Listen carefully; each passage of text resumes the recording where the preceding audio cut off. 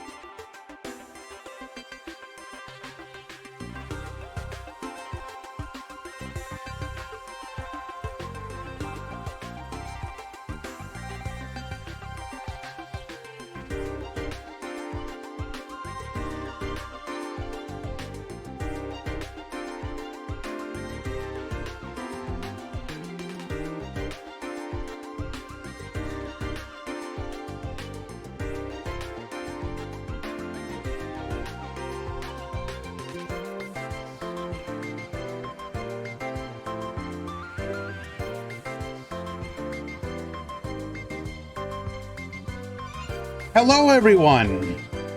Welcome. Meta Freekly 170. Oh boy, you guys showed up today. That's what we want to see. All right, we are just getting the finishing touches. Looking like today is going to be 4 rounds into top 32. Been a while since we've done top 32. Good to see.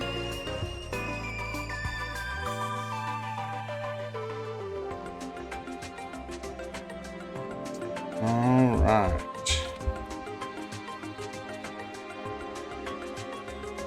Okay, let us see.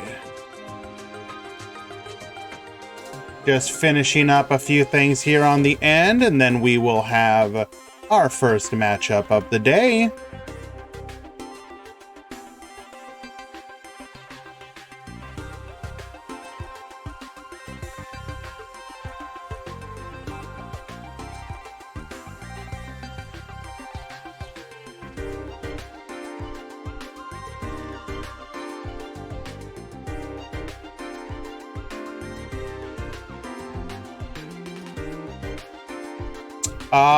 Yes, I was in the wrong one. I started the wrong thing. It should be good to go now. Sorry, guys.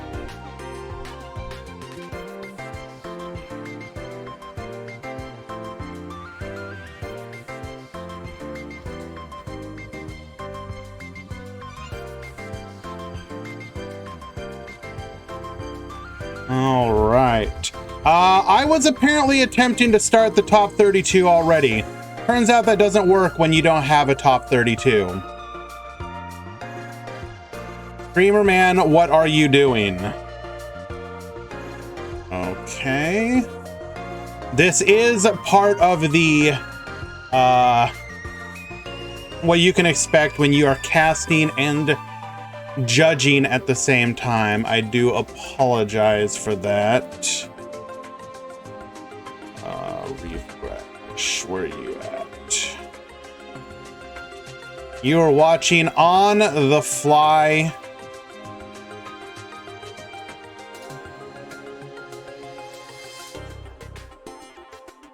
Perfect.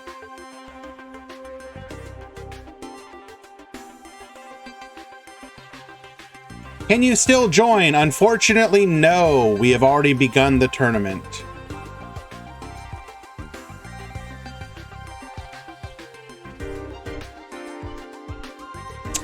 I have a couple matches I already want to watch. Oh my goodness. We're gonna wait just 1 second because I want to watch one in particular.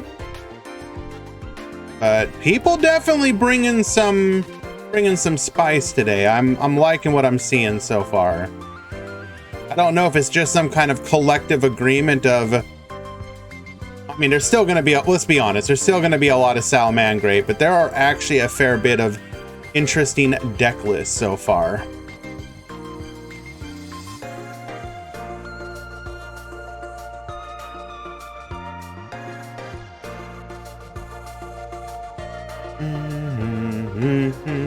I know, right? Spice. One moment.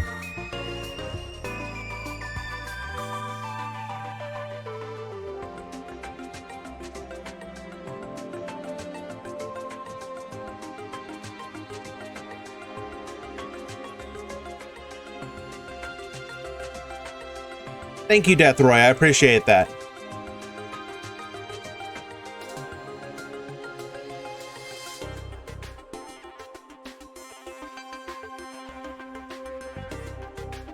Okay, we have the first match that we are gonna enjoy today.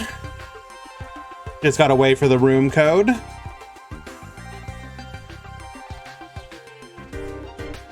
So this is gonna be me stalling for time. How is everybody doing?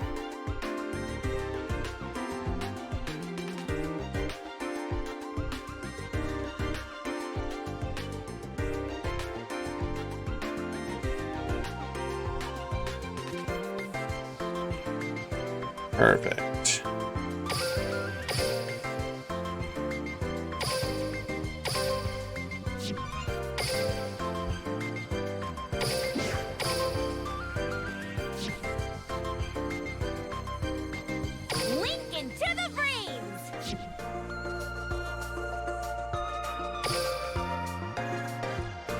Okay. Boring day? Well, hopefully we can change that.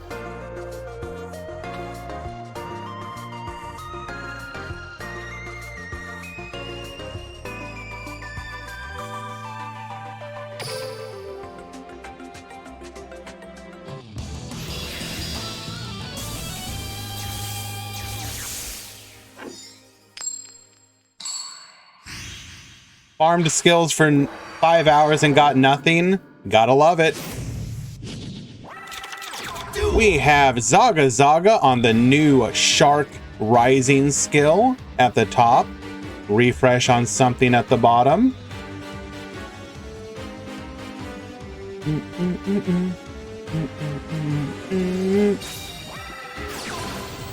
Activating Pot of Duality. We're going to reveal 3 cards. Trickstar Koro Bane, Compulsory Evacuation, and Warning Point.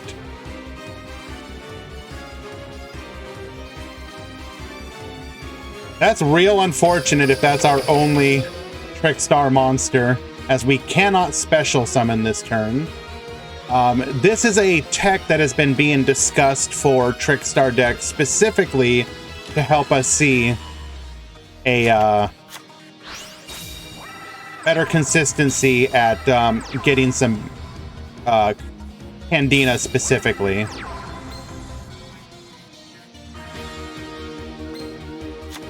We're gonna go ahead and summon our Lilybell. Ideally in this situation, you would duality into Candina. Candina gets searching.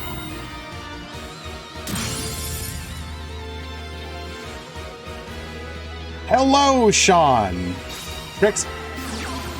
Oh no, completely taking out the back row. It was a Warning Point, absolutely demolishing. And we've got full combo. And I've also got a cat crawling all around me right now. Hello, kitty.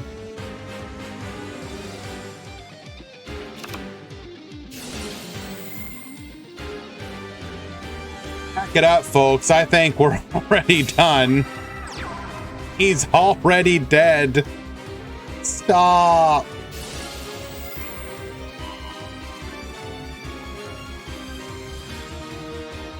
Although, I think Refresh may have misplayed here. You didn't even need to set. Once your Compulse got hit, might have been worthwhile to Compulse your own Lilybell, then resummon it in defense. Cinderace, Ace Burn, thank you so much for the follow.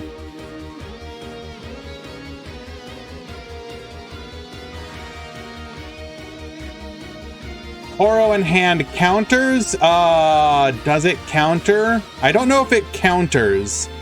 I don't think it does. I think we're still dead. We're still like giga dead.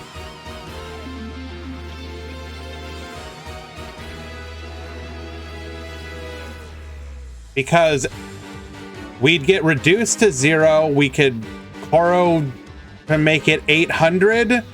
But Shark is still dealing double damage and we're going to have another monster on the field. I think we're just straight done.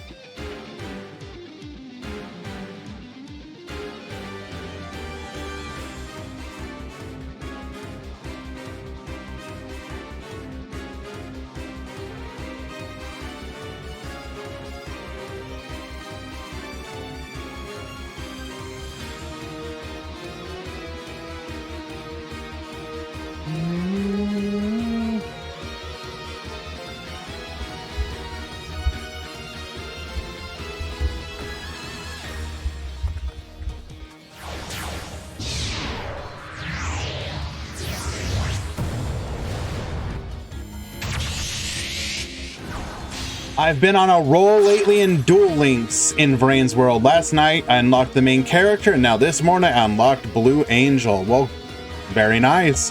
Has more gems for you to farm.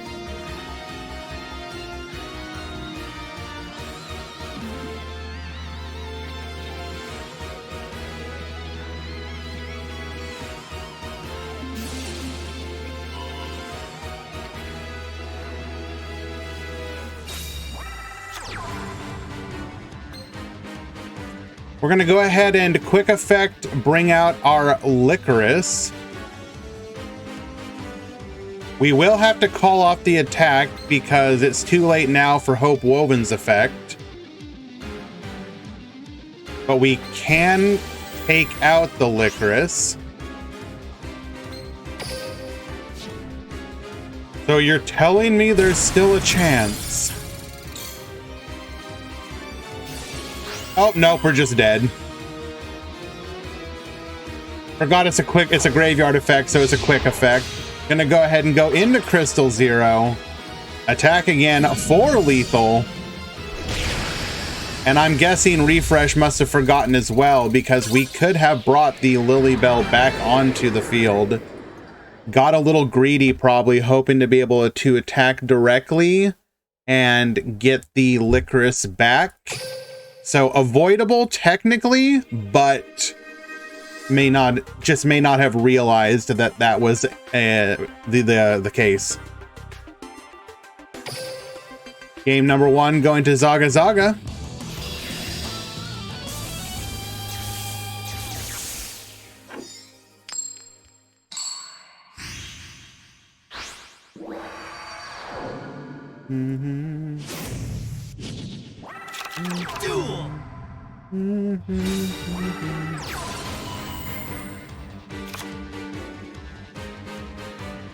Water Xyz going first this time.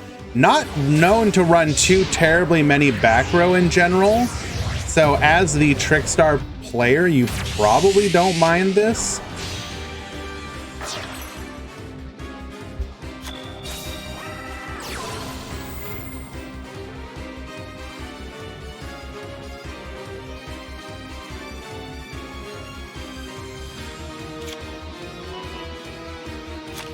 Candina, searching the Corobane. It's not the deck which is bad, it's the player. Bro, come on. Triple back row. And here we get to see what Trickstar is really all about.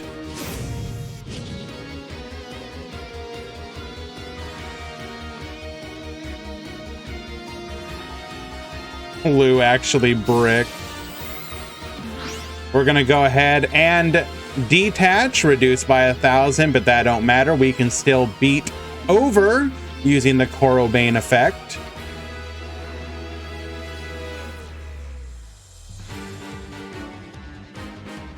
I heckin' love back row decks.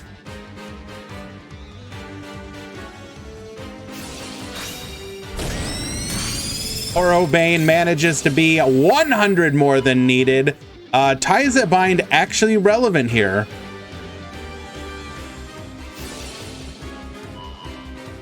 We're gonna go ahead and activate Licorice, dodging that Candina back to our hand. Take out the Buzzsaw Shark, and we have Candina Search on the following turn. Take your -100 Keck W. And here comes the plethora of anti-back row. Galaxy Cyclone will take out the warning point. Beautiful Princess will begin the combos once again. Only hit one back row. I can't imagine this is going to go through. We technically can dodge one effect with Revive Splash, except if it gets warning pointed. So that actually may be relevant if we don't have another warning point here. Can Melodious play versus Roar? Technically, yes. Because they usually have, especially if you have your opening your first movement solo, you can usually have 2 ways to get monsters onto the field.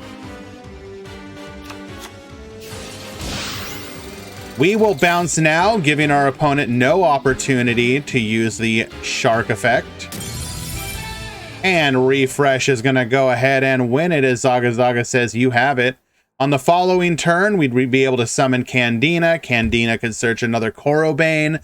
Could also search for a Lily Bell, which could attack directly, get to Korobane, let you hit over. Regardless, we had multiple ways to lethal there. Refresh game wins game number 2.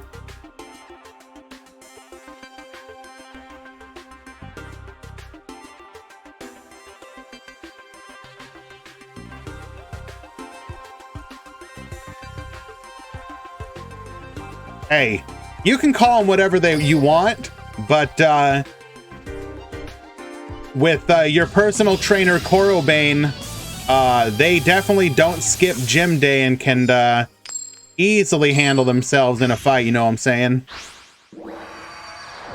Whoa, whoa, whoa, whoa! Okay, perfect, come on. Whoa.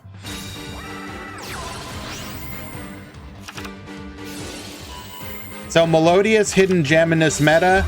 No. But could you steal some games from people? Probably. If you're mostly focused on the latter, Melodious is probably perfectly fine. Oh, woven into no back row. Opening Candina. You'll love to see it.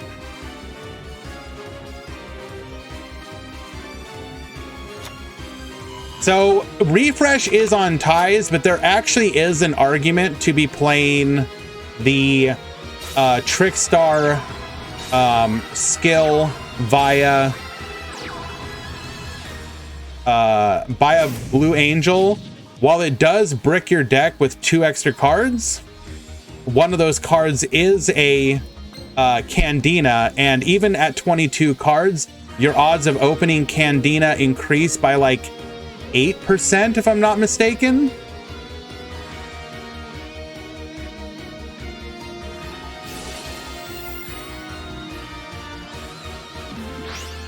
We're gonna go ahead and detach. This will force out a Korobane effect. We are also going to go into Crystal Zero, which can further reduce.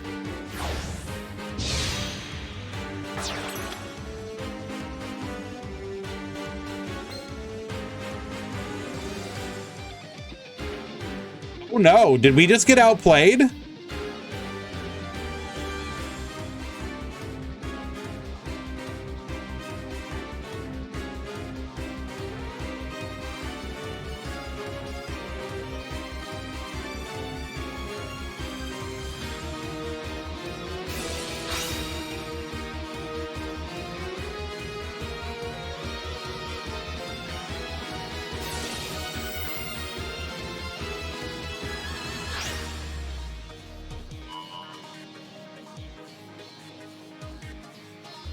I think we just got outplayed. Oh no. Interesting interaction there. So a replay doesn't happen because the number of attack targets didn't change, even though the actual attack targets did change, if I remember correctly, which is kind of funny because like, and that's only because we were attacking the Buzzsaw and not the Hope Woven. Had we been attacking the Hope Woven, then it would have forced a replay though, because the actual attack target is no longer on the field. Oh my God, he keeps going in.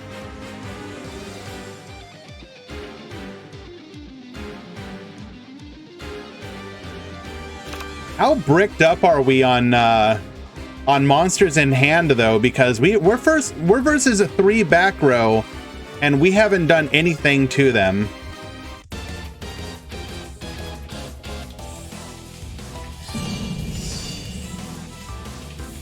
I mean, surely this isn't lethal though.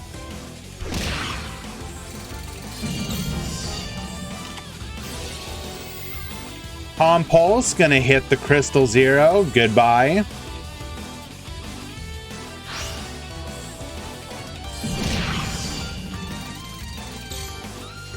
One card, one draw, 2 back row, and a dream. Show us what you got, Refresh.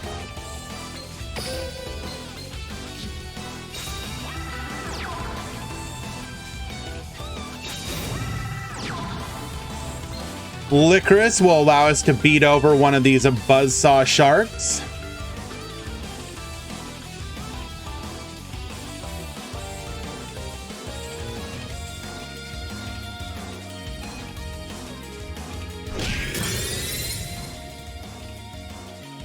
Elects to go after the lantern shark.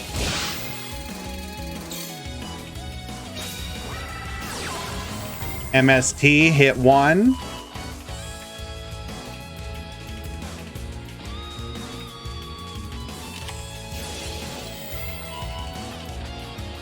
We're gonna go ahead and chain in response, get one of those bodies off the field.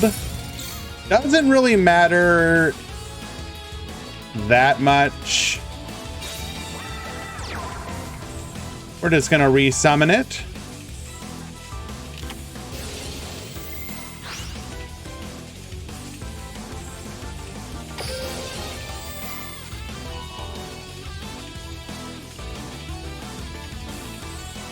Was that a... I don't know about that warning point. That feels weird. We probably have an answer for the next one as well.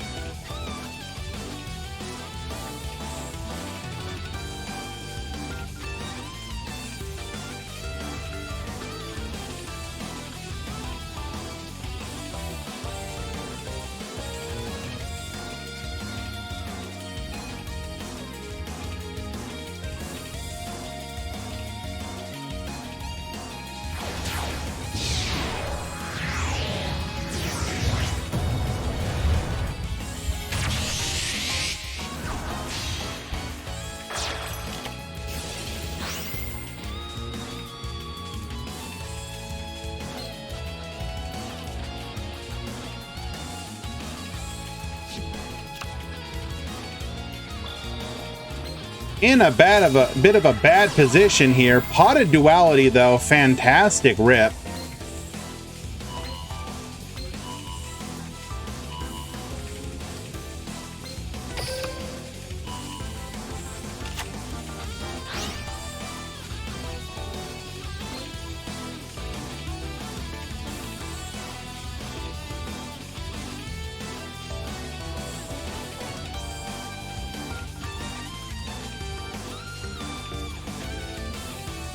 Alrighty.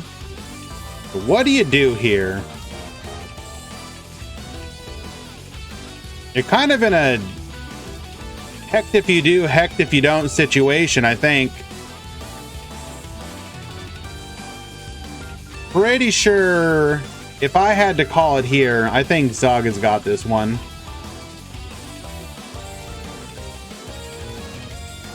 Hello, Kazax.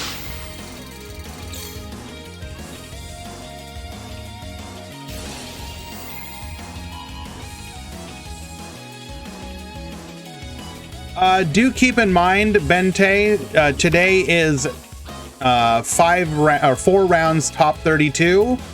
A subset, a small number of X2s will top.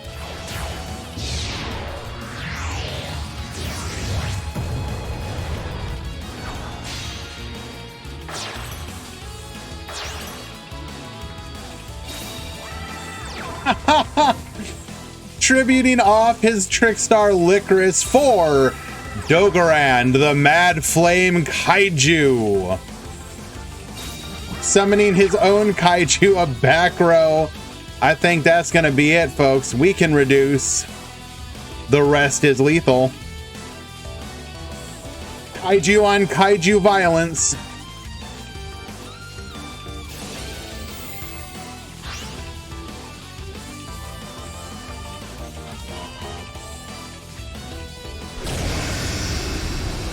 Very interesting to see the deck being used for more than just some gimmicky OTK.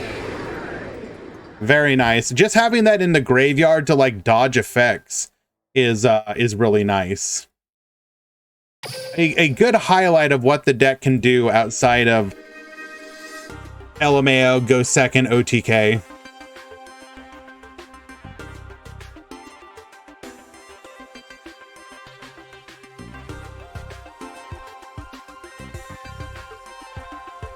Alrighty,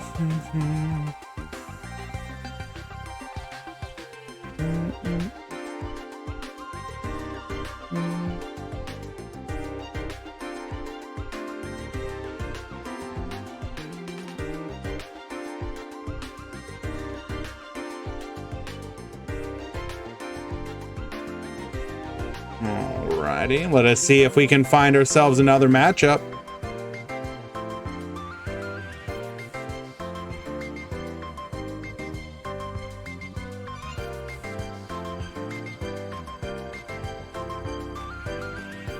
What is going on in this match here?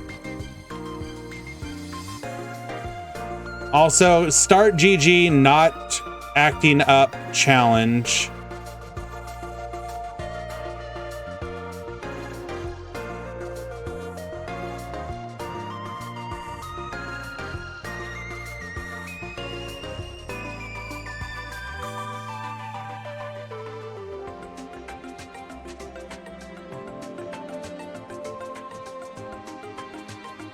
What is going on here, people? Sorry, handling a mod call.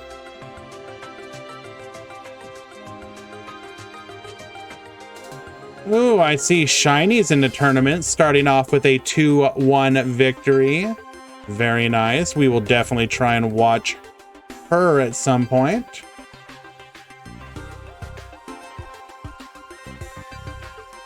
Let me see if I can find us another spicy one.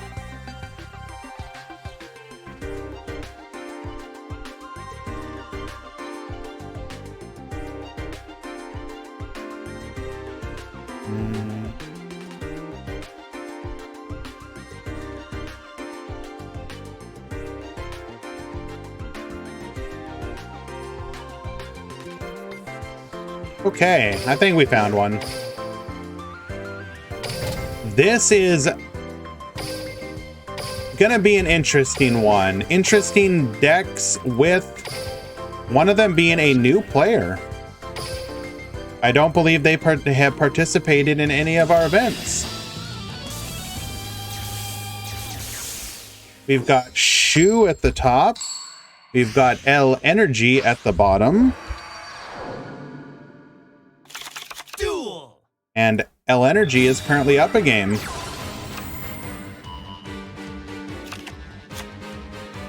Any water? Yes, we watched, as Bente said, we watched the Shark Rising deck. How many players today? I believe we're at 87. So pretty decent turnout.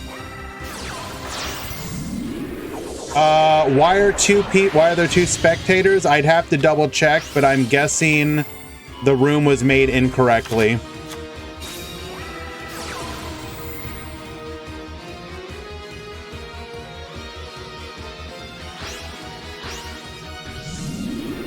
Tobio, there were drops for no deck lists. There were 4 people who did not have submitted deck lists, so they were automatically dropped. But you are correct.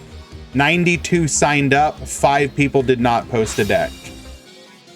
But still, yes, 92 people showing an interest is definitely what we want to see. That is very solid turnout. Hello, Mirth. Hello, City Boy Zeto Mason. That is a very strong opener from the hero player.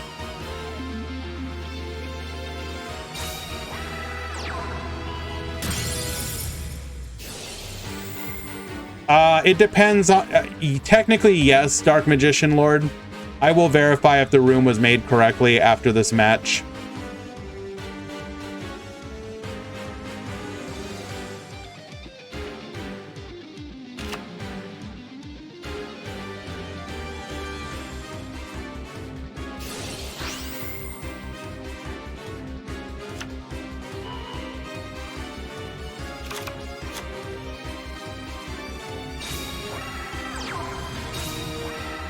Water wins the tourney, huh?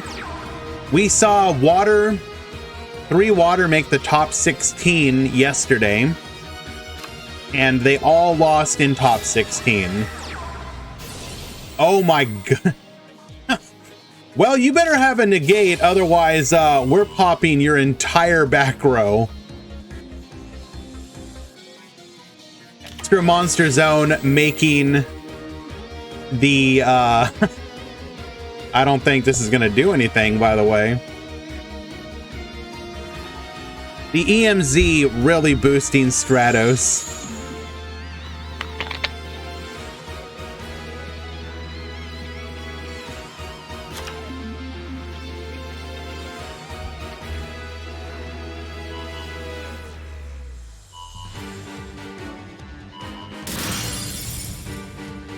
I guess Abyss Lind does trigger, so that is something.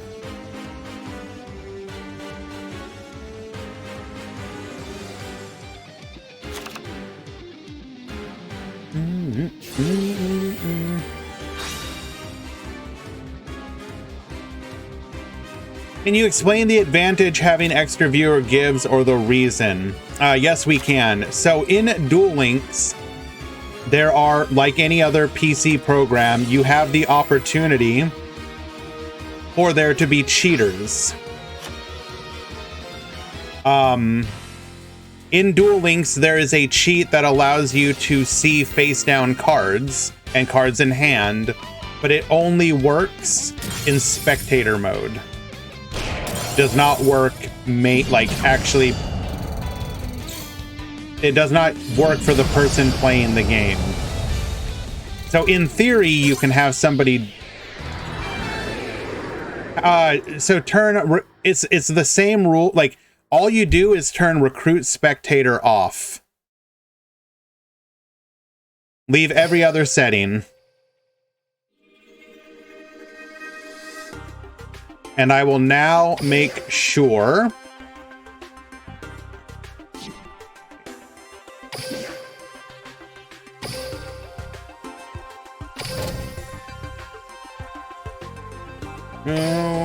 spectate text shoe.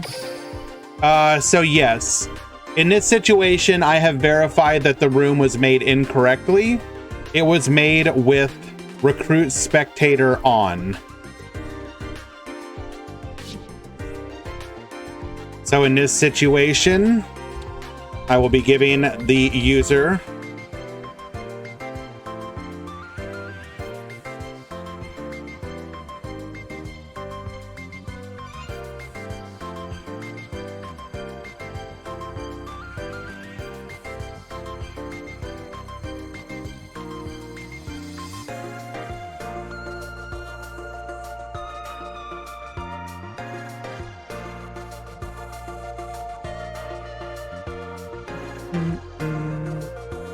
I don't know if this is L Energy's first tournament, but I believe it is their first DLM tournament. I don't think I've personally seen them before.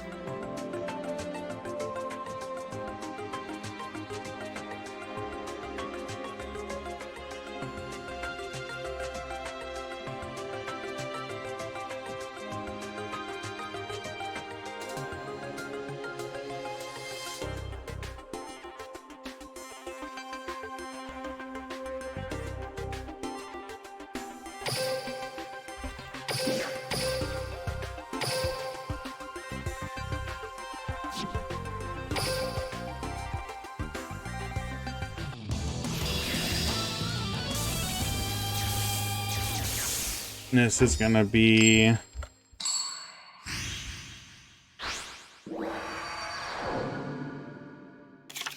duel.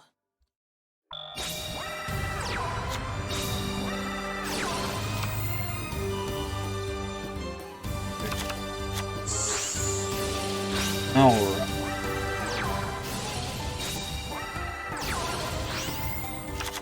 Well, we go into Invictus, currently up a game, but that is a really weak opener.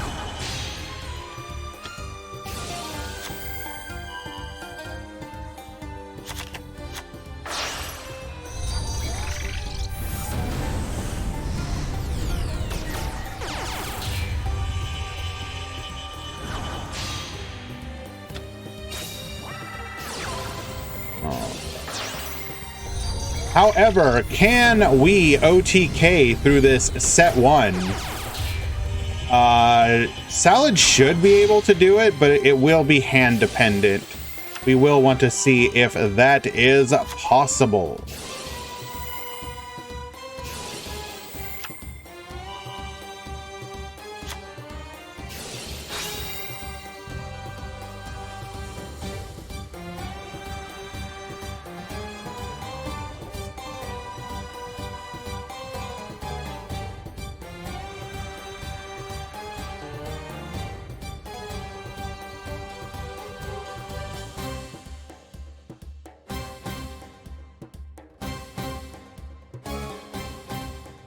Well, we got piercing damage. So what do we got here? We got 36, 46. Potentially lethal depending on the defense of the monster. We are not on ties.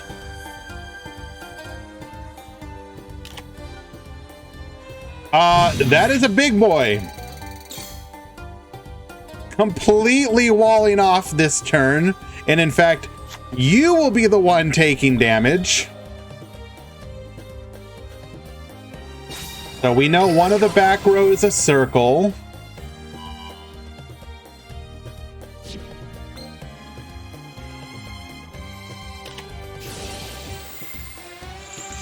Oh, and we hit the roar.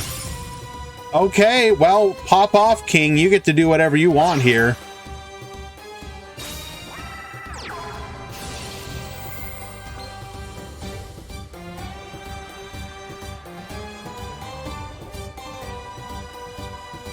Tribute summoning the Link Slayer, not ideal. Our hand must be pretty bad.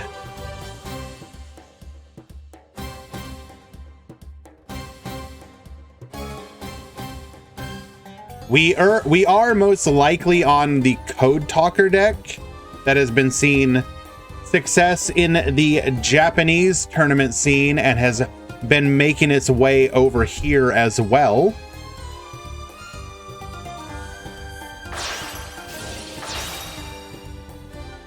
We do have the microcoder. This does get us to Decode Talker.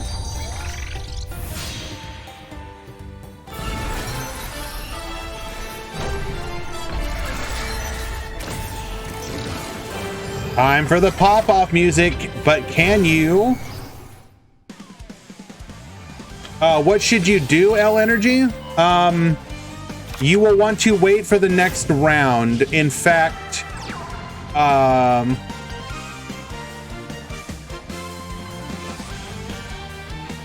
I am going to message you in the Discord.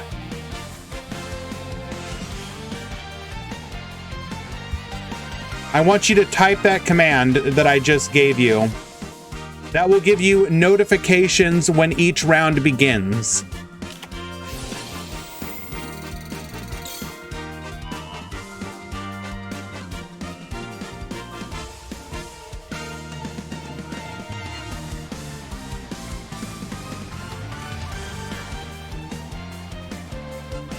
So we kept the circle in hand, and the cosmic is a bluff. That is a... Damn, dude. That is actually incredibly devastating.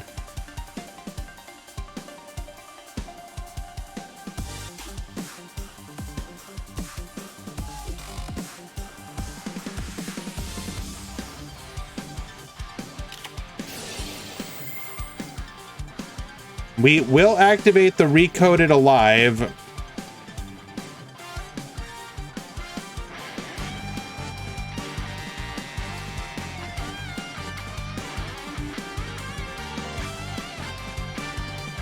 It's going to get banished, though, so we will only get the one effect.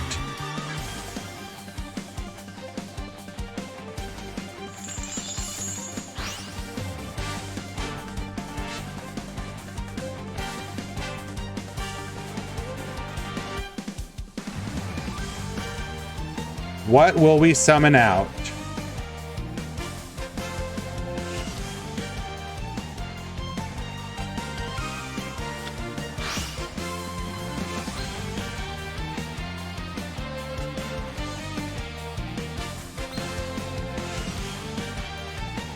Was there really a reason to go into encode though?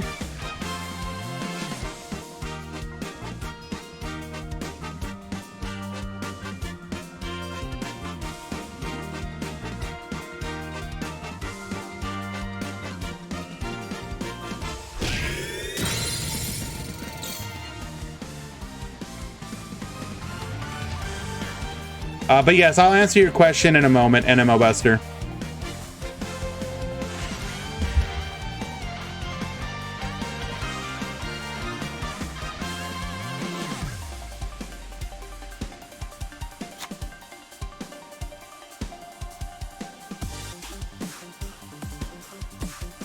It has modestly better arrows. This is true. It will not get buffed by your opponent having a full field though, so that is something.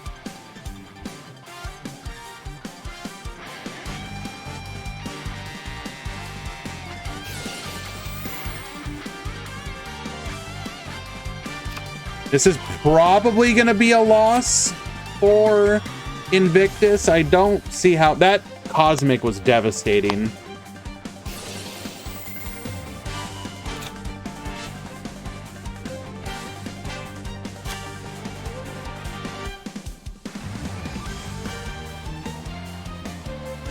We can get one more body on the field. We also could go for lethal.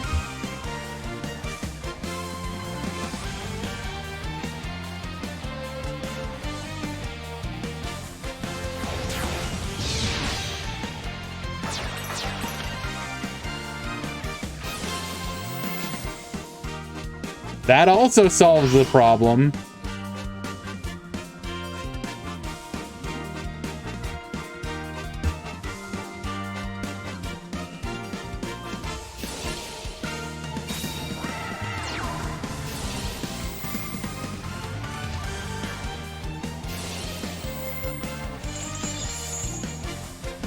This is literally a stop, he's already dead moment.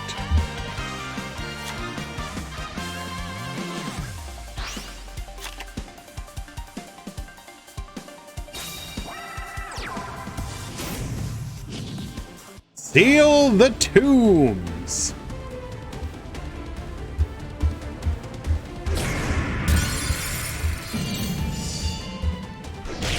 And lethal. We will go to a game 3.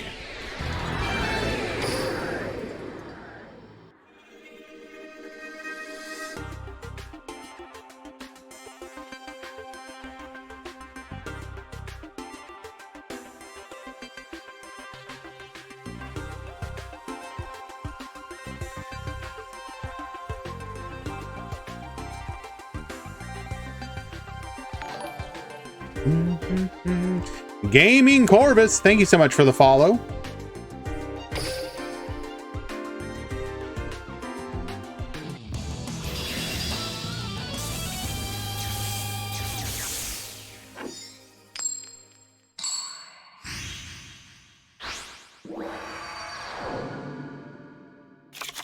Duel. I will be right back, everybody.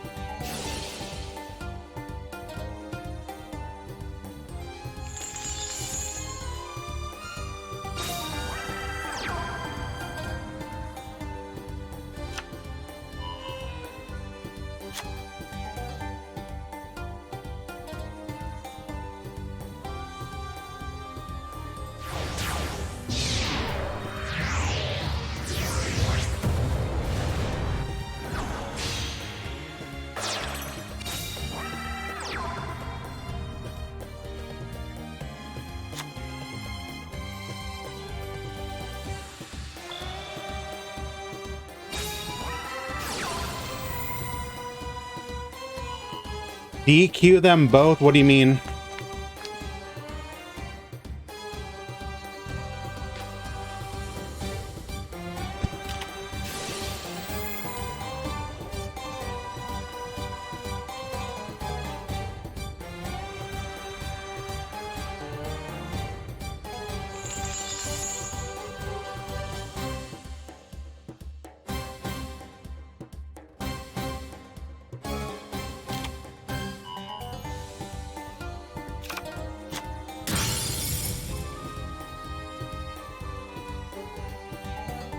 We got our upgraded mommies.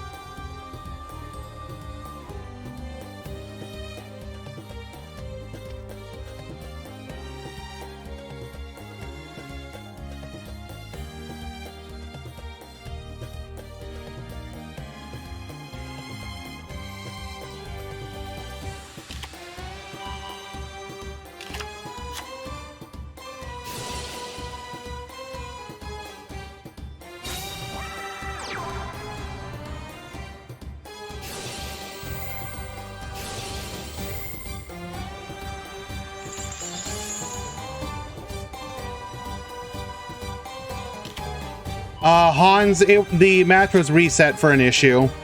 Their time will end. Let me double check.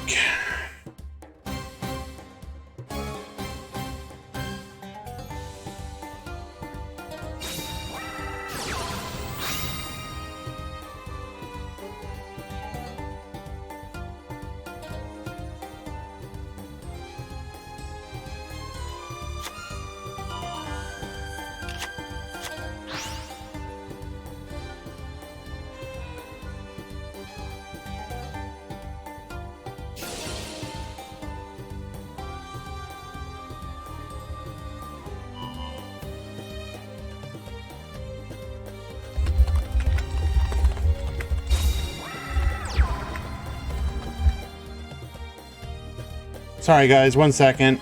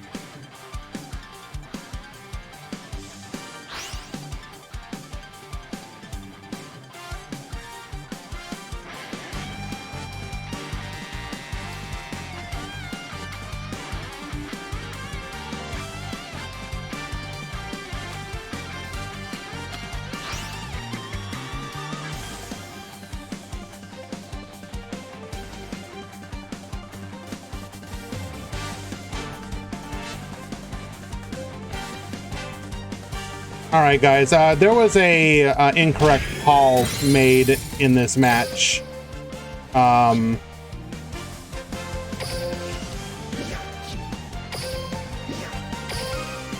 We are quitting.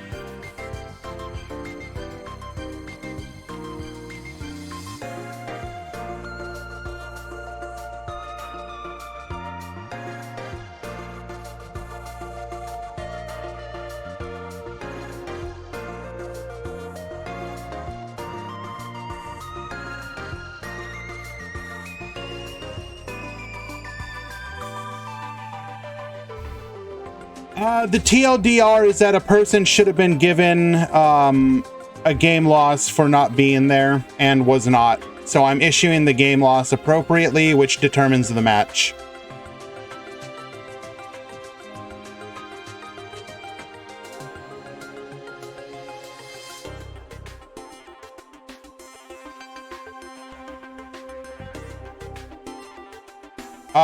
Salad won that one, yes.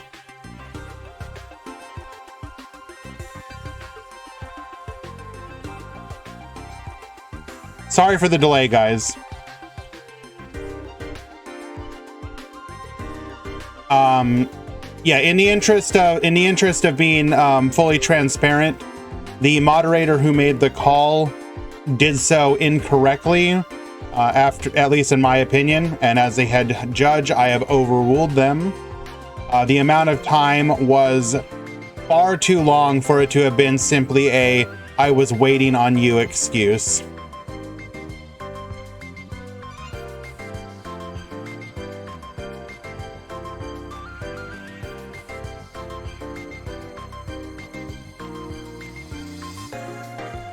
So we are in round number 2. To all the duelists, I do apologize for the delay in starting the next round.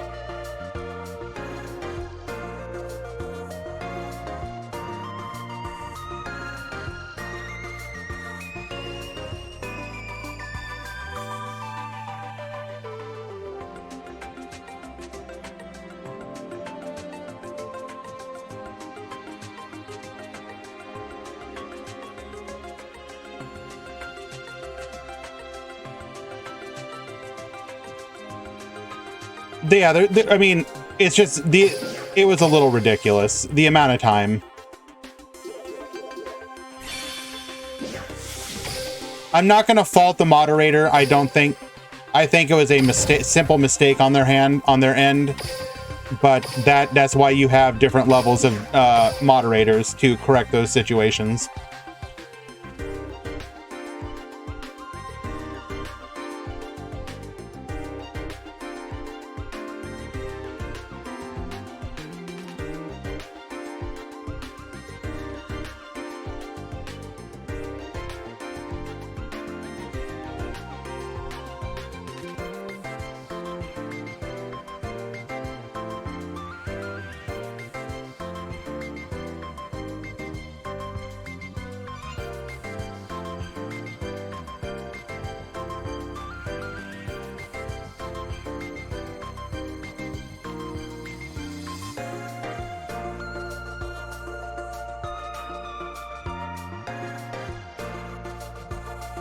I'm going to be honest with you, Invictus, you being at work, if that's going to be an issue, I would recommend not playing.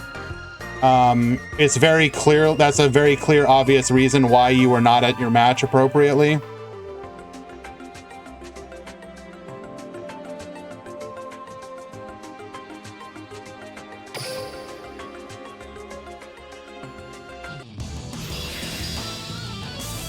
And that kind of stuff holds up the entire tournament for everyone, and that's not cool.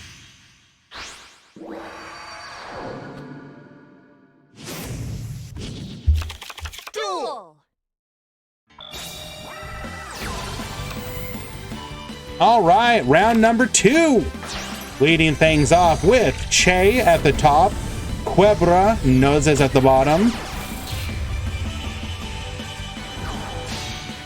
Pat's Funeral, I would like to potentially alternate the times in some way to make it better for people who can't always join.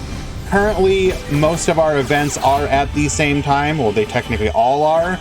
I would like to try and vary it up a little bit occasionally for people like you. So, please look forward to that. Hopefully we can find some alternate times to occasionally do events.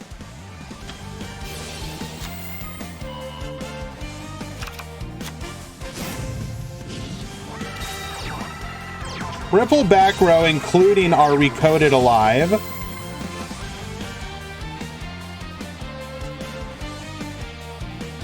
You can message me on Discord, Pat's Funeral, with the times you would personally like to see a tournament happen. I will collect those from various people and see if we can find something.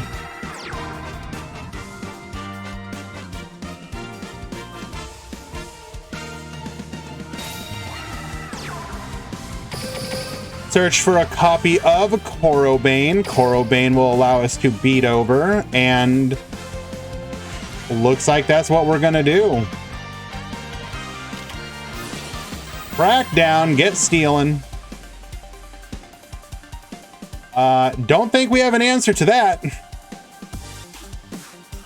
Your Candina, my Candina.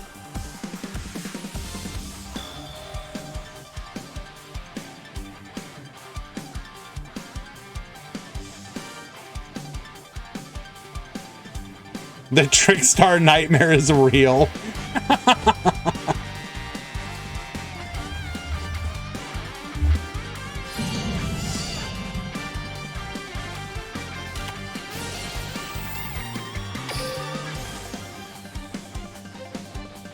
Oh no, Zoma the Spirit.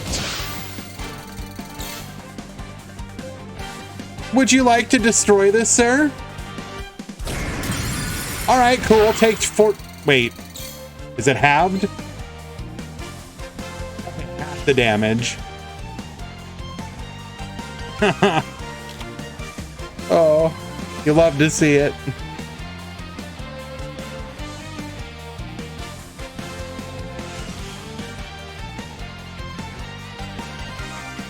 I mean, that is kind of funny.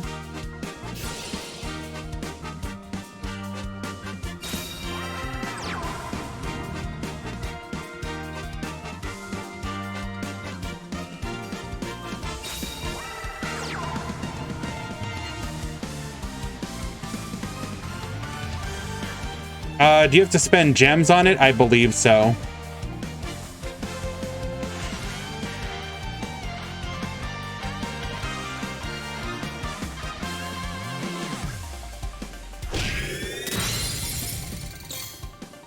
We go ahead and take out our own Trickstar Candina, destroying that crackdown in the process.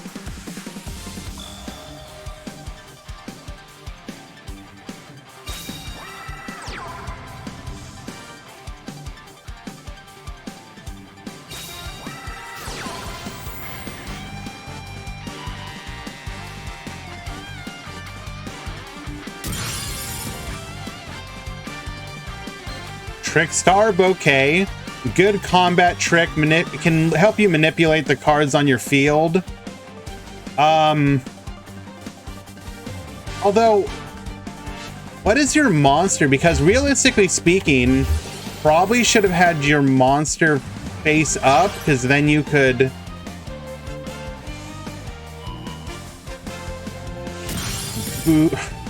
Wall of D. What year is this, bro?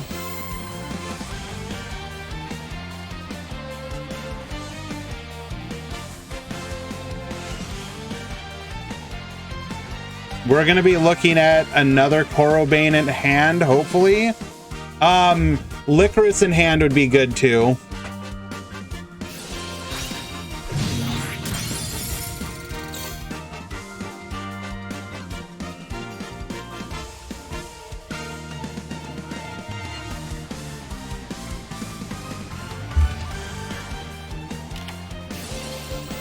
Aussie Bumpkin, thank you so much for that raid, my friend. Hello to you and all of yours.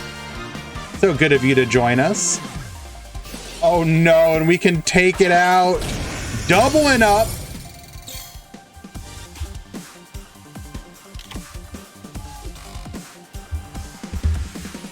I have lurked in your channel occasionally. Wait, why wouldn't we have... What? Why wouldn't you attack? Oh, Che, what are you doing?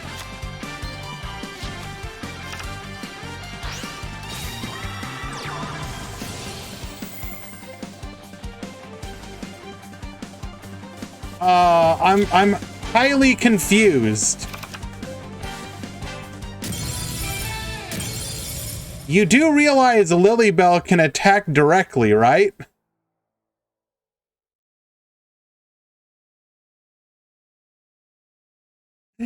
Oh. Regardless, yes. Thank you, Bumpkin. Appreciate you. That's very kind of you.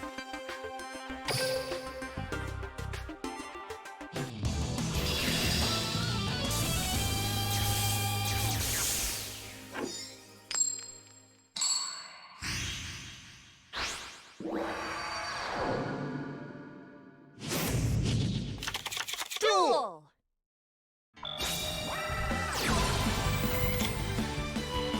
Alrighty, leading things off once again with Lady Debug, grabbing a copy of Microcoder, Math Mech Edition, gonna give us the third body that we need.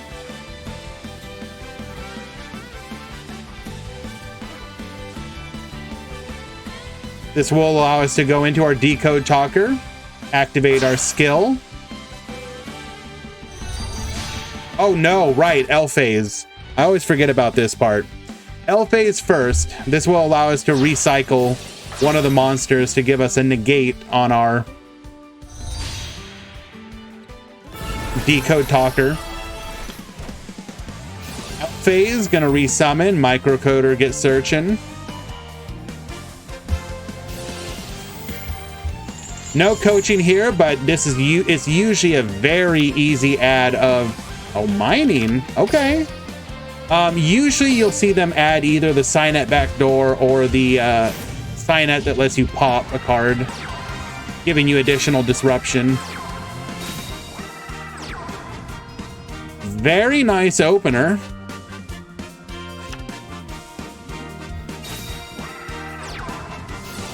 We do find Candina once again. 26 cards, by the way. We are running 4 of them, and I believe with that deck size and 4 Candina, your odds are something like 50-something%.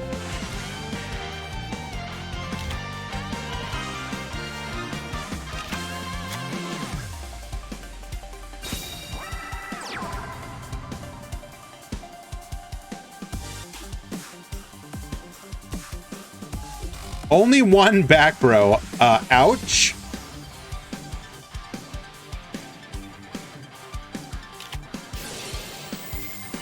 Crackdown. Do we have a Licorice in hand? We do. We're going to go ahead and dodge that.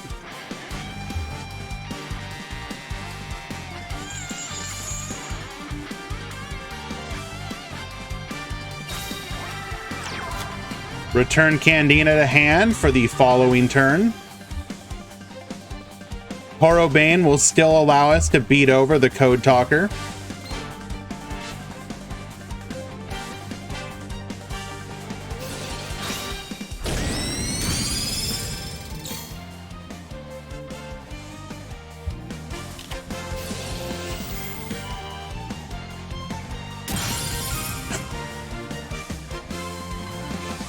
Taking out the wall of D, you ain't ever getting that pulled off.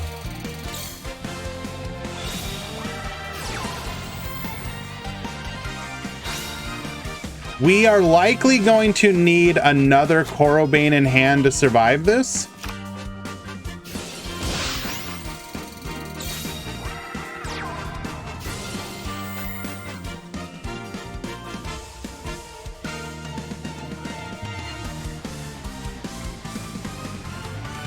What do Trick Stars miss? They have a good chunk of what they... Well, okay. Realistically speaking, what would make Trick Stars actually good? Give them either of their other field spells to start with. Give them the other spells that help them link summon easier, like Trickstar Festival. That might be a little too good, debatably, but...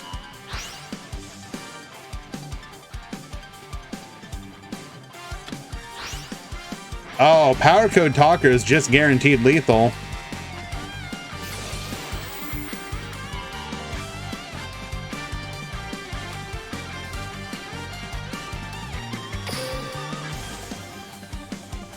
I mean, yes, the links are ass, but for example, if you had the Trickstar Festival or the...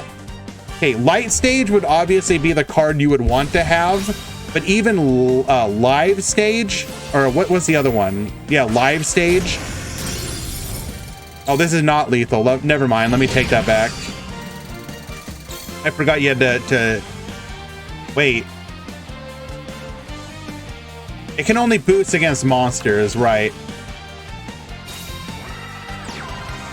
Hello, Shiny. Thank you so much for the continued support. That does mean a lot to me. Thank you very much. And hello to you as well.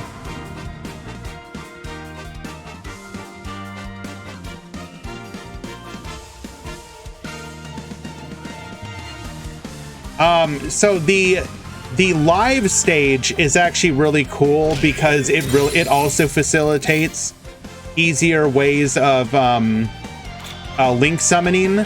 So it can give you 2 Trickstar tokens that you can use towards link summoning. One if your opponent has a monster on the field, or no, spell trap on the field, and one if you have a link monster. So like at the very least, if you give them that one, that would be pretty nice. Justin asking, by the way, Grand, is Code Talker better than we thought? I would say yes. Code Talker has some really cool plays.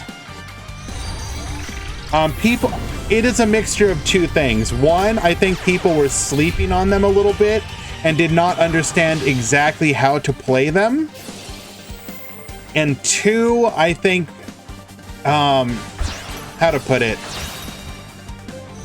I think that's kind of the main problem. They can struggle into oppressive salad boards like anybody else, but yeah, they can do some pretty cool stuff. Are they top tier? No, but in a meta of salad being tier 1 or tier 0, depending on how you look at it, I would call Code Talkers a solid tier 3.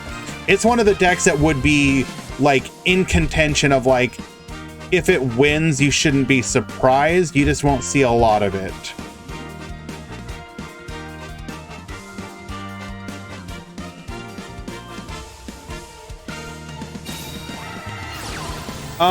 Based on the data that we have, Kazax, I mean, it is a little cringe, but it's also not necessarily wrong. Did we take out yet another Korobane? Or sorry, not Korobane, Wall of Disruption? Bro. Had an answer for every Wall of D in this entire tournament so far. Well played. Quebra winning game number 2. I actually agree, Shiny. If the person doesn't answer it, it's absolutely devastating. Okay, so Having all battle traps is not the way, I agree, but having some battle traps that your opponent may not have an answer for is pretty cool. Like in my build, I run Wall of D's in addition to Compulse and Karma Cut. And, you know, yeah, occasionally they hit your Wall of D, but just as often you absolutely blow your opponent out by hitting like a fat 4-stack board.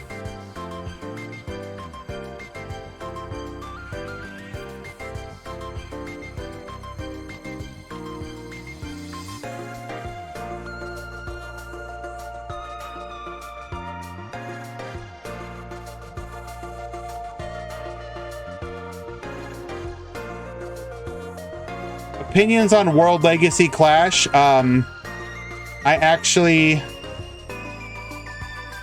running that as well.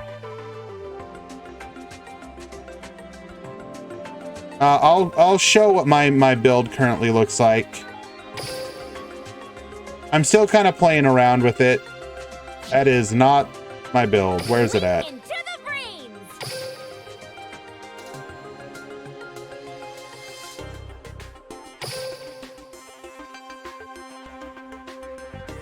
I'm currently toying. Oh, wait, this is the one without Wall of D. I forgot. I'm still playing around with exact ratios, but let's look at something like this right now.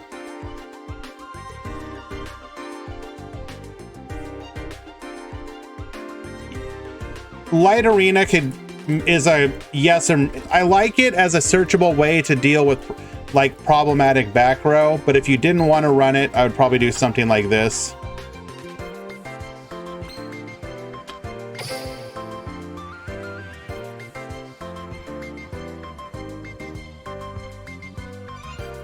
But anyways,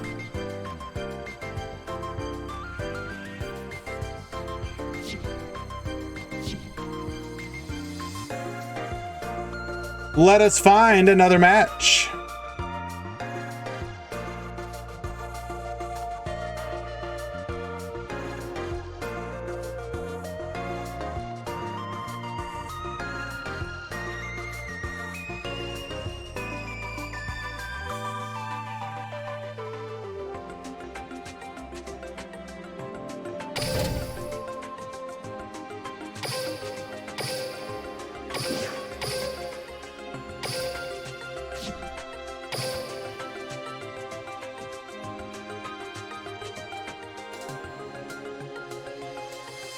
No, I think we missed this one.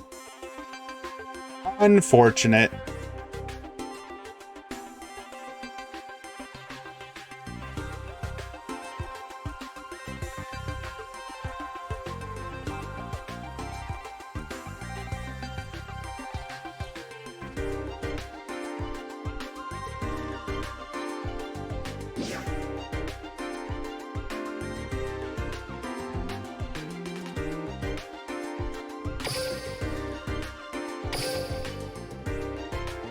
Okay, well, I'm gonna watch this one anyways, so please bear with me. This is replays, but we're gonna watch them.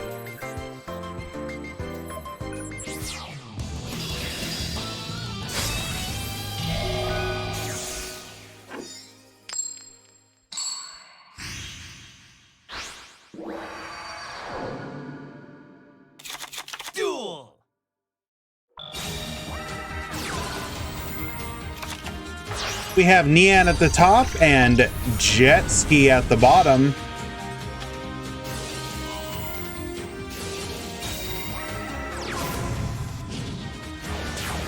Not the strongest opener, but having Oral Anemone and Dweller is not bad either. We will immediately shotgun. And we won this one? Interesting.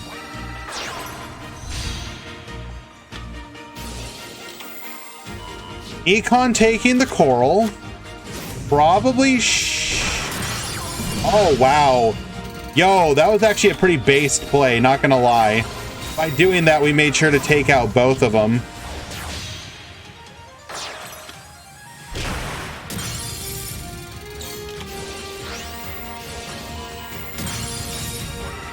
Hitting the needle ceiling with our dweller, this will allow our opponent to play uninterrupted, but only so much we can do.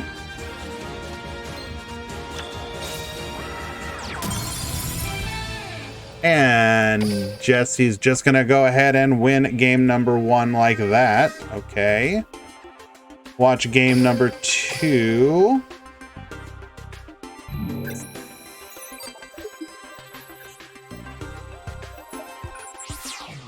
Sorry to hear that, Wandering. It do be like that sometimes, though.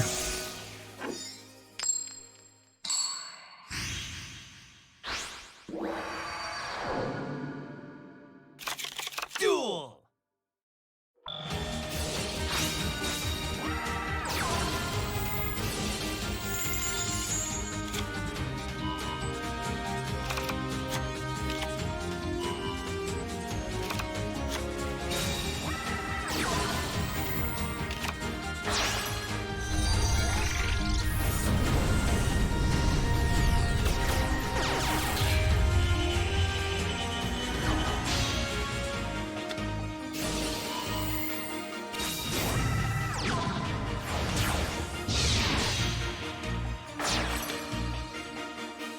Well, back row this time. Usually the water decks aren't playing very interesting back row. Excuse me, our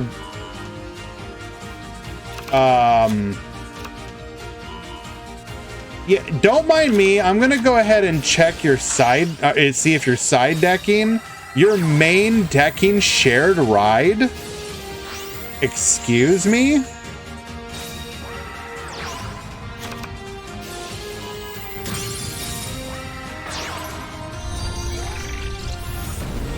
That's legal.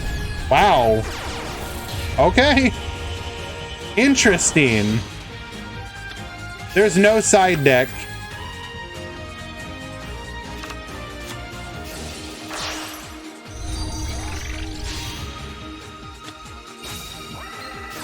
Interesting.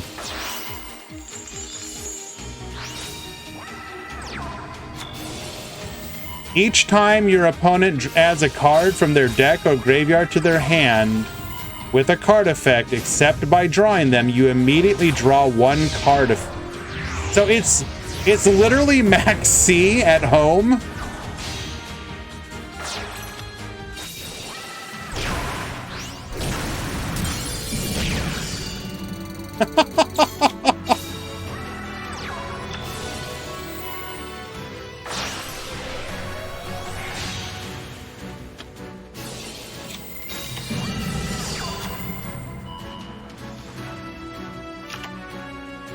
Really interesting.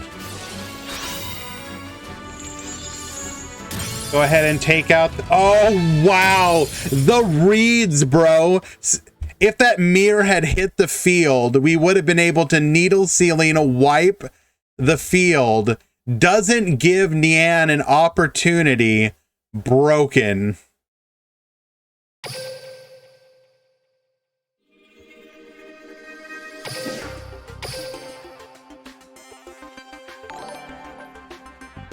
CR Tarada, thank you so much for the follow. Appreciate you and appreciate that.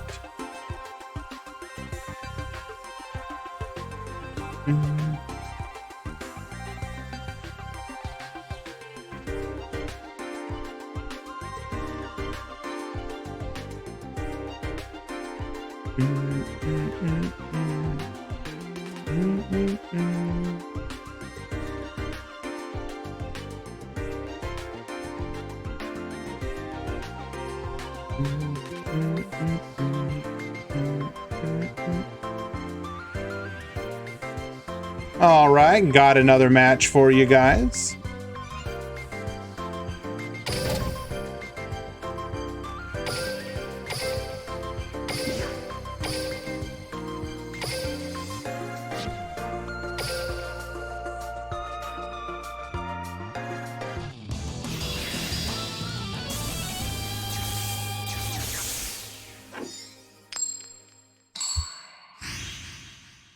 And we got the breakdown for you as well. I'll go ahead and post that in just a few. Duel.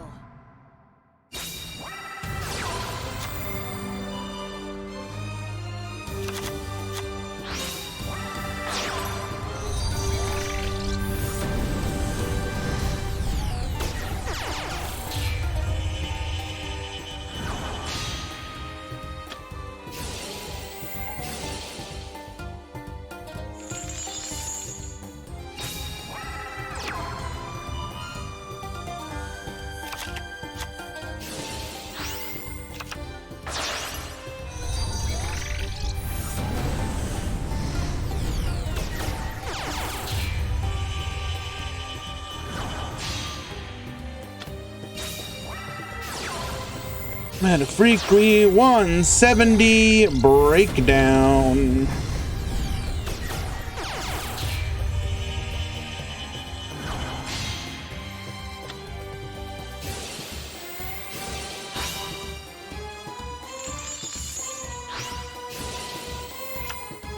What skill is Salad on? I would guess they are on Sealed Tombs.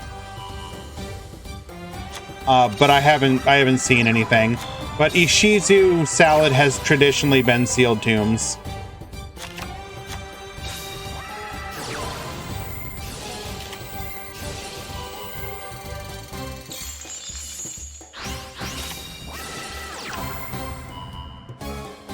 Oh, well, we just got absolutely dumpstered.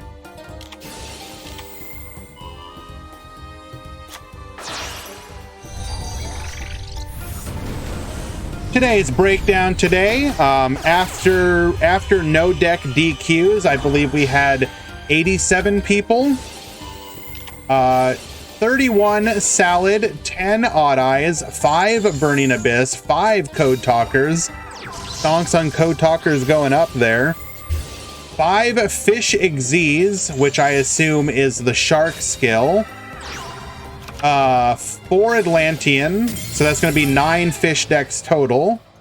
4 Dark Mage, Dark Spellions apparently making their triumphant return. Thank you, Dark Wolf. 3 PK, 2 DDD, 2 Hero, 2 Metal Foes, 2 Trick Stars, 2 Yosenju, 1 each of Crystron, Destiny Hero F friggin' A, Galaxy, Goki, Magnet, Sacred Beast, Star, Neos, I believe that's probably Darkness Lights deck, Synchrons, and TG. Kazak is because it's usually the same person. I believe it's probably Kenzo.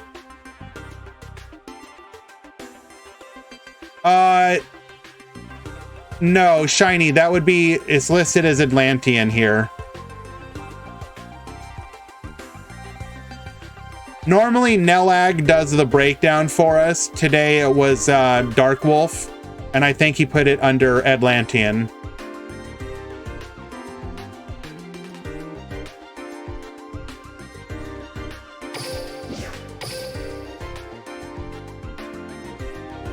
So obviously Salad's still dominating the numbers, but the number of decks showing up that aren't just a one of is actually quite nice. So that's what, if we count people playing even just 3+ of a deck, you know, that's 1, 2, 3, 4, 5, 6, 7 different decks.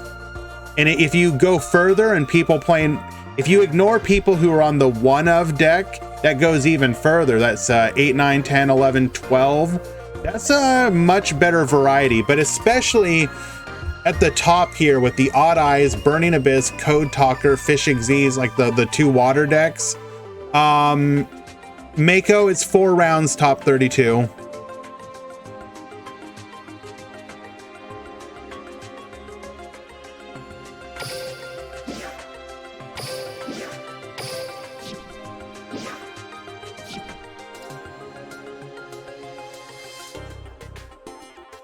All right, let's go ahead and find ourselves another match.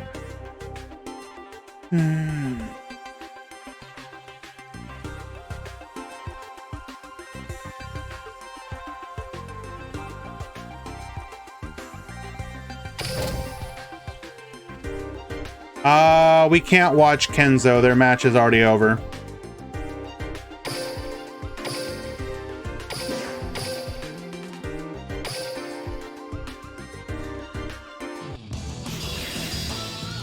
I know. Feels bad.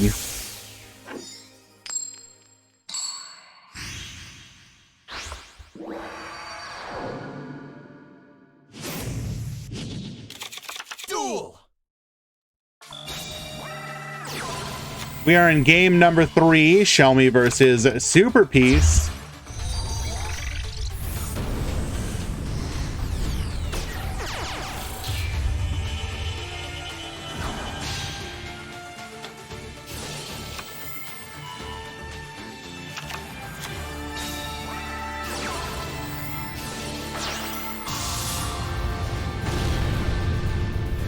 Well, hello, ASAP Turtle. Haven't seen you in a while. Hope you're doing well, friend.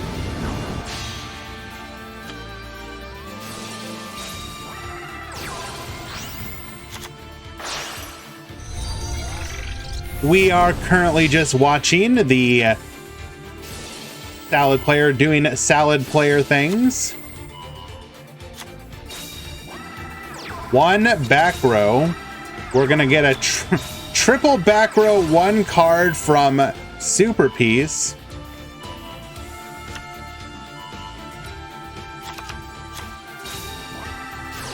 Quote, so definitely I cannot enjoy playing salads because it's not fun having 95% mirror matches. Well, mirror matches are going to be less common, at least in our current setup. If you looked at our breakdown, for example, I mean, okay, yes.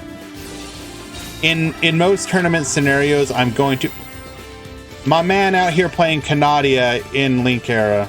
Like, you a G, bro.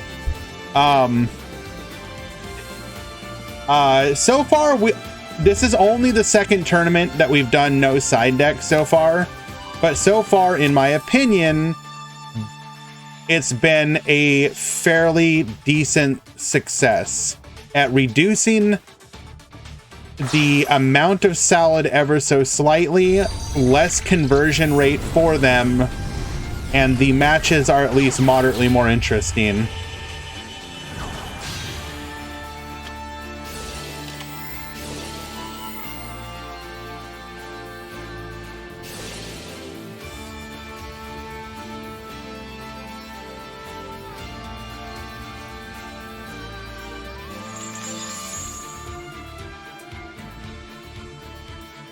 Crack down, get stealing. We're gonna take that Sunlight Wolf.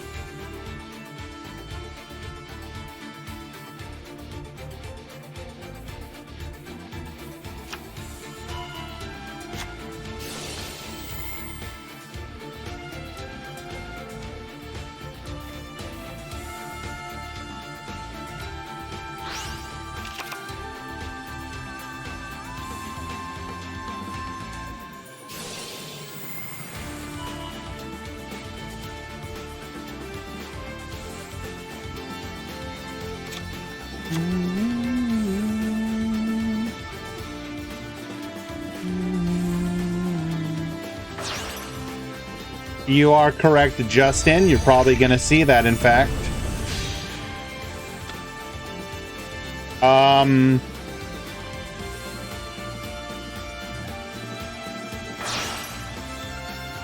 Oh, okay. We're just going to go ahead and...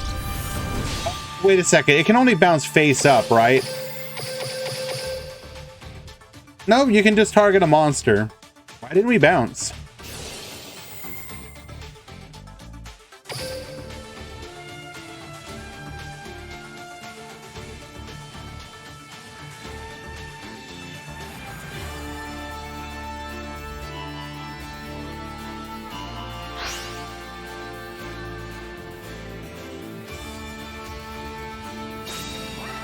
PK got this. Are you looking at the same field that I am, Bente? Because I don't see how PK got this, bro.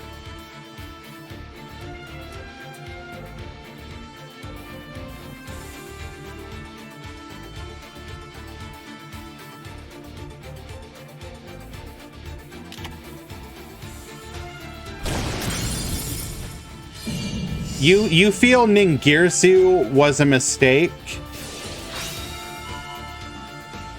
I don't know about that one. I don't know if I agree.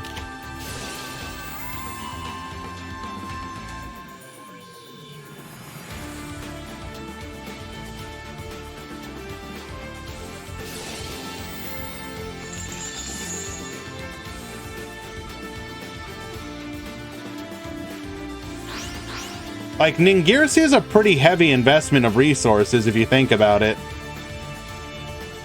You have to give up... Okay, yes, it is...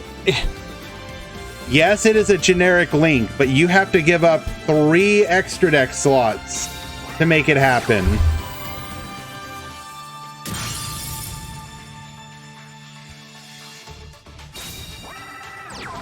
I don't really see Ning as problematic.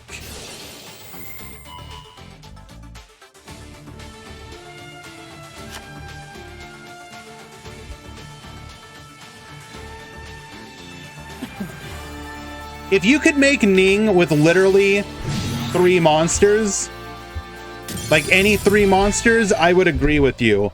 But the fact that it's 2 Link monsters is a fairly hefty investment for a lot of decks.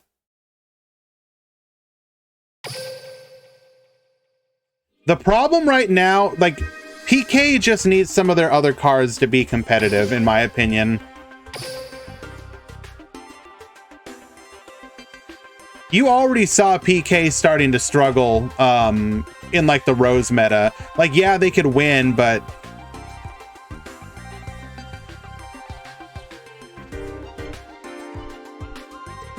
if anything, I think having an out to problematic cards like Casitas, for example, is a good thing.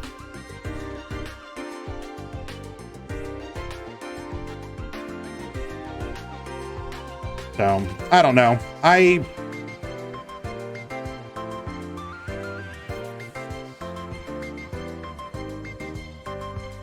just have trouble being that bothered by it, I guess.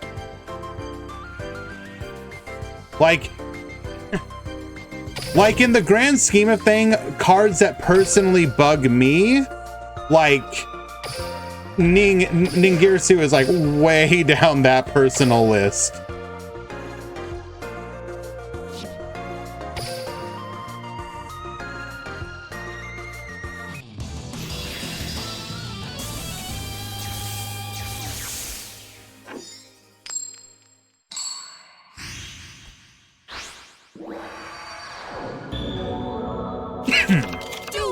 But yeah, just give PK some of their other cards. You know, we could in theory be getting a Raid Raptor box. And if you give us a box that is Raid Raptor focused, which means that there's going to be Xyz in it, might not be a bad time to maybe put some other Xyz deck focused cards such as, oh, I don't know, Phantom Knights, perhaps? I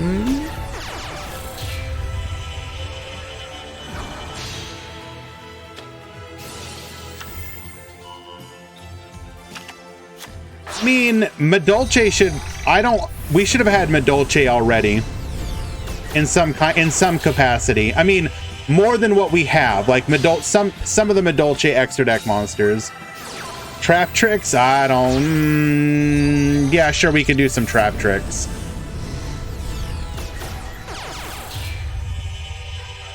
That is, in fact, also a good point, Shiny. Isn't it like Raider's Knight, for example, is one of the crossover Xyz?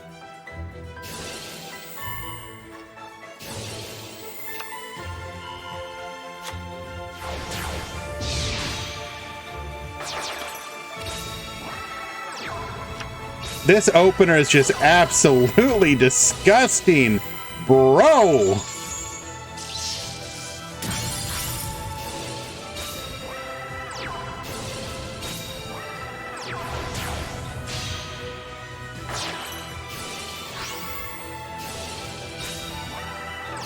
Activate Dweller, activate our... activate just everything, apparently.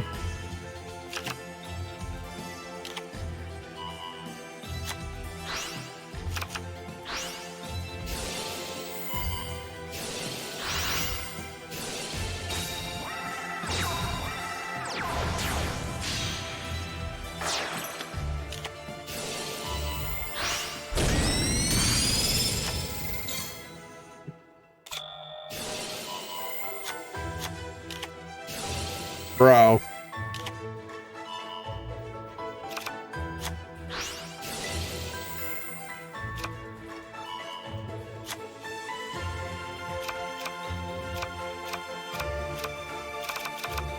Six cards in hand.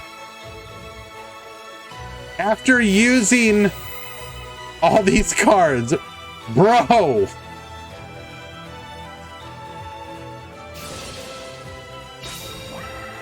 To be fair, you God did high roll this one pretty hard, but still, come on. And this is just lethal. Oh wait, is it? Yeah.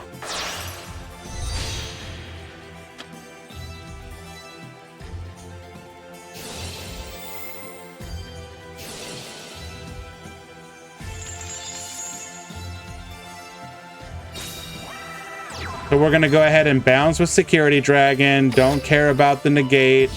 Addy.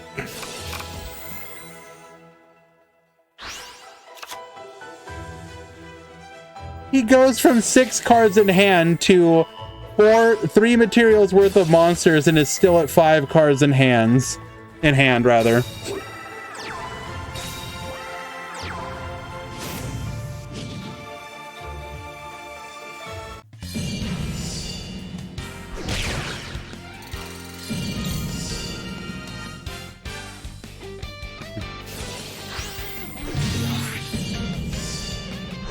Lethal, you God, defeating Cordy in a 2-1 victory.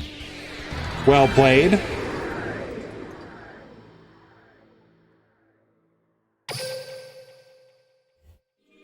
I mean, all the other complaints aside, you God just high rolled the hell out of that hand.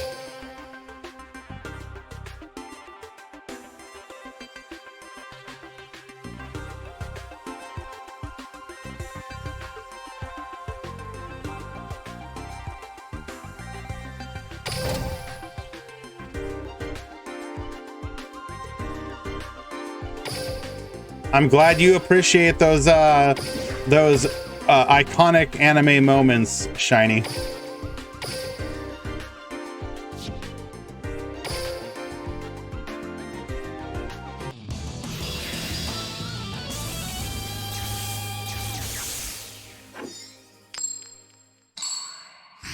It's kind of funny finding people still on the playing as Soul Burner copium.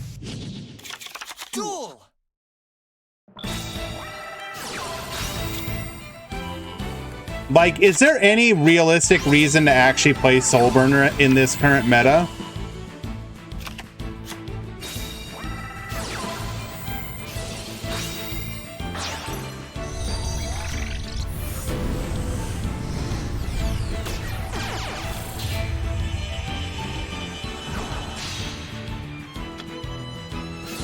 I'm pretty sure people have just given up on Heatleo. You don't need Heatleo, so why would you go on it? Or go into it, rather.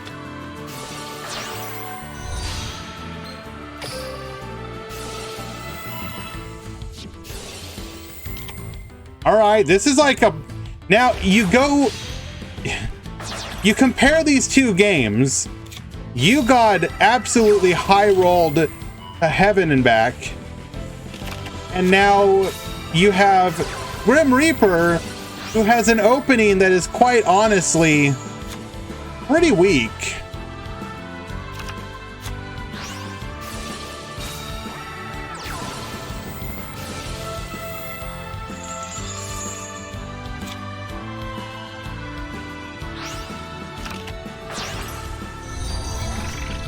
Keep in mind, Erase, we're playing no side deck.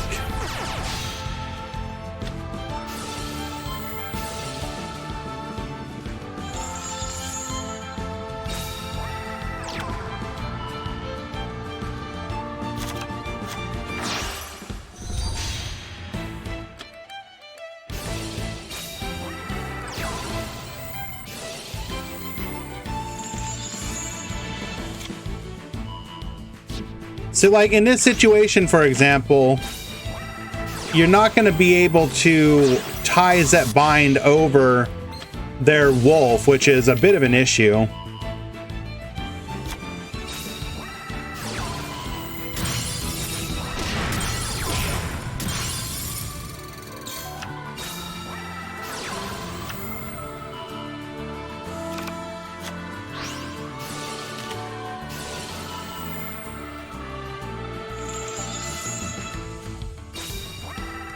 Yeah, this is already over. Come on now.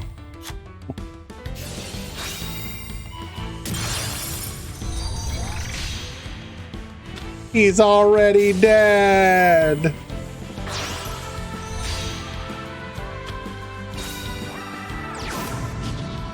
Okay, that was actually a pretty good push. Okay. Maybe I spoke too soon. That was a hell of a comeback for the amount of resources he had. And again, because he doesn't have...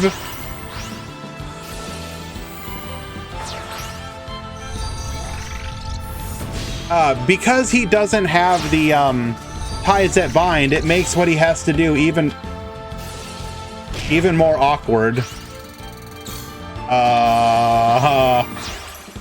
Is Grim Reaper actually gonna win this one? Holy.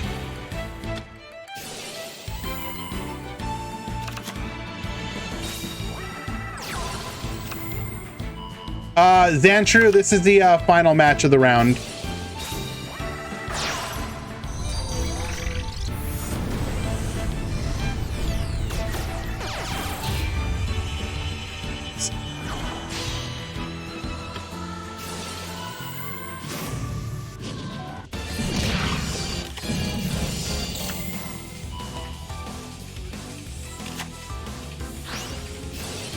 Grim Reaper is just a god. One card, and the ties that bind is all you need for lethal.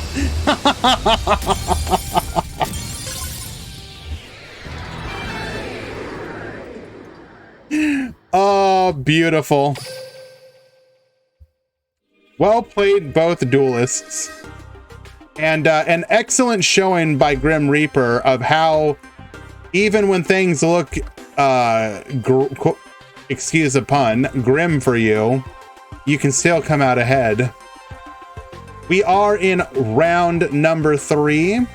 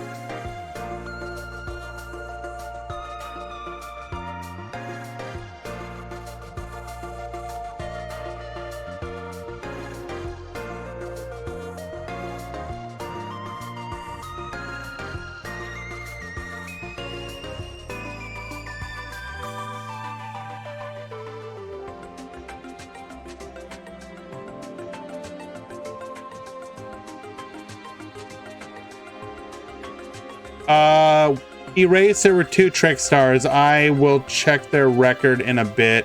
One of them should be 1-1. I do not know the other currently. I'd have to figure out which one, who played it.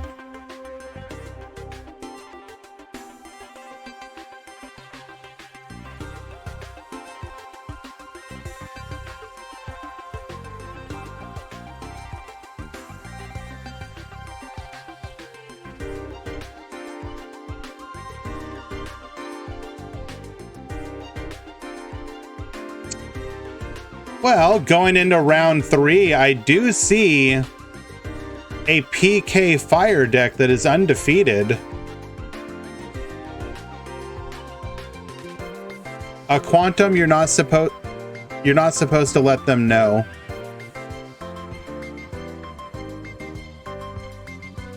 You got to keep that stuff under wraps. Yes, Bente, there is a PK Fire in the tournament, and they are currently undefeated, which is cool to see.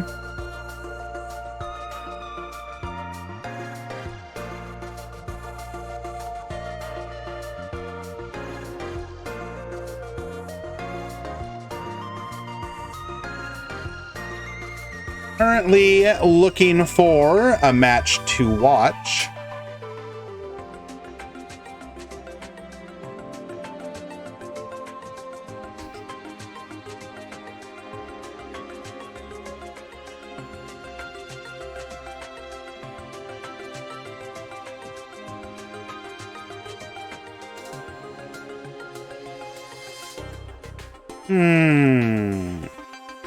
Let's see if we can find a deck we haven't spectated today.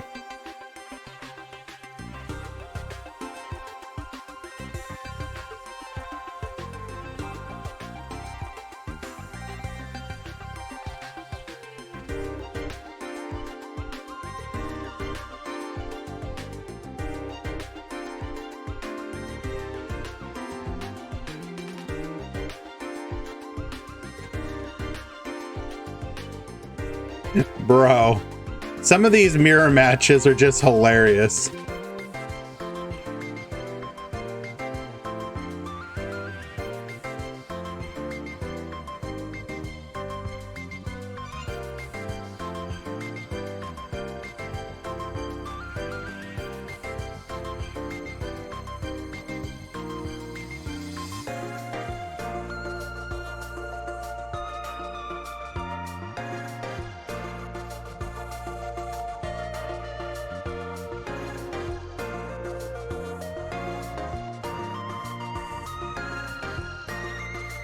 All right.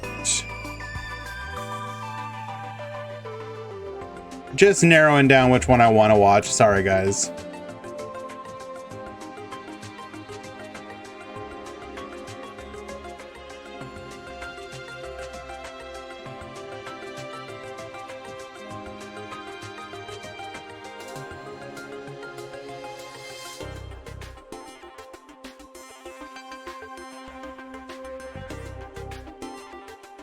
I think we found it though.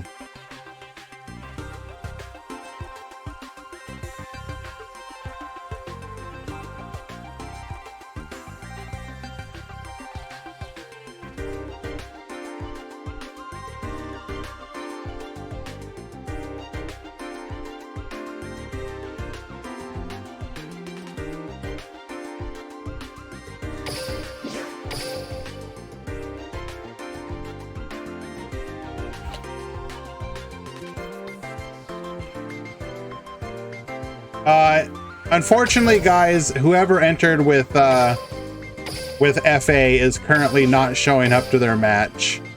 I know you might be shocked that the guy playing FA is currently 0-2 going into round 3.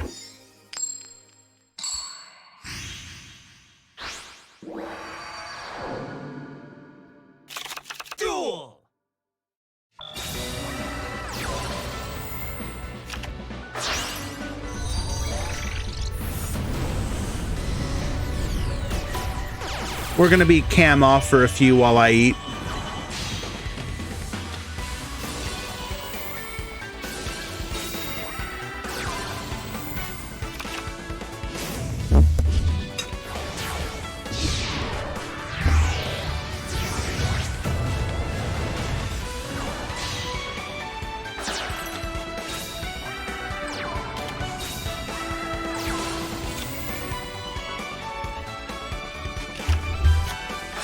Very solid opening hand from the water player. We've got Coral Anemone, a pop on our Dweller,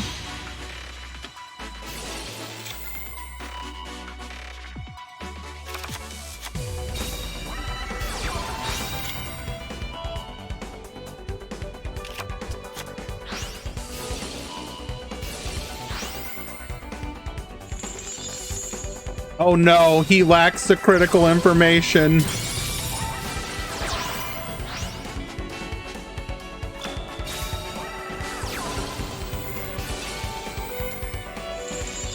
Wait, this trigger... See Archiver triggers off of any? That's hilarious.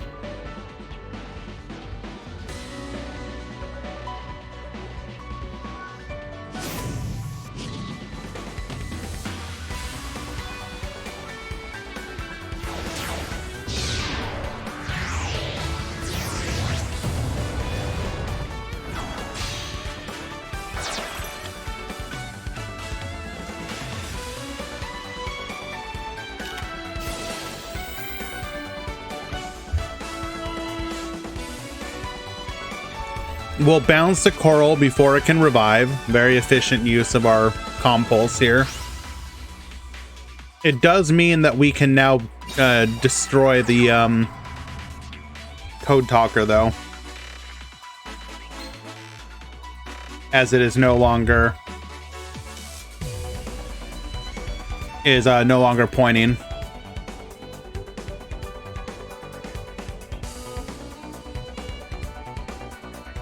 I believe in you, L Energy.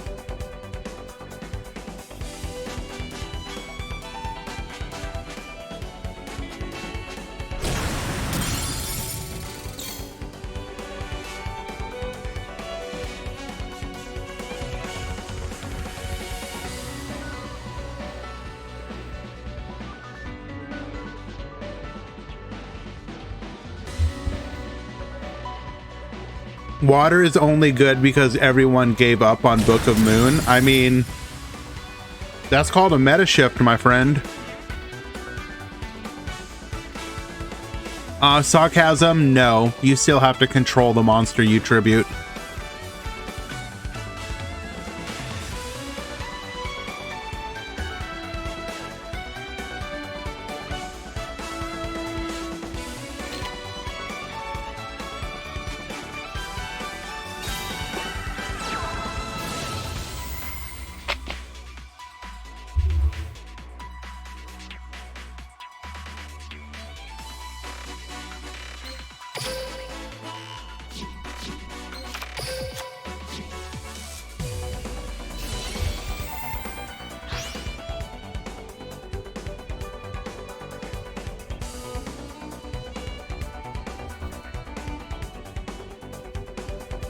The problem with quote-unquote book being a good side deck card is that realistically speaking, you have much stronger cards you'd rather be siding.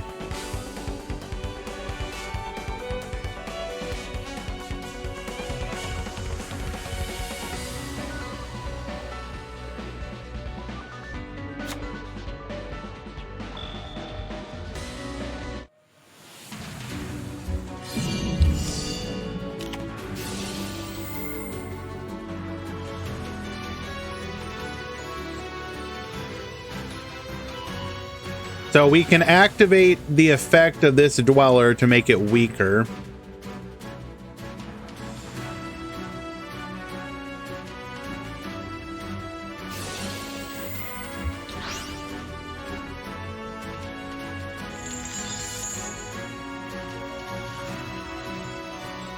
Hello, Kemurai. You need to be a member of the DLM Discord.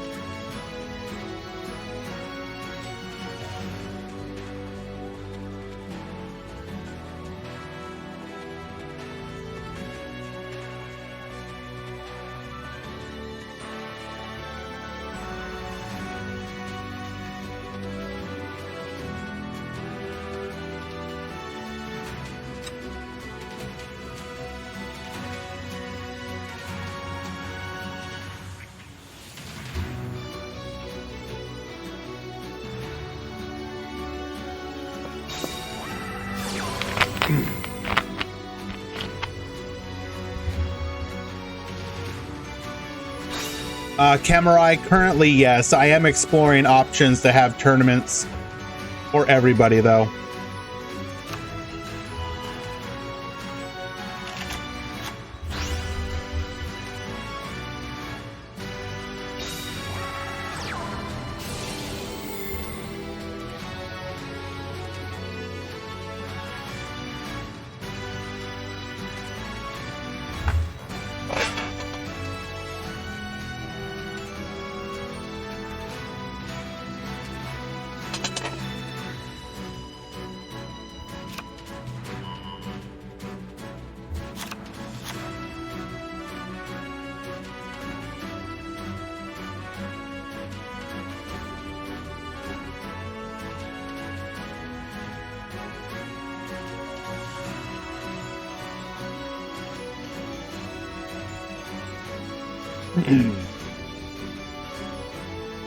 I just have to figure out how I want to do it, but I want to do tournaments where everyone can join.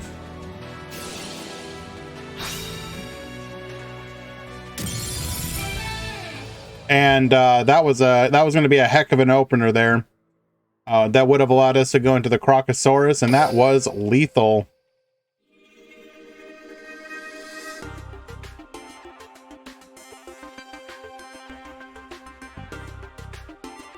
I just don't know how I want to do it. Like, I might try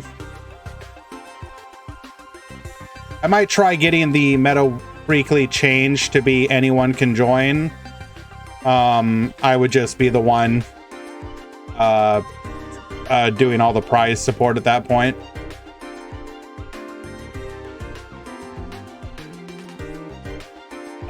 If not that, then we'll probably explore doing it through something on my own on the side.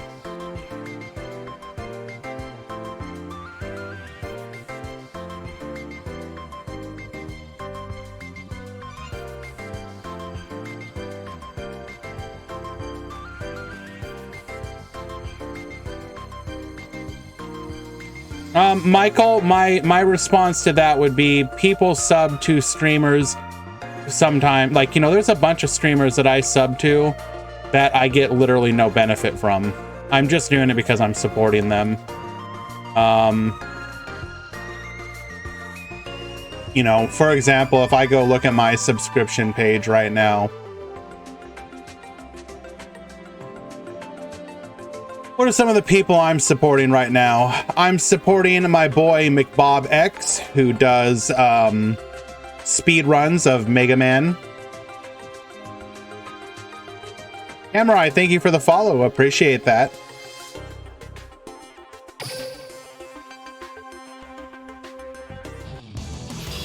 I am subbed to my boy Sean because gotta be. There's an Overwatch streamer that I sub to who I basically never actually watch, except his highlight reels on YouTube. But because I enjoy watching him on YouTube, I threw him a sub just to support him. I'm subbed to my boy Quantum Cubes, even though I never get to play in any of his tournaments, because I appreciate all the events he runs. I'm subbed to DLE because I want to support what they're doing over there.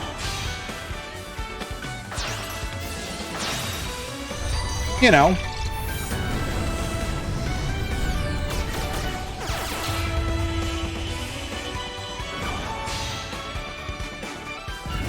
I do apologize. If you guys ever get hit with ads, please understand I'm not doing it on my own. It's literally just Twitch.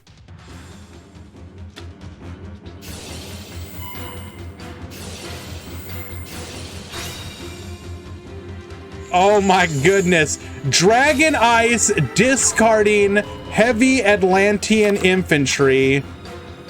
We're going to go ahead and pop the decode talker, negate that though, so doesn't really accomplish anything here. Activating code talker alive. I don't know how efficient of a use that was, but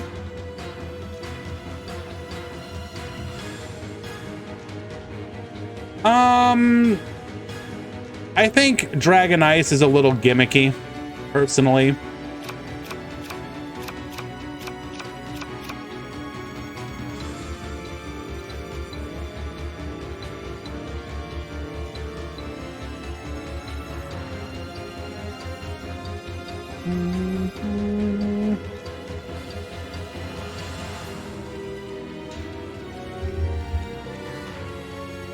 I think in this situation, it was nice to be able to get rid of that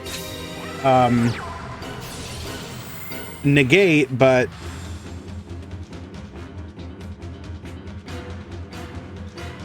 Diva, fantastic top deck here. Gonna give us two options. We can either go into a 3 material Crocosaur draw 2, or set up for a Coral Abyss Dweller play.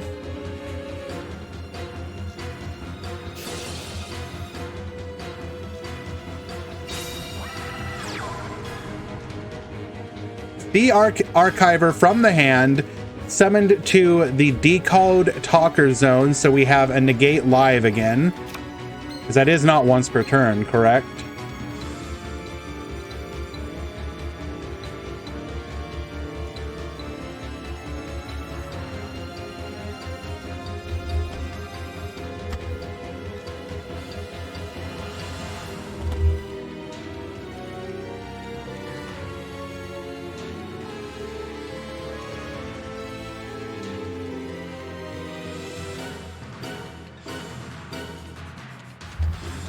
Decode Talker more oppressive than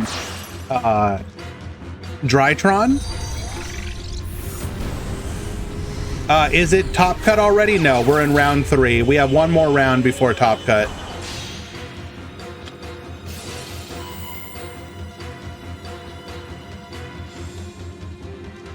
Why are we bringing back the Diva?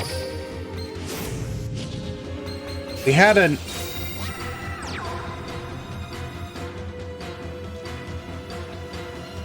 Why? Oh my god, because it's a Trish play. Bro.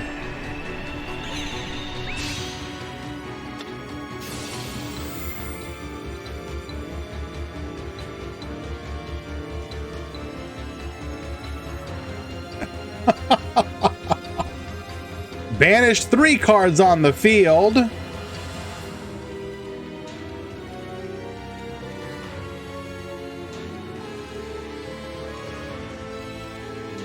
I mean, you know where everything is. The trap telegraphs itself.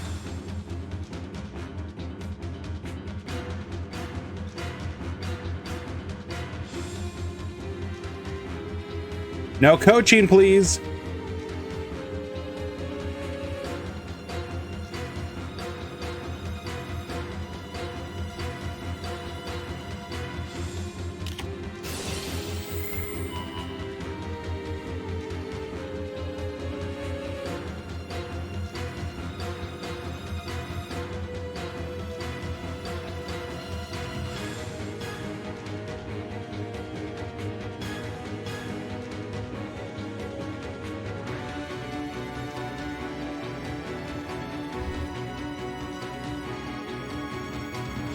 When will the next side deck be? Probably after KC Cup. We're pretty happy with the results of the no sides currently, so they'll probably remain for the time being.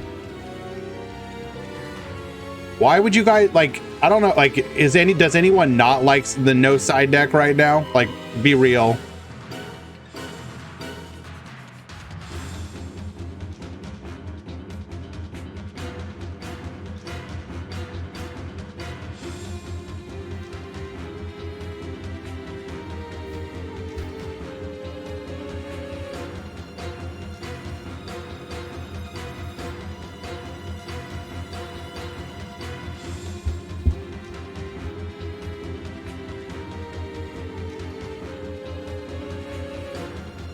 We are big thinking on what to banish here.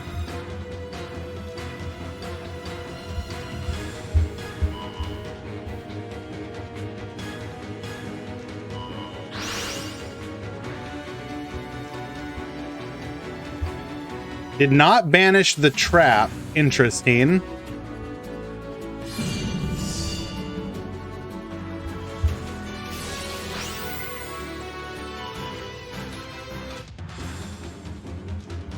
I don't think we thought this one through.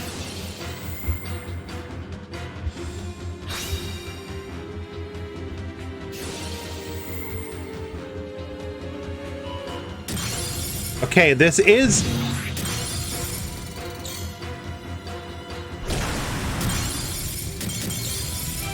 Okay, that was a play. Wait.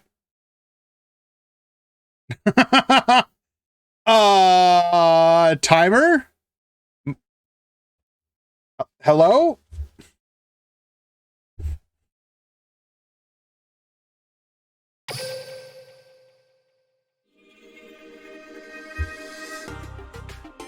He took a long time deciding what to banish. I guarantee you it was timer.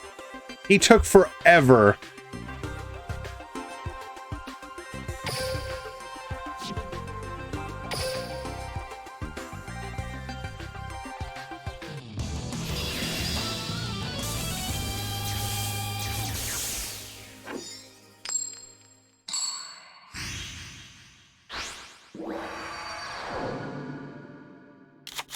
Duel.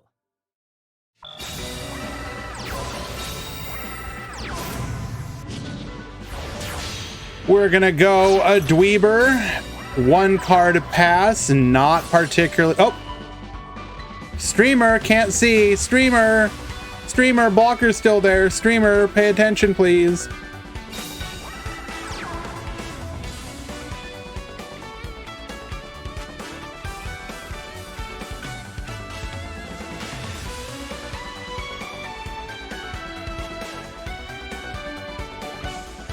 That's right, guys. Keep saying you can't see when the blocker's not there.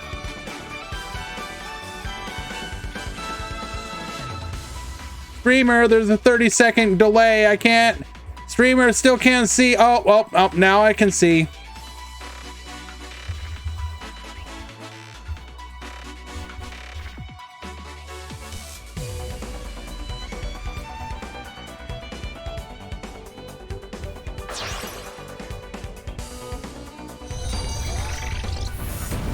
Thank you for finally doing your job, streamer. I can see now.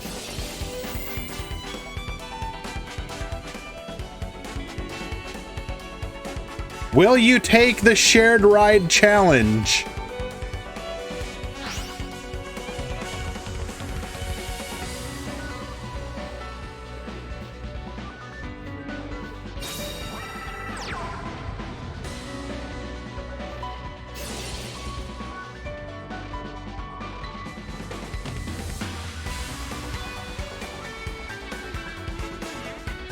That's a monster activation from hand. Draw one.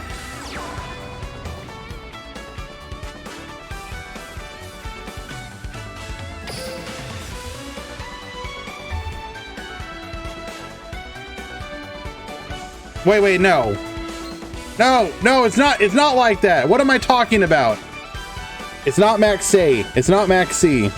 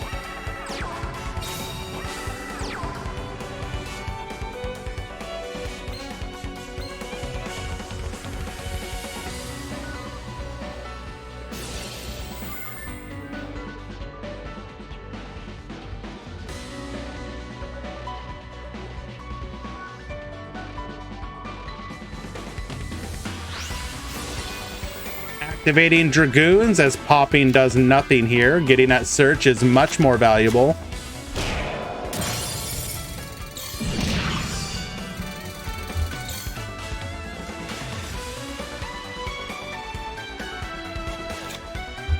We need more hand traps. Elmaz are like, what hand traps? Okay, real talk. What hand traps would you like to see? And do you feel would actually be fair and balanced? And actually be impactful in some way? Nibiru.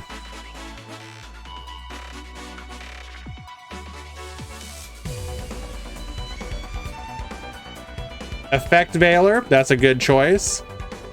And we're dead.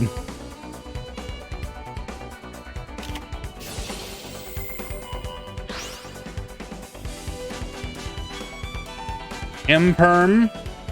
Max C. Did you know that for the longest time, people said Veiler could not come because you could search it in Blue Eyes?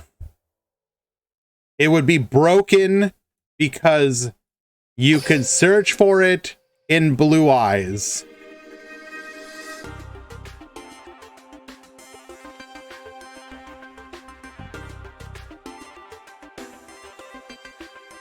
Where is the lie?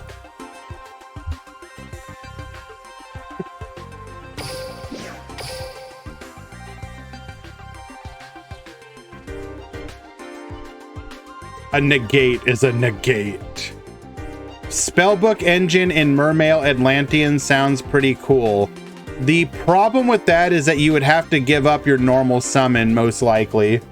And I don't know if that's worthwhile. Like, okay, you draw into your cards, then what? How are you making plays? I know I drew Diva off of my spellbook engine, but I already normal summoned. What do I do?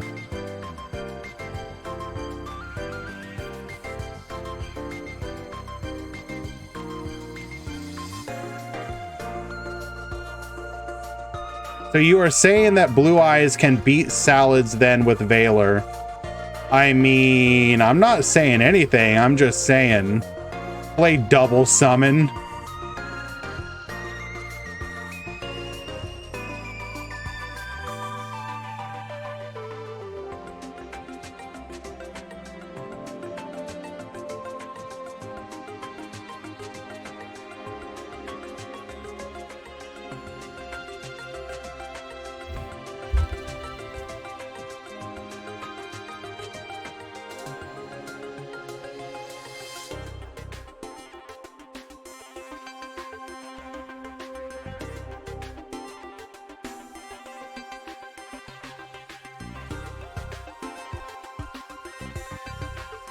All right, let's go ahead and find ourselves another match.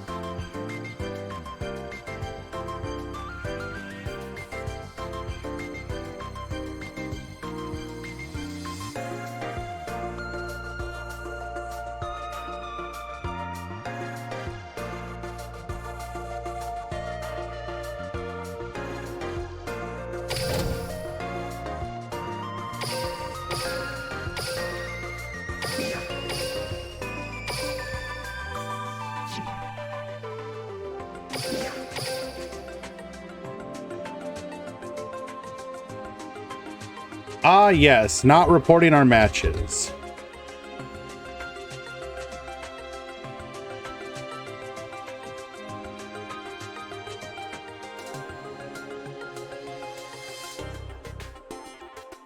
Right, let us find another match. Would have been spicy, except it was already over.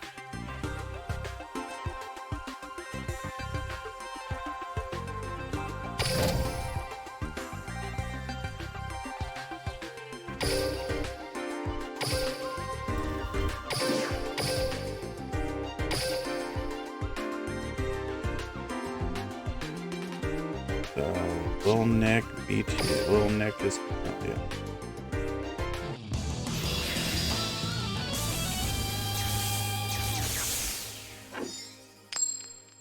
Little Nick is currently up again. Lil Nick versus Killer Doctor. I don't know if I would go to a doctor that was also a killer.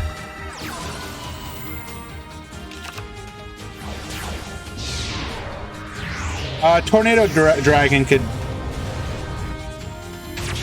definitely come.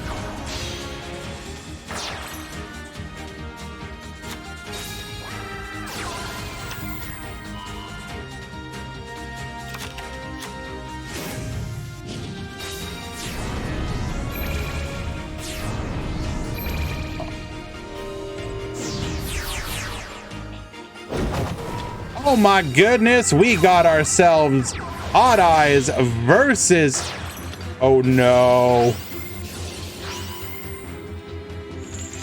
Oh no. I think Nikki gets blown out here. So we can go into the Crystal Zero. We're gonna go ahead and summon, go into the Meteor Burst Dragon. Meteor Burst gets summoning. We're gonna go into the Big Eye. Bro, chill.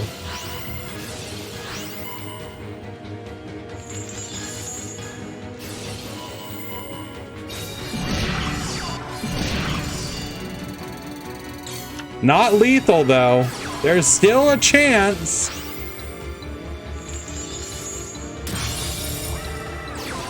Oh my god, is it happening? Buzzsaw Shark into Lantern Shark. It's happening. Oh my goodness. Despite that absolute blowout, number 32, Shark Drake, hard summoned.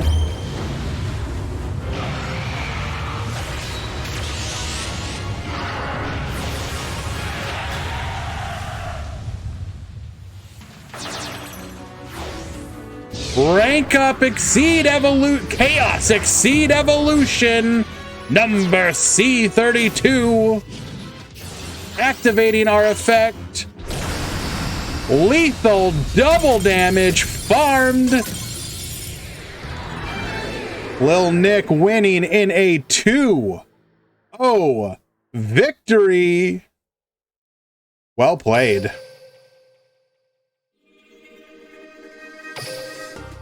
Wait. No. I lied. Oh my god. Okay, we're going to a game 3. I lied. I was wrong on who was up a game. A BT Killer won. Yep, debated. Streamer lied to me.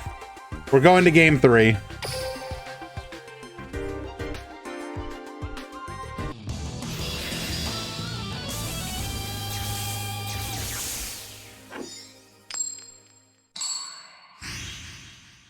I can't believe you did this. I thought I could trust you.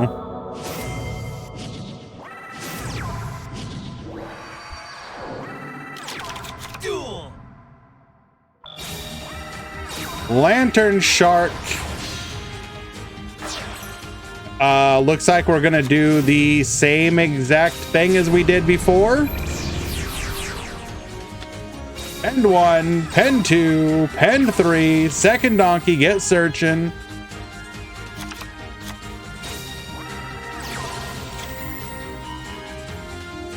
I mean, understandable, Akirik. Going into the Abyss, Dweeber.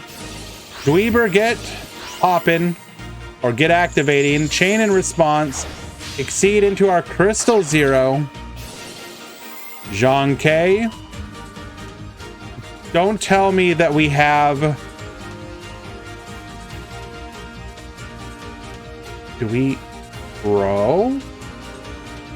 Is this a replay? No. You can already tell it's not because there's a different monster in the EMZ.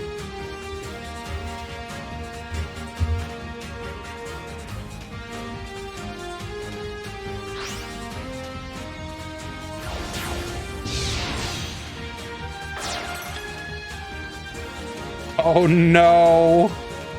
Now we can stop this from being lethal.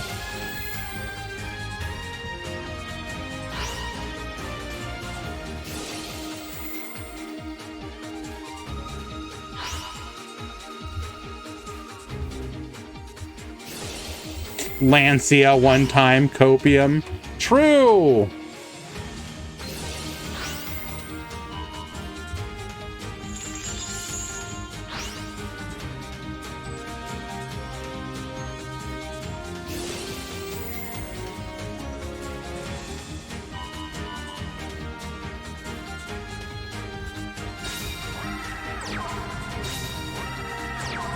Two back row set as well. All right, so here's what's gonna happen. One of those is dead. We snipe the correct one into beautiful princess.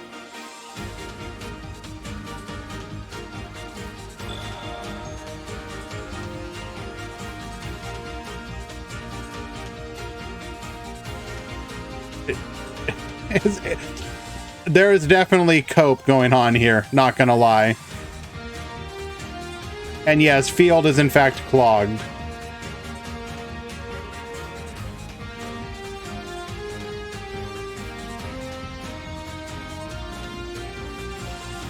That said, the monster's attack reduction is permanent, so there's still a chance we can just do this the old-fashioned way.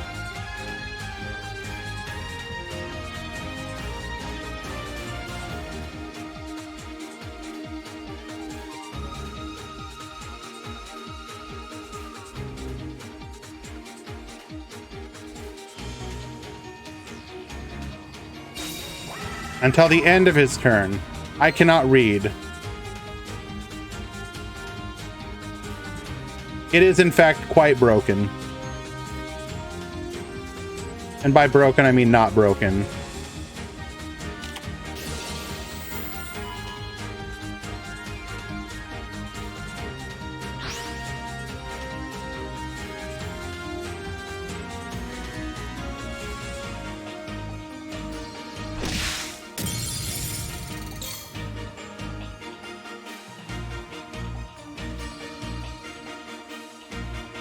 And gamer time. Despite that very nice comeback in the previous game,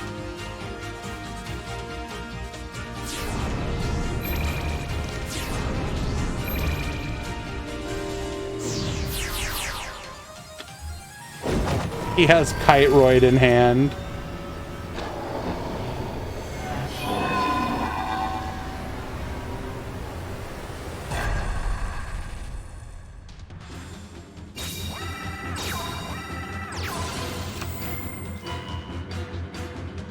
I do believe we may be in a bit of a pickle.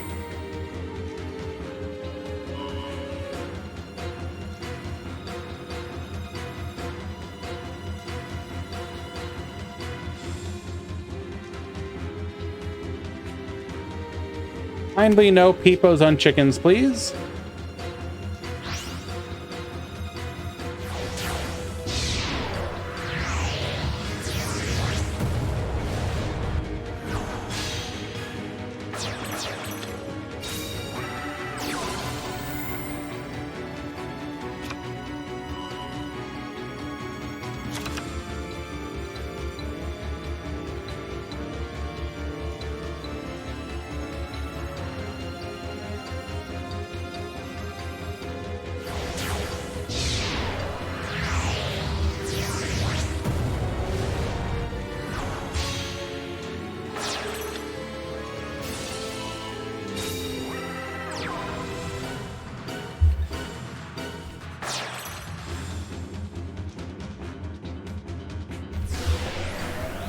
And we're just... Lil Nicky is already dead. We're just watching it happen in real time.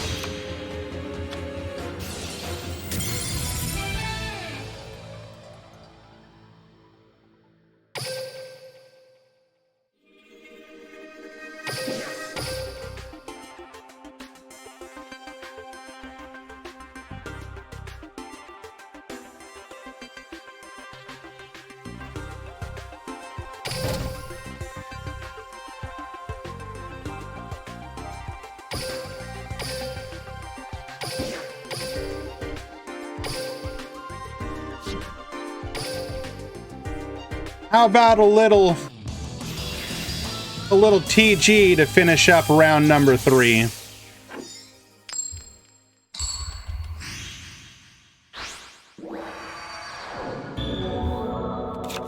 Duel.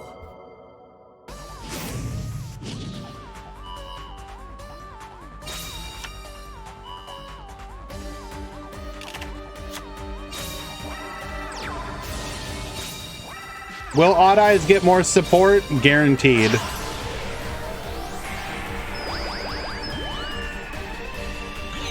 It is a main character's deck that has a ton of unreleased support. There's no way it doesn't.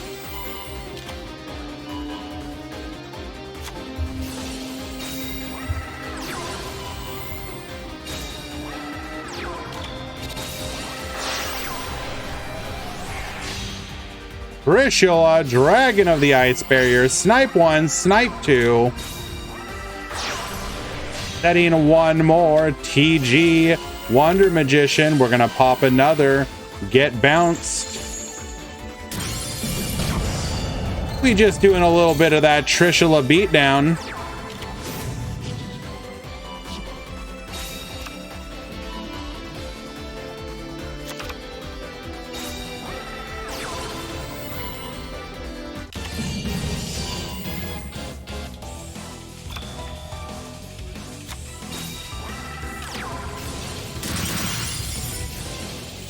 Needle Sealing, wipe the board, getting a search, getting a second search. If we survive, though, we're going to be in a really good spot.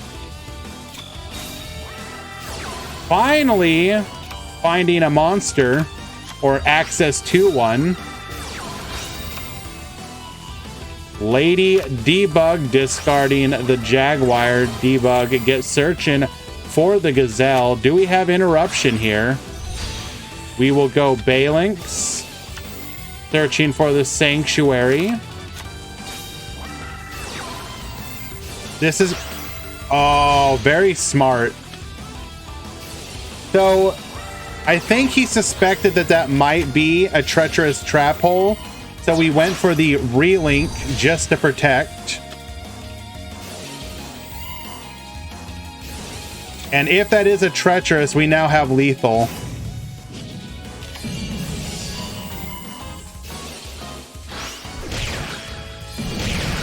Very smart play from you, God.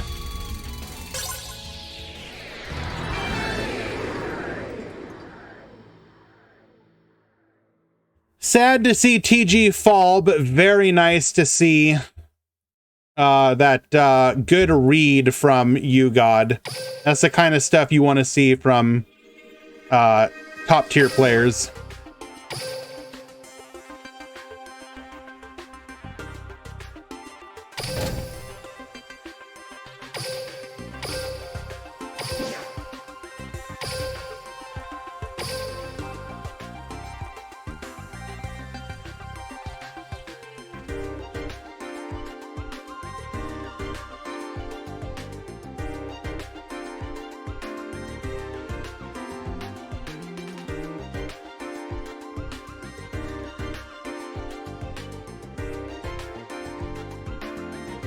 Both players were undefeated, by the way, so things are still looking good for the TG player.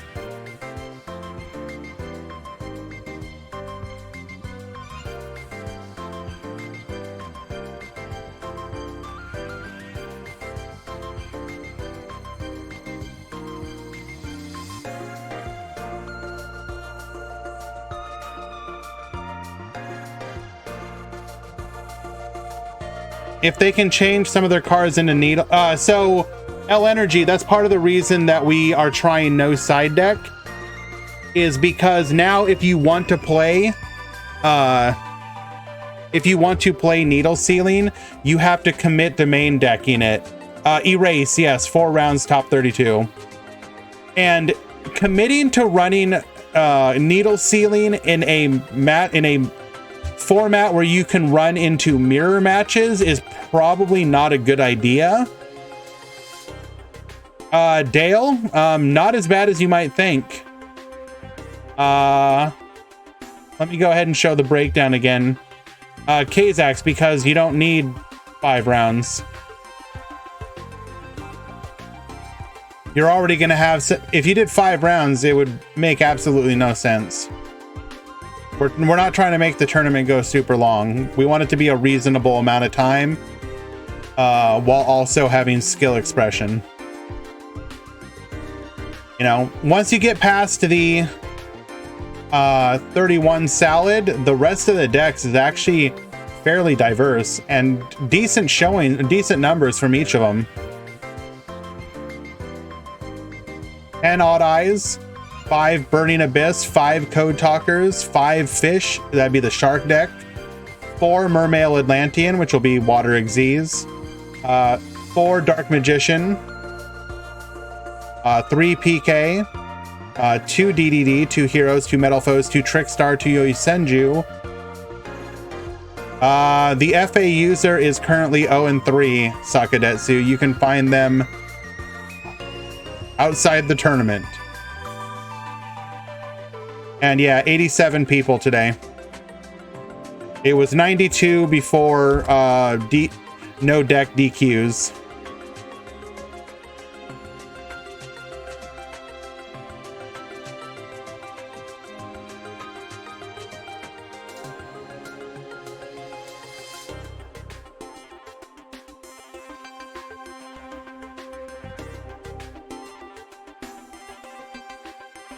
Oh, this is funny.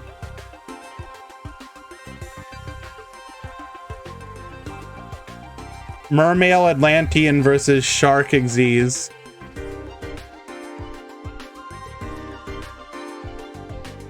Hello, Elton Silva. I'm doing quite well. Thank you for asking. We're here today with the tournament, and I have been thoroughly enjoying these as of late, so it's a lot of fun. Tell us how you really feel, Kzax.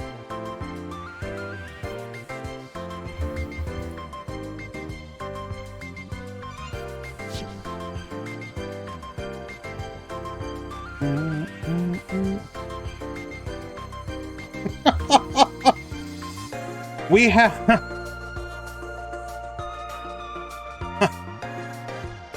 some of these undefeated matchups are hilarious.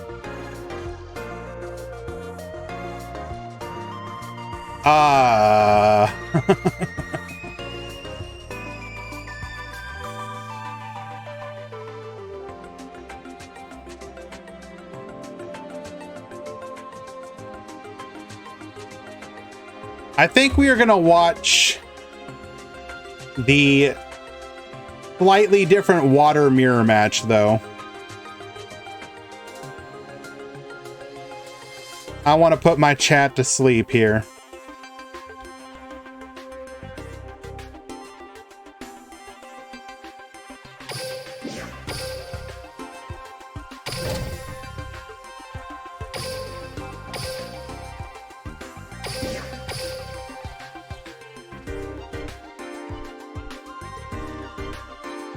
Uh-oh.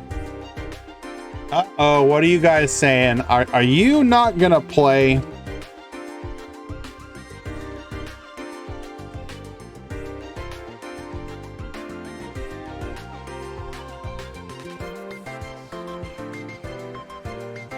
Nope, they are. Cool.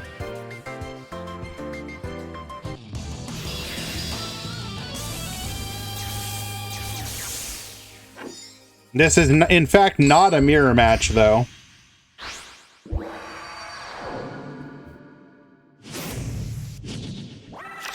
Duel.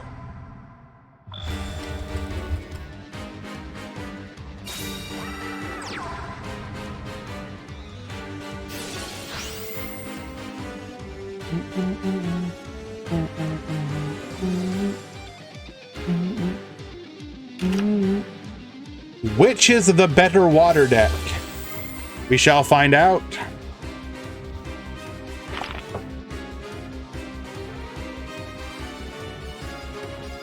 One of the other matchups is a Code Talker mirror, by the way, undefeated.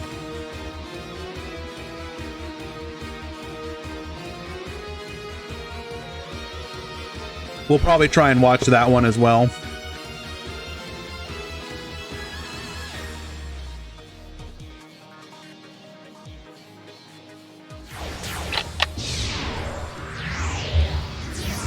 We've already shown the breakdown, Veil Jupy. I'll show it again for you, though.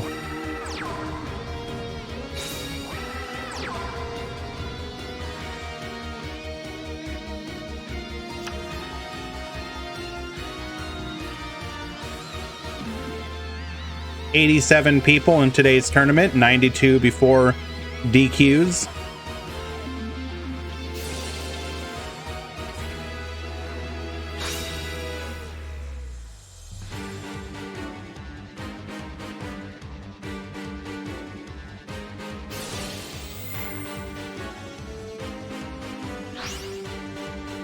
No problem. Happy to share. Yeah, the variety is pretty decent.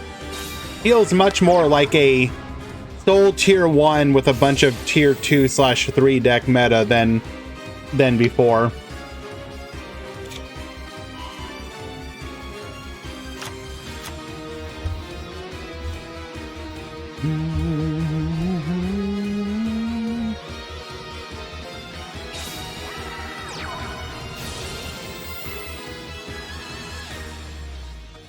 I mean, ICU, that's definitely better than like over half.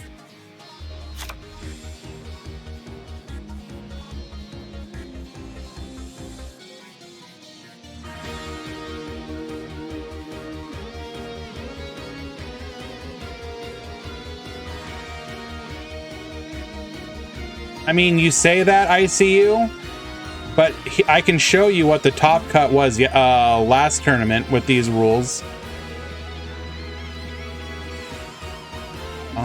Let me see if I can find it.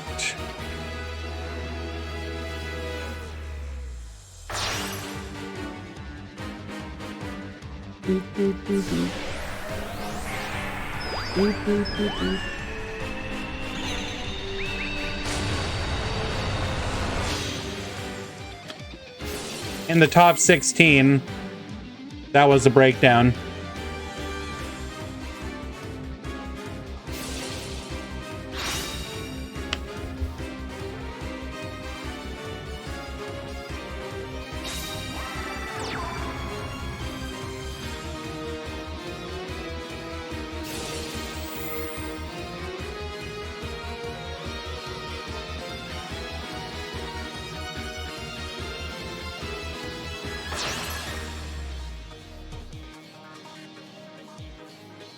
I would argue that it is entirely possible that in no side,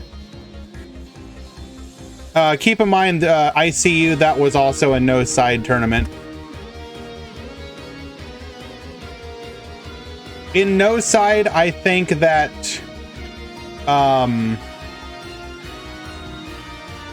Salad is probably more of a tier 1 deck instead of a tier 0. At least that's kind of how it comes across to me. It's a lot more bearable.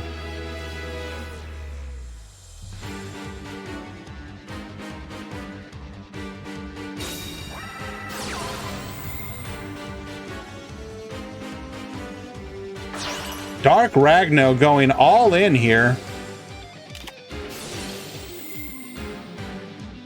But I think he correctly made the read that his opponent doesn't have anything.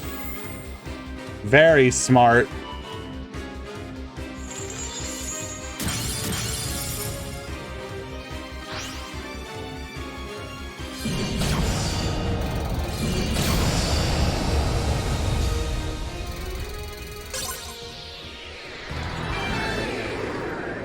Game 1 going to Dark Ragno. Econ take after the read on that back row.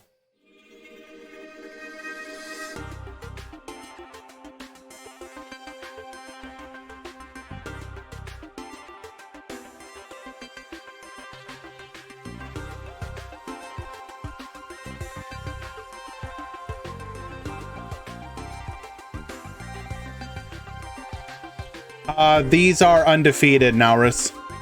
Both are 3-0. So both of them definitely will top.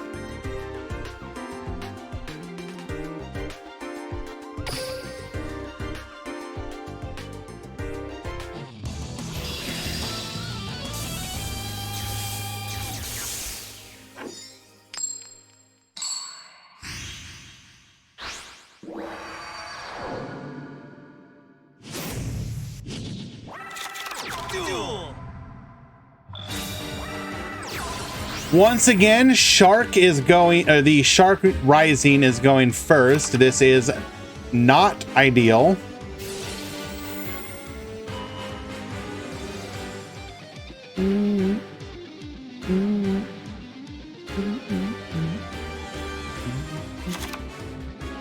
I did like the first round of the gems Tachyon, but I didn't do like the second round. And I did, and I also didn't climb to the top.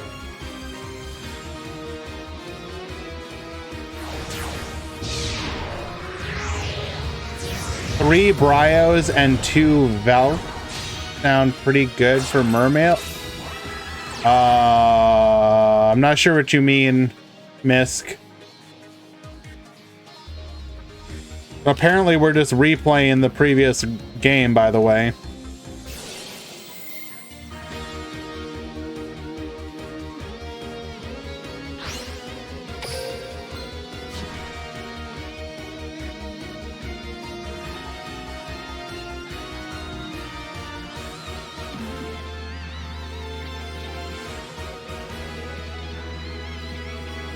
Oh, you mean play it just to give you, like, defense? I don't know about that. Excuse me? Fishborg Launcher.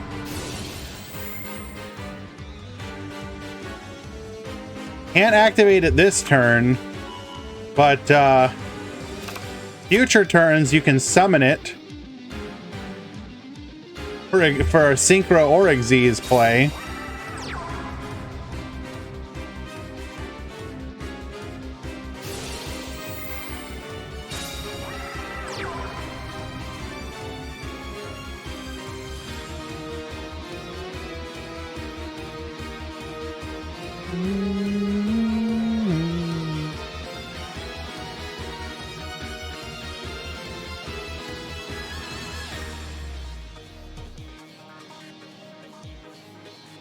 What do we do? Do we go Dweller for the boost, but then we'd be equal?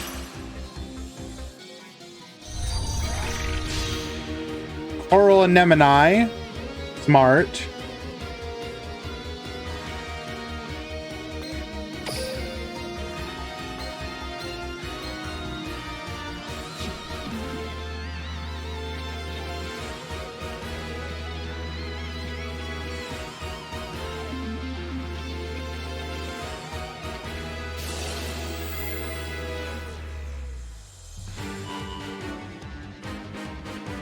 Anemone.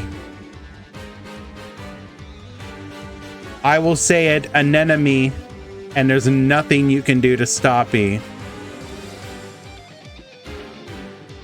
Anemone. Anemone.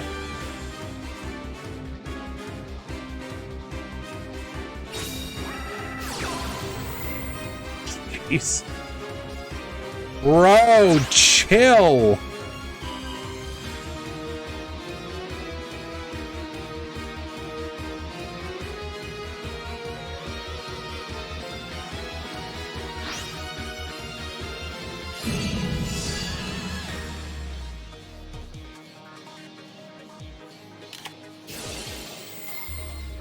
Oh, but this time we get punished. Well, sort of punished.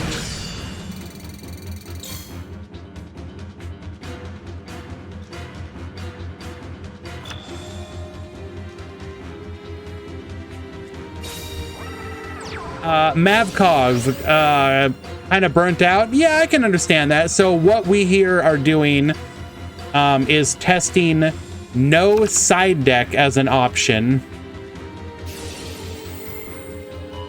And so far, no side deck has made it a lot more bearable. It's more like a tier 1 meta instead of a tier 0.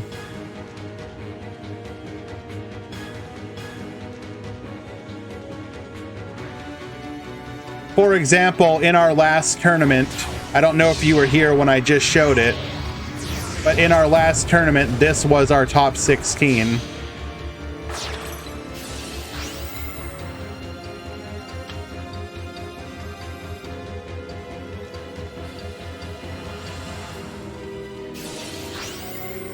That is a lot more reasonable for a top 16 where you have a tier 1 deck instead of a tier 0.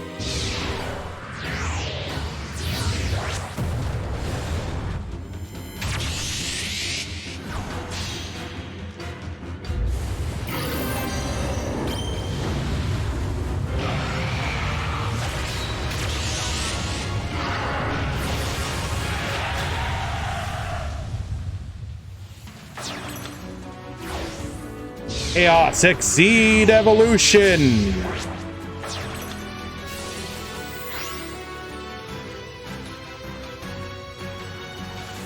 I'm sorry. I thought I had someone else helping. I'll be right there with you.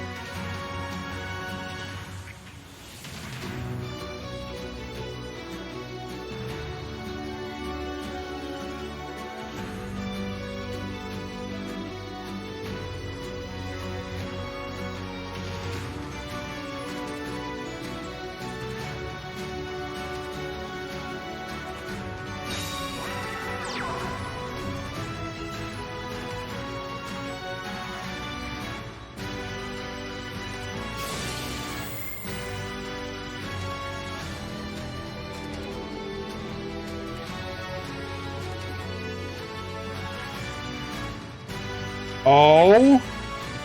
Oh. That's a Trishula.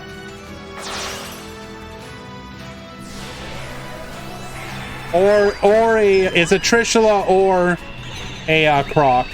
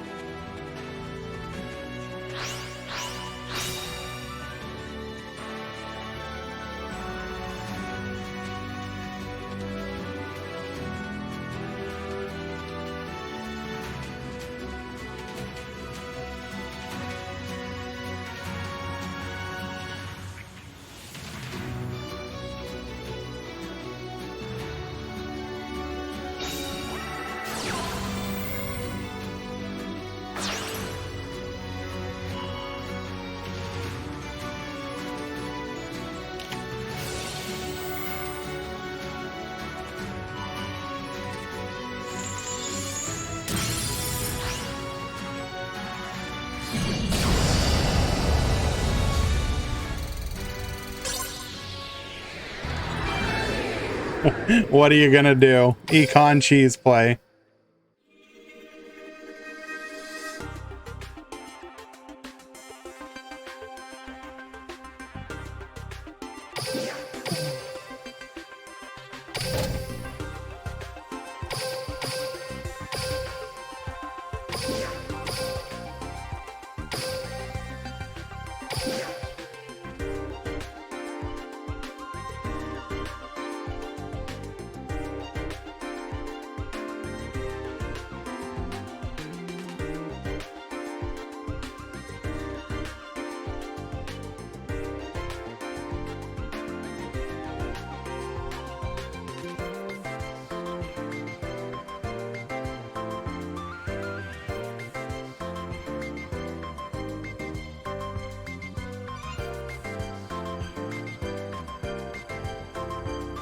This is a really weird.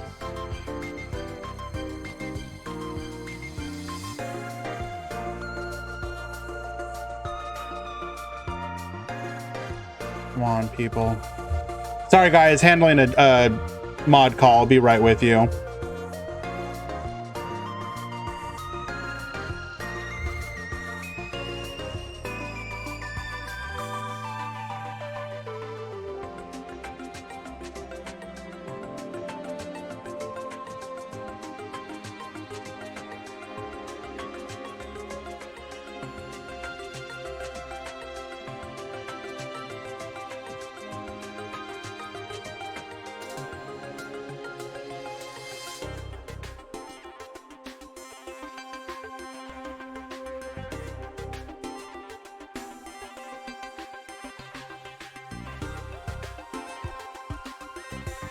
Oh, where did my mods go?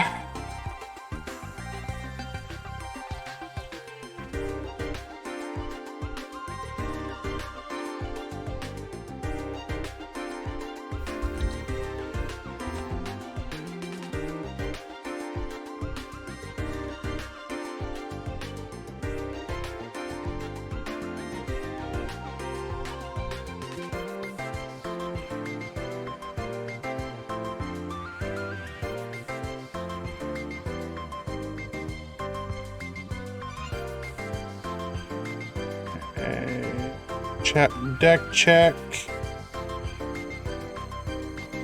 Econ is equal.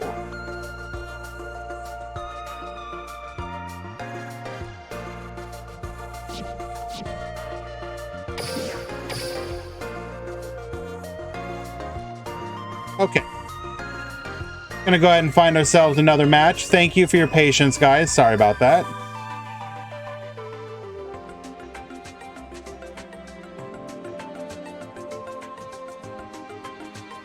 So, fun fact, not all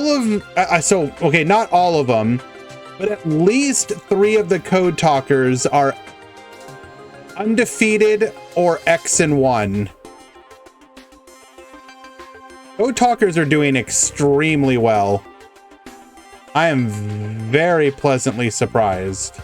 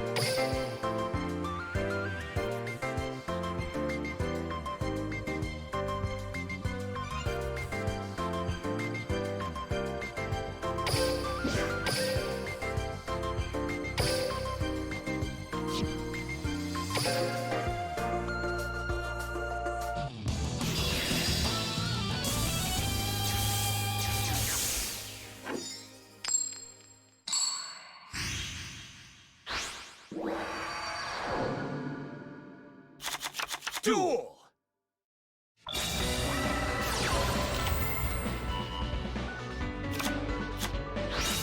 Alrighty. We've got Quebra at the top, Yara at the bottom. Yara is currently up a game.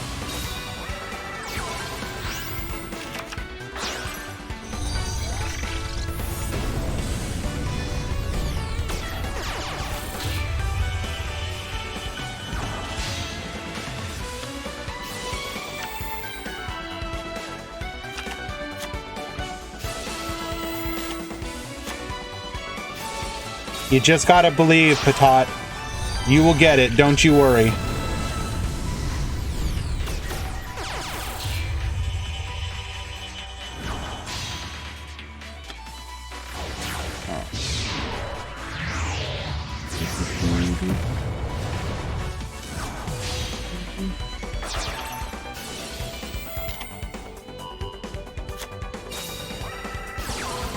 Okay.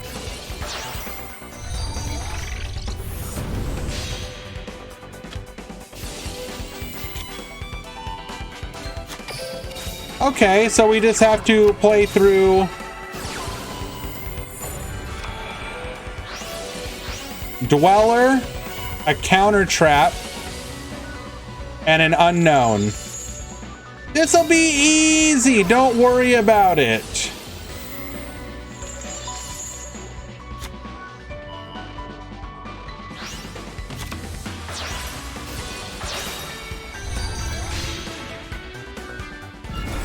Go into the decode talker. Did not activate the microcoder effect. Roar will negate the recoded alive. MST to take out another. Decode talker to negate. Wants to keep it. Dweller, crackdown. In response, we have another negate live using your own wolf. GG.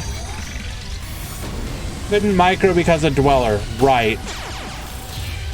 I forgot that the effect is in the graveyard. I was thinking it was in hand for some reason.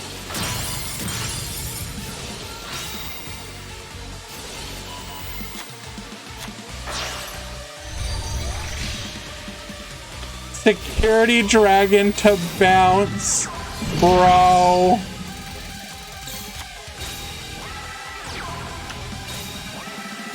Oh no. Betrayed by the up-pointing arrow.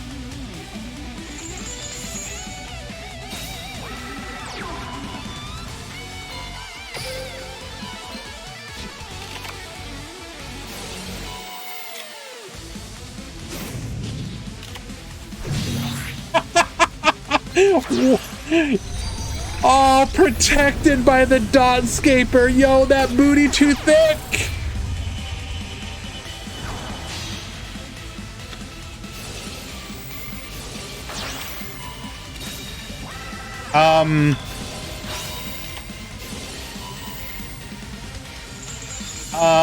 But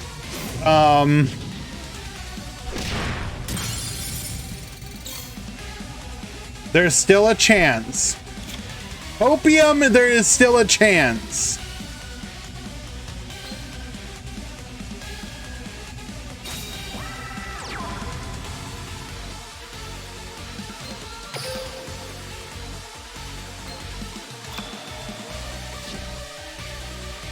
Well, that extra deck looking kind of tiny.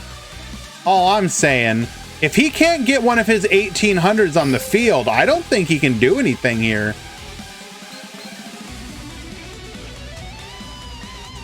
He literally needs to hard draw a Jaguar or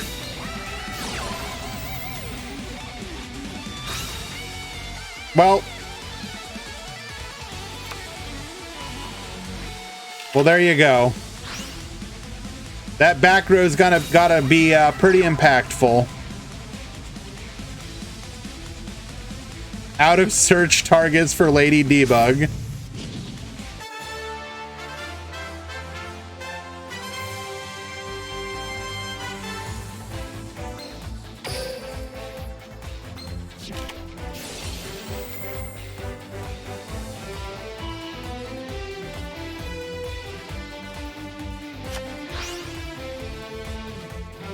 There's still a chance.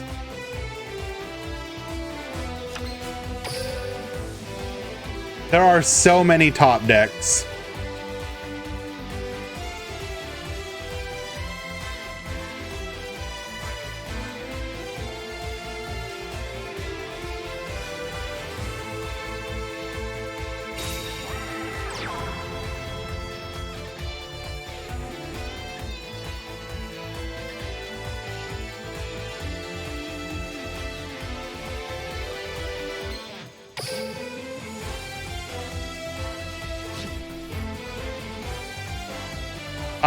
I believe it's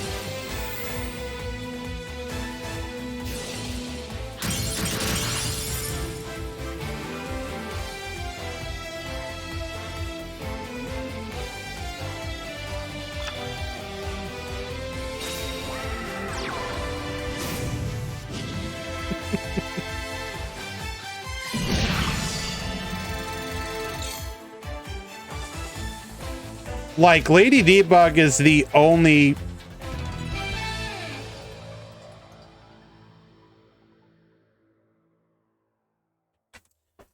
good game regardless. Well played, Yara.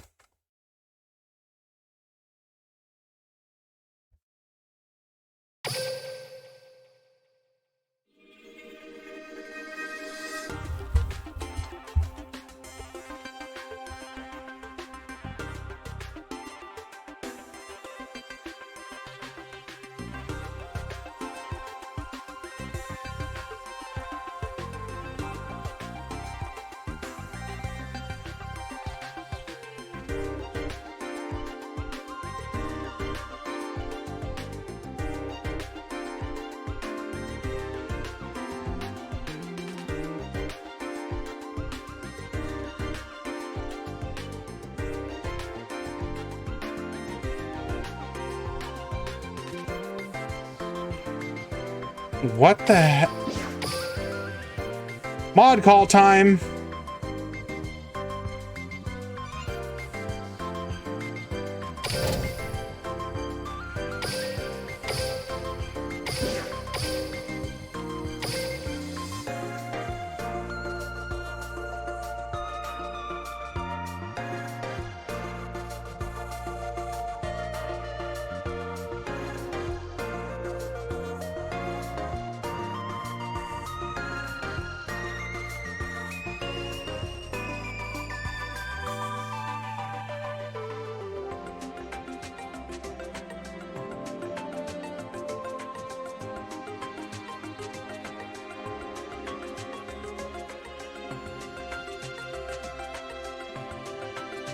What is even going on?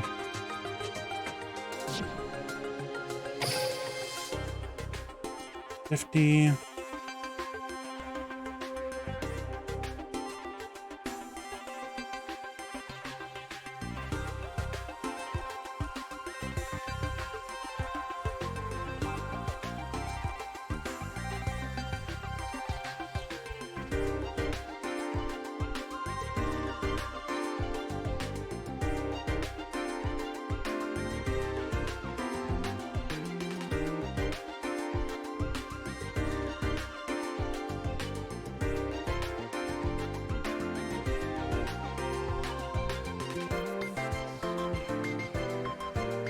Do we have any other tournaments going on right now? Because I feel like we got people acting a fool.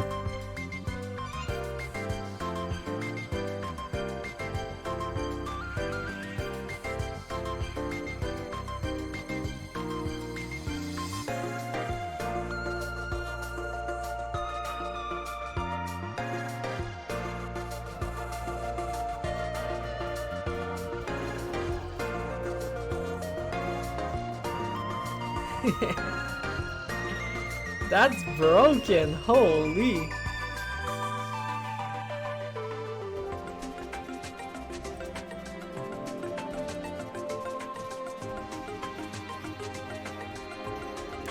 Hello streamer, can you do me a favor and check if Eren and Obada are in your event today? Eren is not showing up, so I guess he chose to play your event instead. And Obada, let me check. Nope, no Obada. There is a Eren, but he didn't check in, so he's gonna get DQ'd in a few seconds.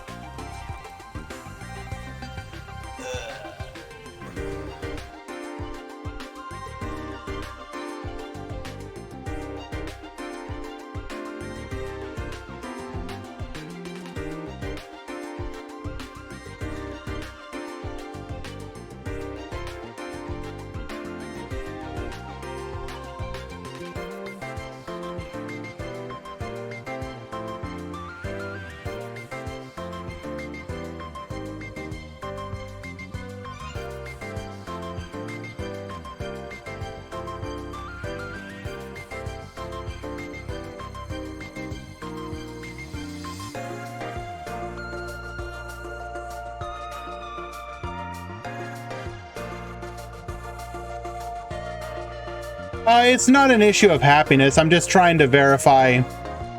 It's basically people not showing up to their match. And by verifying who's in another turn, first of all, you're not allowed to play in our events and another event at the same time. We'll just issue you a loss. But I just wanted to make sure. So the one player who did not show up promptly is in another tournament, so I'm just going to issue them the loss.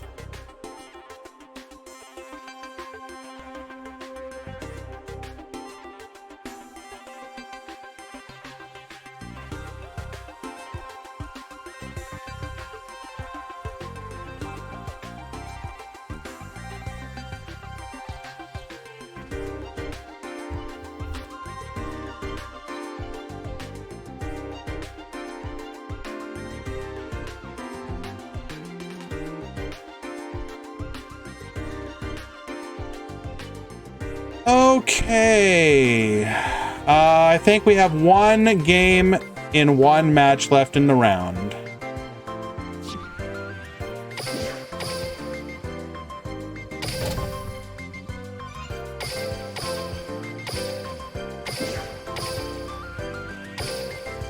Never mind, it just finished.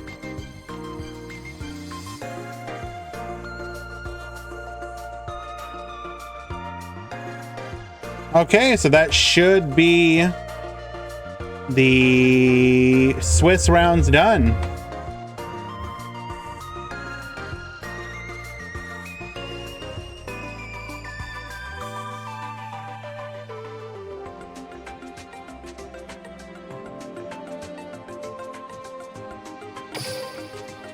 And you got one. Looks like you got one.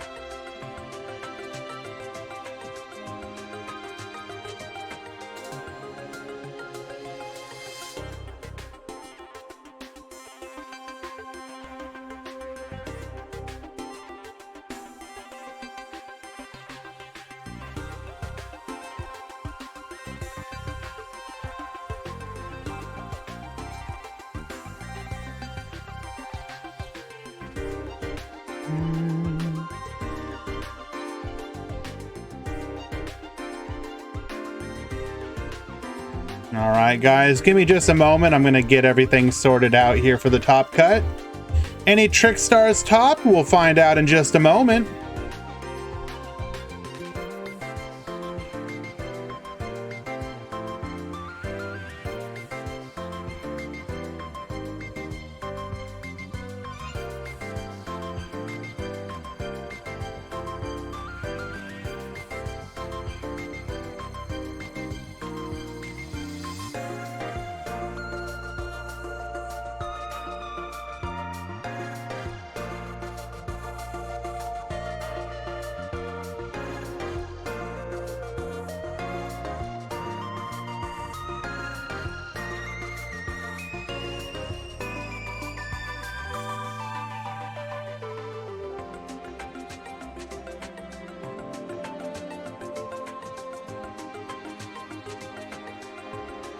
It's top 32 today, Steven. We had 87 people enter, so we did 4 rounds top 32.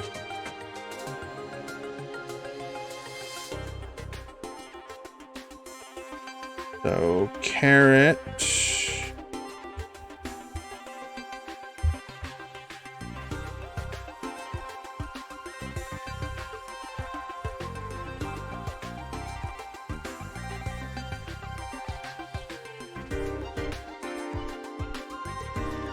Jet Ski and QWERTY.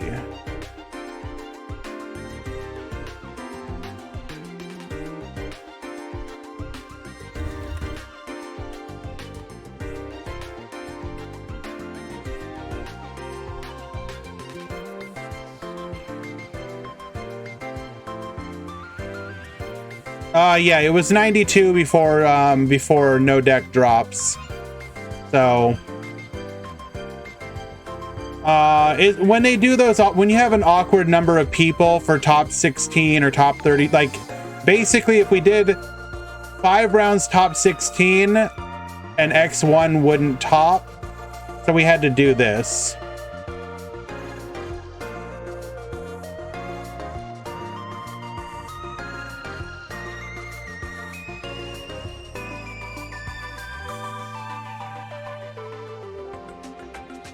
I am going to get a match started and then I need to do the breakdown.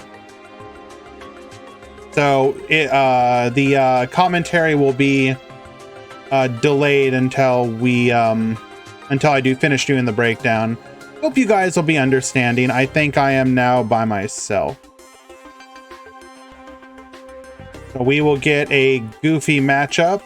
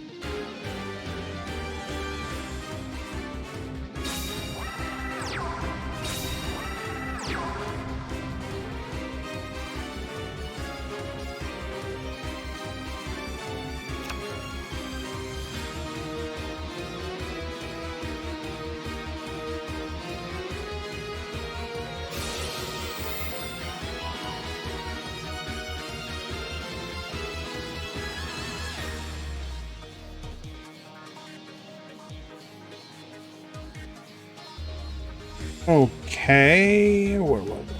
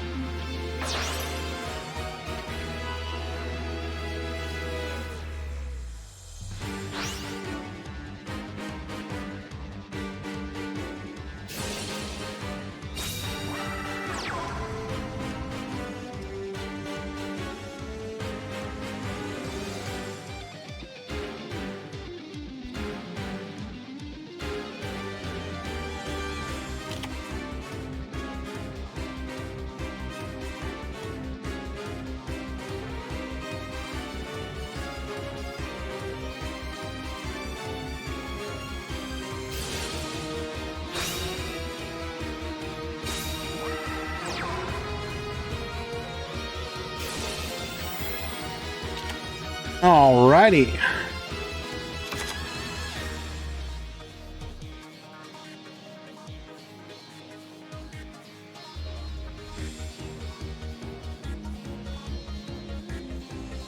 Breakdown is complete.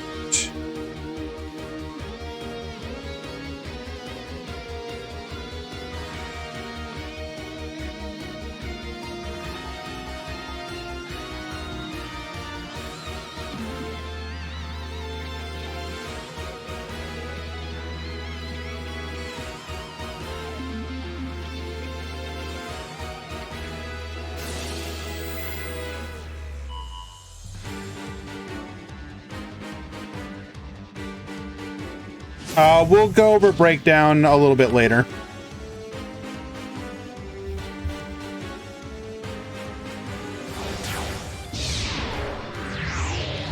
Not right away.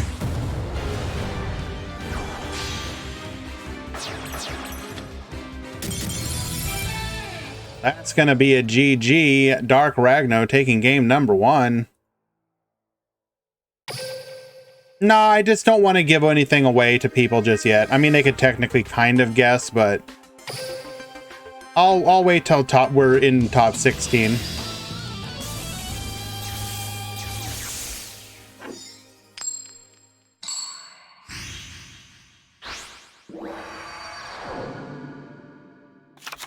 Duel.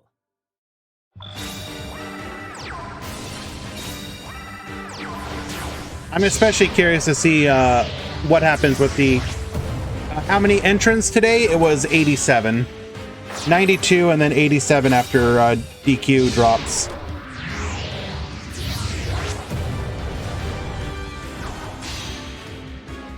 Yeah, no, the turnout for us was very nice.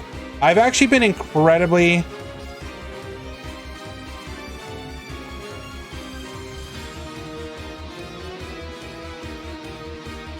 Hey Zax, are you a cheater, bro? What's going on? What's going on here?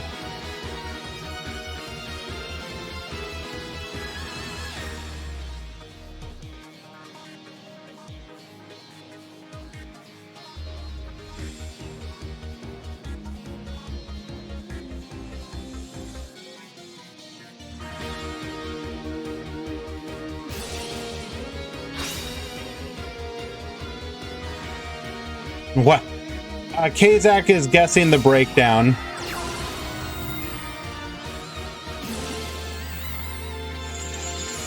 This is about as ideal of an opener as you can get as the Water Xyz or the Mermail Atlantean player. Discarding Dragoons to summon the Abystius. Get that search. Gonna grab ourselves a copy of Deep Sea Diva and Gund. No, we're going for Pike.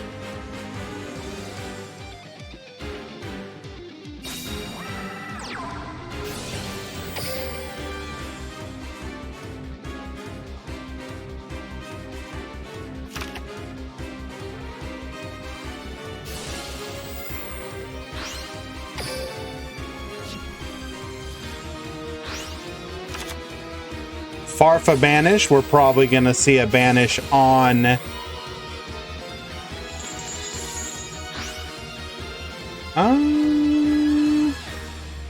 it's not a bad banish.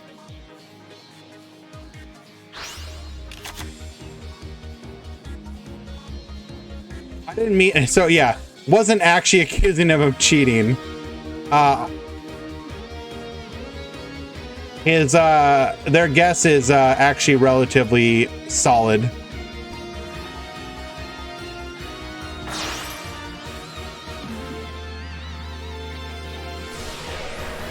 No chat, please.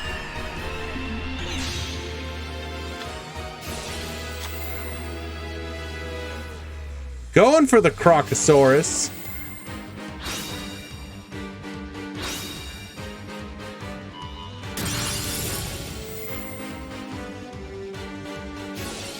Gund is going to go ahead and bring back the Abystius. We can now go into another play, which will allow us to continue our extension.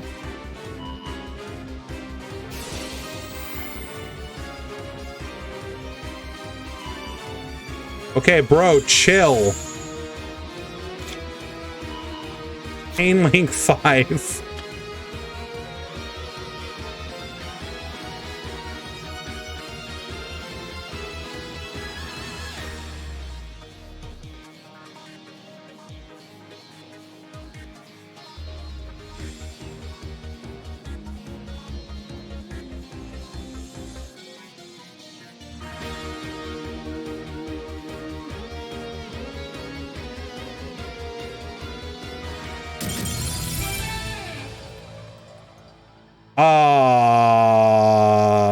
What?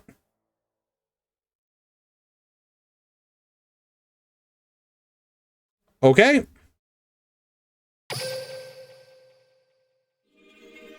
What do you mean he had no moves? So we could have, if he had another Sea Serpent in hand, you go Coral Anemone, bring back we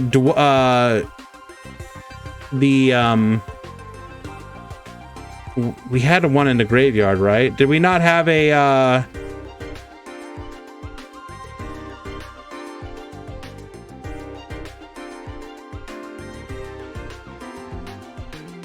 we had an infantry in the graveyard, didn't we?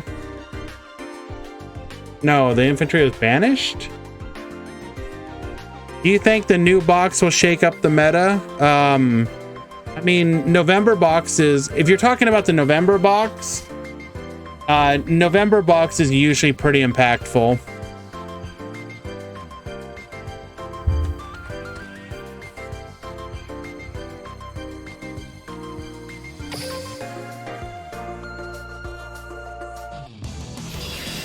So I would expect it to shake up the meta, yes.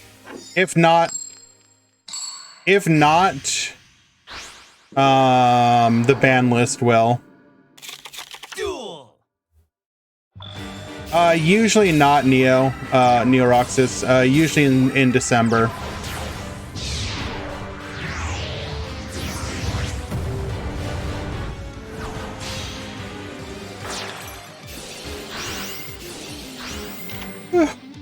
Revealing ourselves to be a PK Fire variant.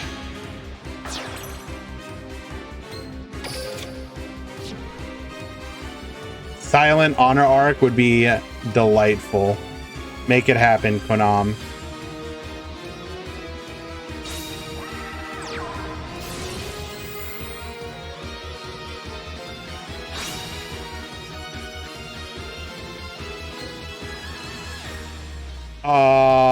This is not the opener you want.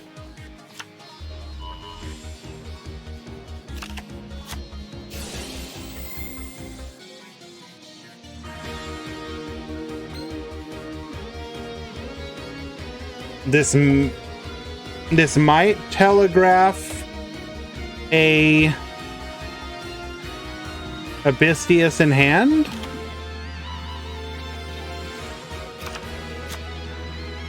No, we got an Abyss a Megalol.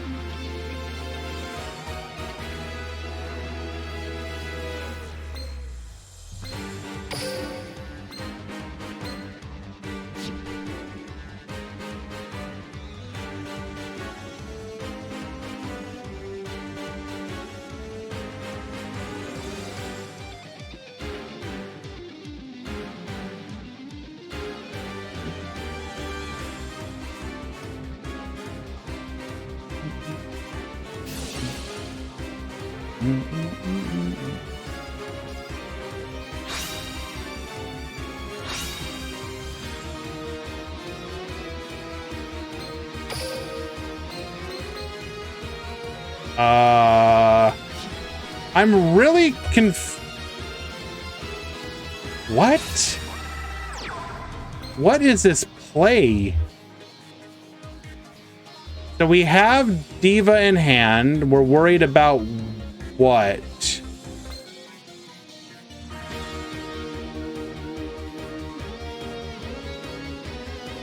So we're trying to be able to play through a single Farfa, but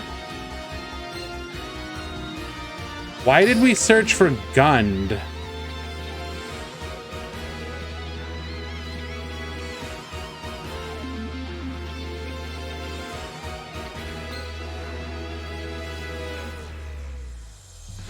Okay, but sure, why did we search Gund though?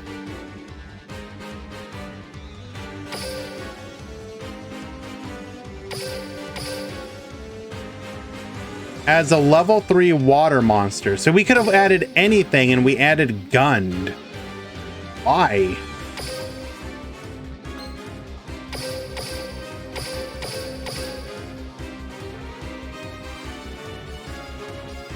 No. Dragoon searched for the Omega Lol.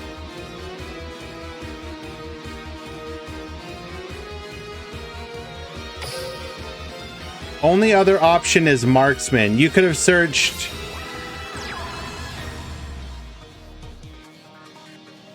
You could have searched Infantry and then discarded Infantry to the Omega Lol.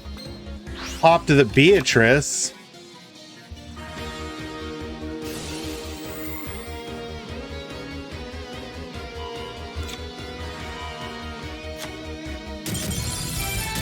Has to be level 3.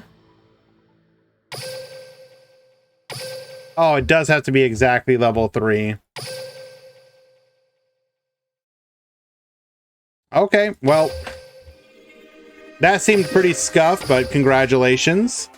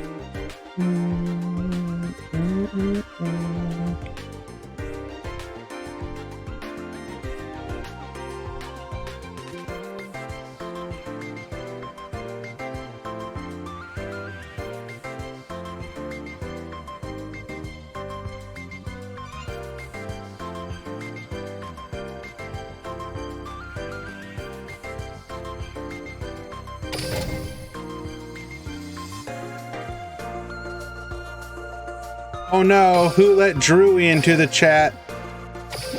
Dare.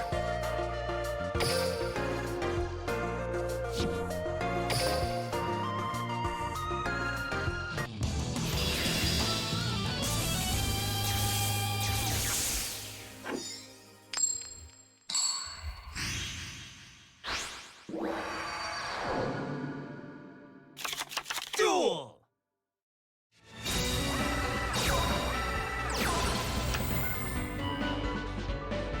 No, we've banned any railways from the tournament. If we see them, we just immediately DQ them.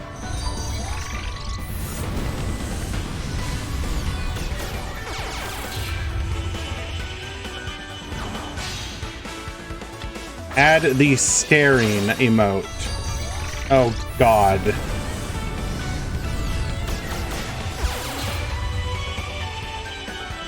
What is this emote?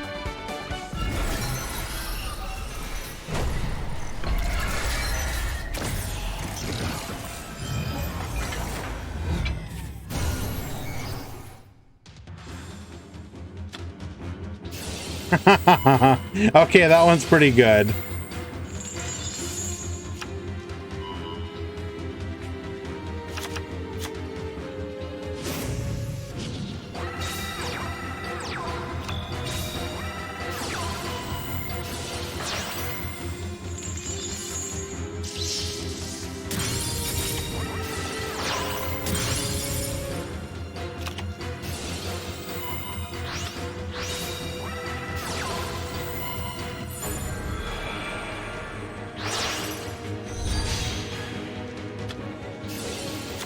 Microcoder searching for the sign at my... Okay, I look away for 2 seconds and my guy is popping off.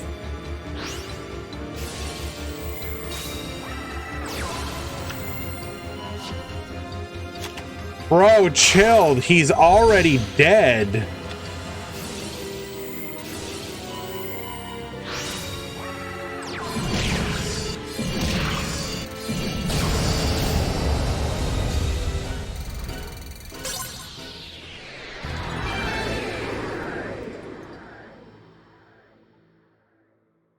That's a quick 2-0 victory for Quebra.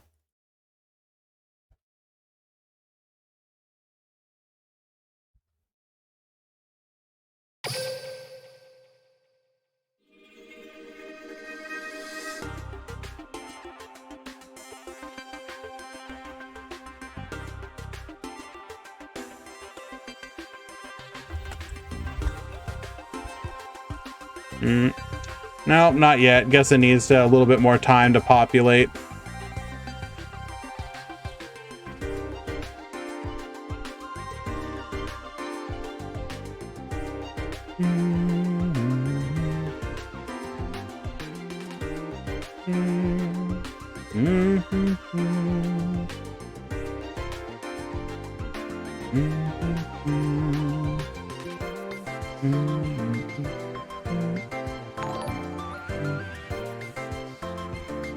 Roshi, thank you so much for the follow, my friend. I do appreciate that. Thank you, thank you.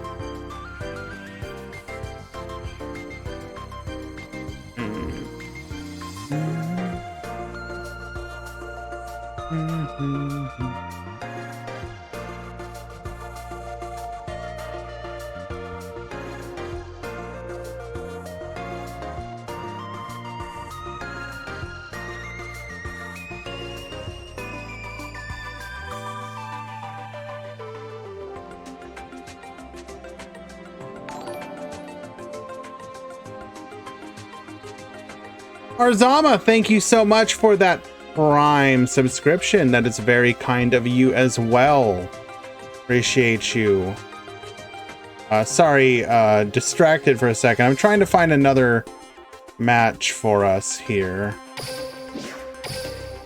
It's something you're always trying to like balance between watching interesting stuff without overloading it. Let's do this one.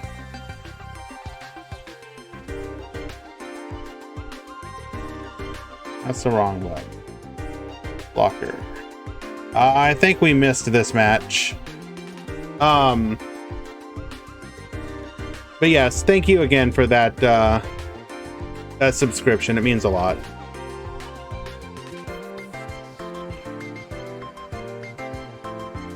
Basically everything that you guys do with like the subs and whatnot immediately just goes back into me boosting up the prize support. If you guys don't know, I do go out of my way to increase the prize support for the Meta Freekly. And I would say most of what we make here goes right back into it.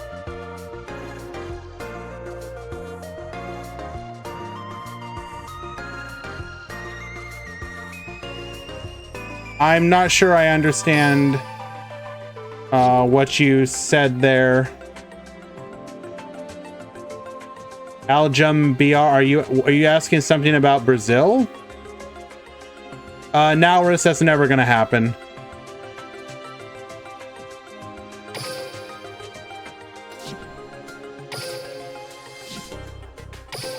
What is going on here, guys? What's the score?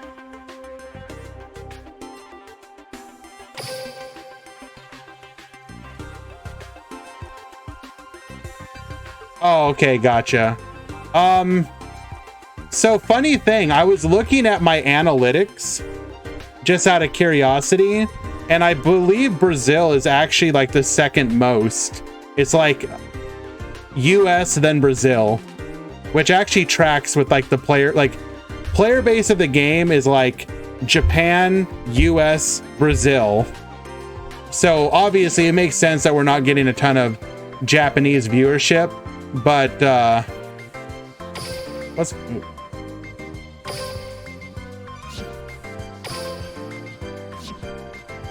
I'm guessing this was a 2-0 victory. Okay, well, we're gonna go ahead and find another match then.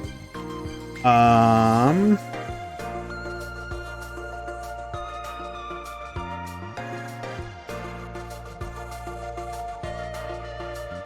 I guess I should just say, hey, much appreciation to any of the Brazilian players and viewers who do stop by. I do appreciate you guys.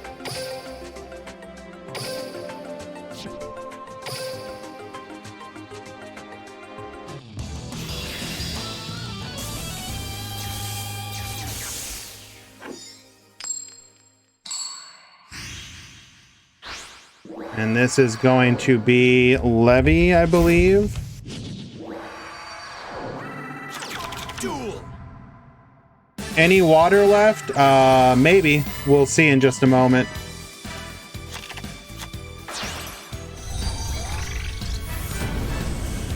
I definitely want to see what the top 16 looks like after we get there fully.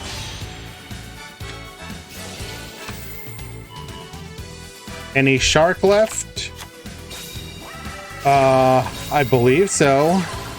They were definitely in the top 32.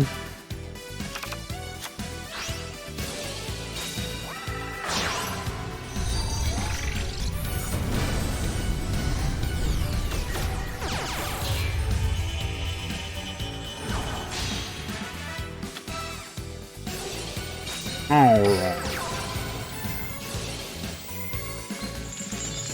So we may have difficulty getting to our roar here, actually, though. Won't. Nope, never mind. I lied. Forgot we hadn't used our gazelle effect yet. Triple back row into roar.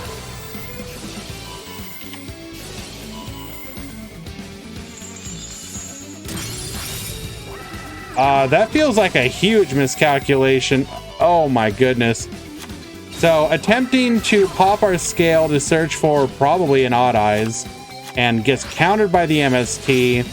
Probably going to be pretty easy for clapback OTK here. Why are they calling shark and water different decks? Because they play like very differently.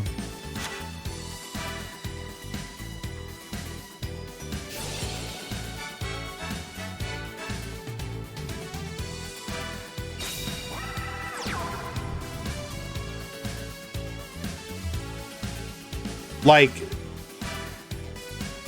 trying to think of a good example. Like, yeah, they're both water focused decks, but they're doing completely different things.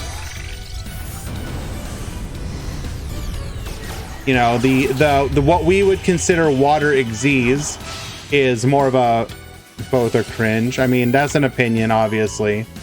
One is going for like combo style plays, whereas the Shark Rising is more of a OTK variant.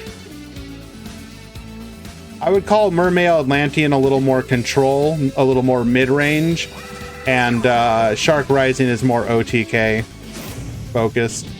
It may not always OTK, but it's gonna like try.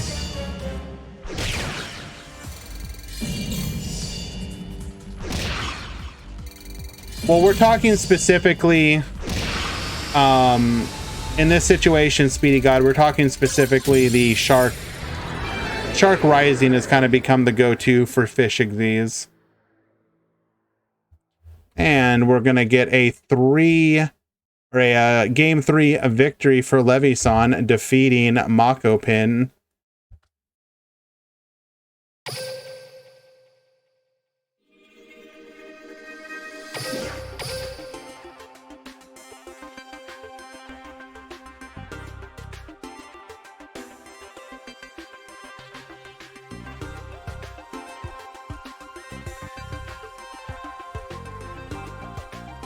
Oh no, Shiny is out.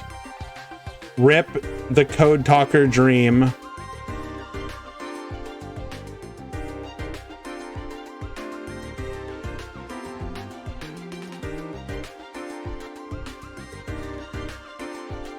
All right, Salad players, if you could stop winning, that'd be nice.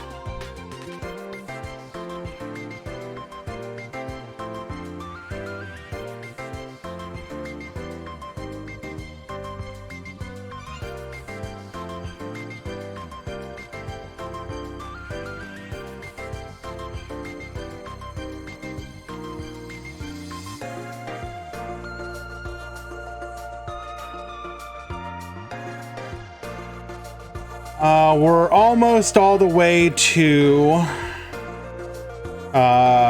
fully in the top 16.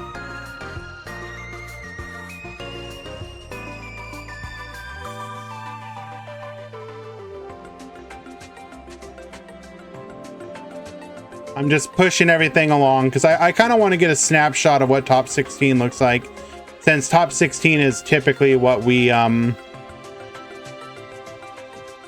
play, or what we are, you know, our top cut.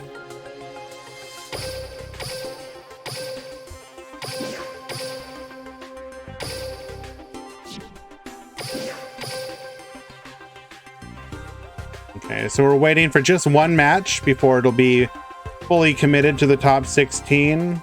Gonna do a find a match, and then I'm gonna go ahead and take a quick peek at ooh, there's some interesting. Okay, I see you.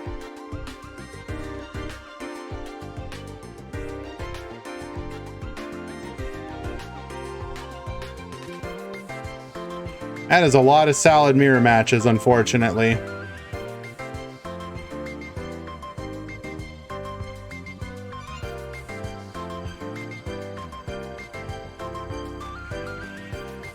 Well, here's a funny match.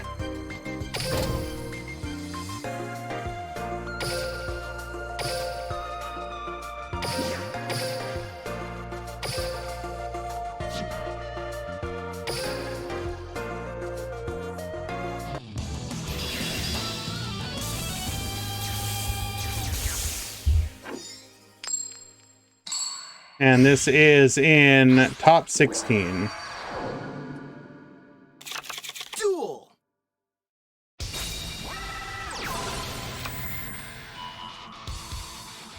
All right, we got Yami at the top, Carrot at the bottom. Yami is on Destiny Heroes in the top 16. Very nice.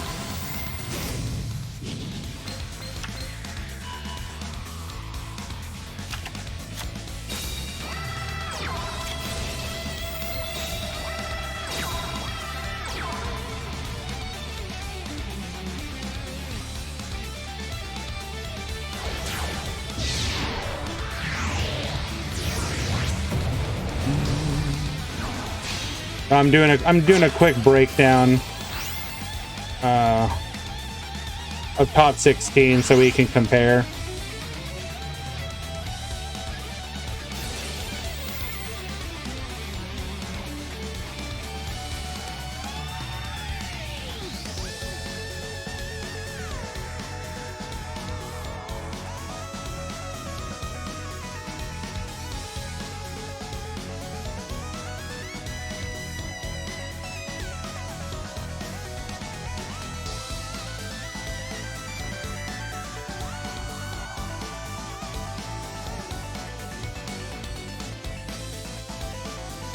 Monka W.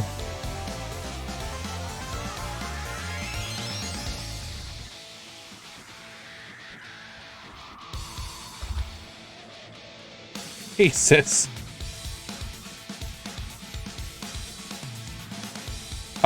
This is pretty bad. Wow.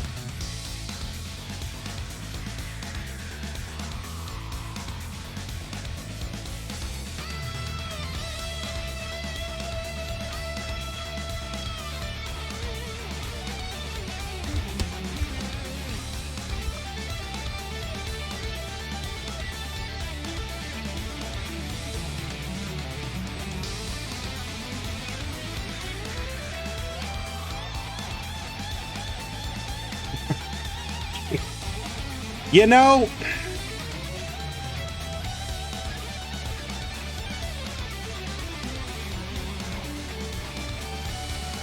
this is just brutal.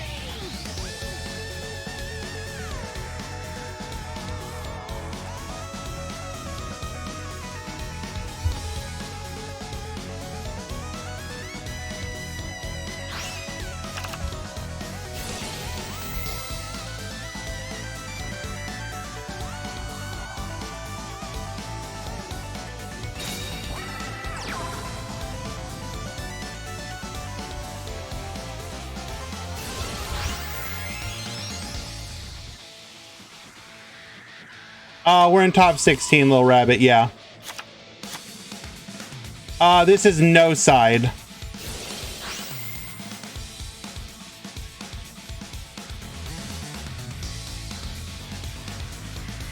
So here is the top 32. A little more brutal this time, unfortunately.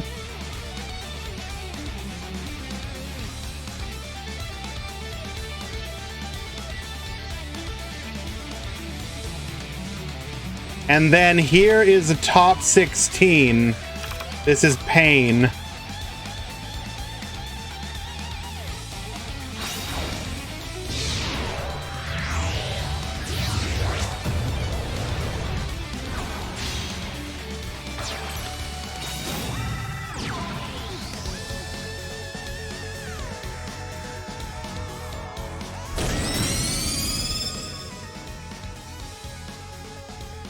Holy jeez.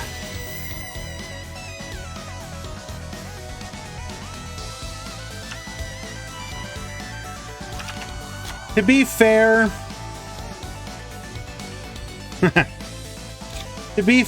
I think we had a lot of mirror matches of the non-salad decks, and then the salad decks were facing not mirror matches.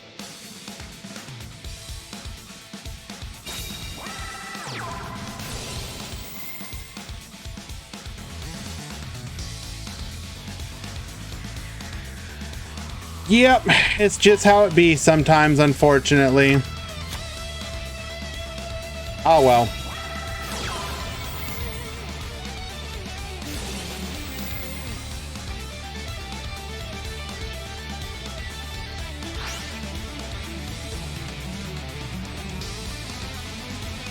No, we're still definitely gonna stick to side deck, no side deck, at least until KC Cup finishes. There's no benefit to side deck right now, and we can also consider it extended testing for the KC Cup.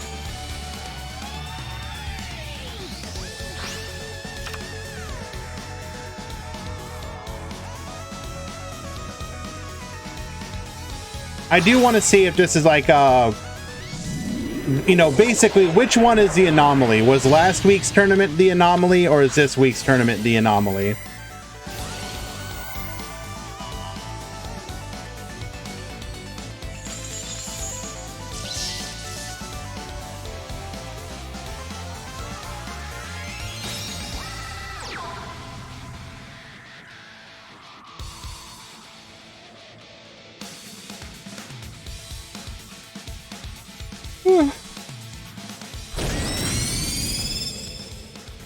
Alrighty. Taking out the Rubik. Losing access to our clock tower.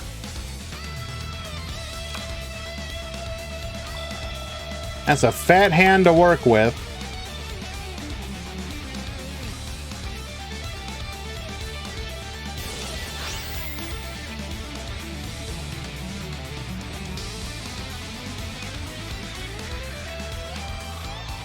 Is staring working yet?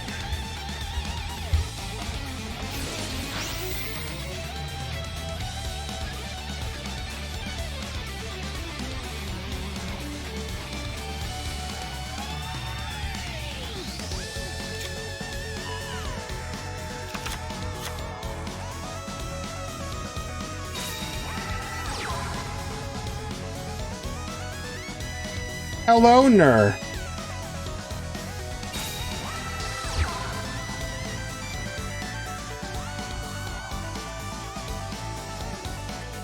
All right.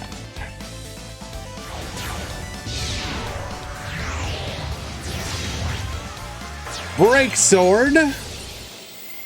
Made with 2 Burning Abyss monsters, actually going to be able to get its effect. Just joking. Get banished instead, nerd.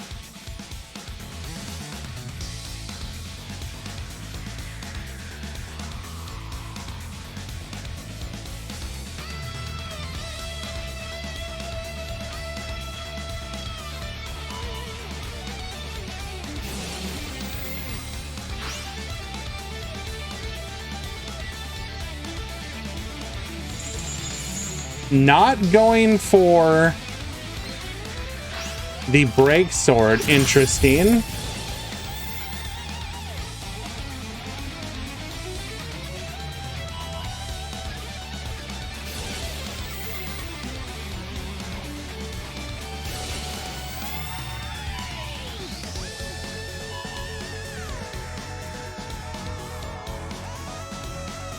We're going to need a pretty high impact back row there.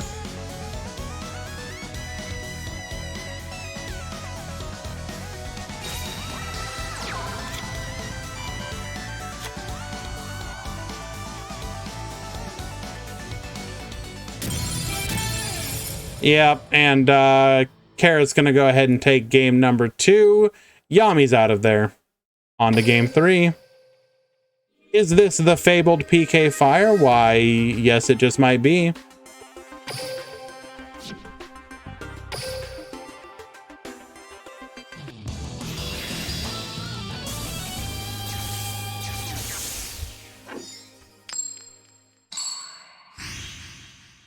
Yami, once again, going to be allowed to set up. Duel.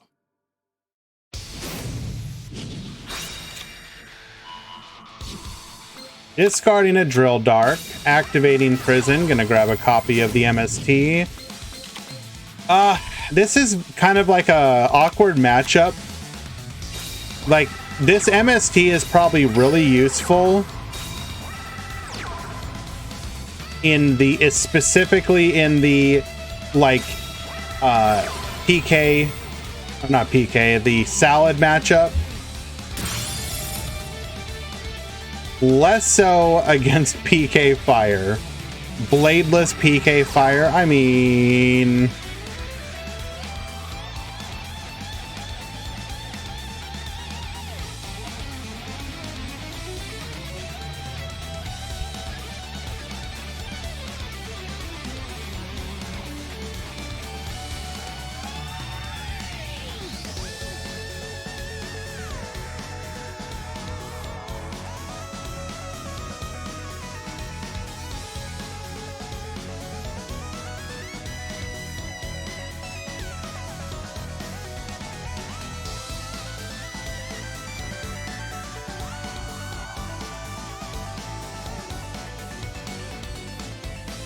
Take care, Sakadetsu.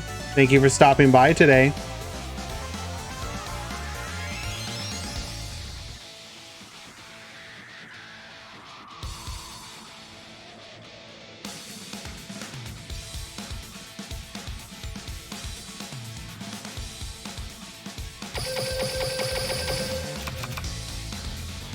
What are we gonna do? Hello, Sham.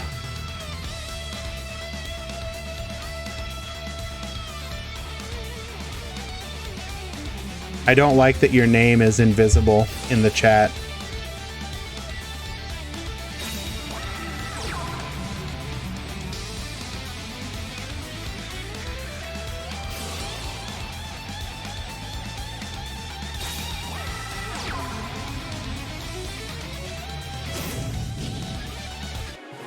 Just gonna go wide and swing in, bro.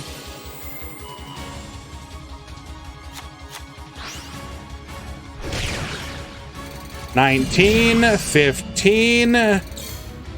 We still have a chance. Although, what could we draw here? Like Stratos into a search, into a poly?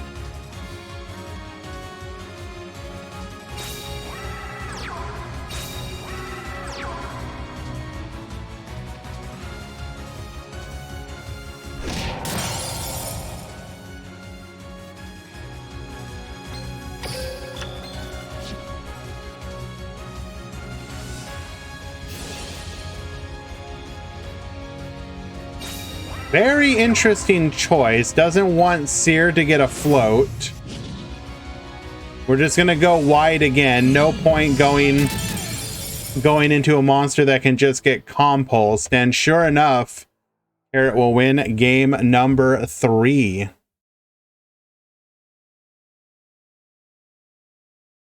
No Book of Moon, BA are invincible. Is that an actual emote?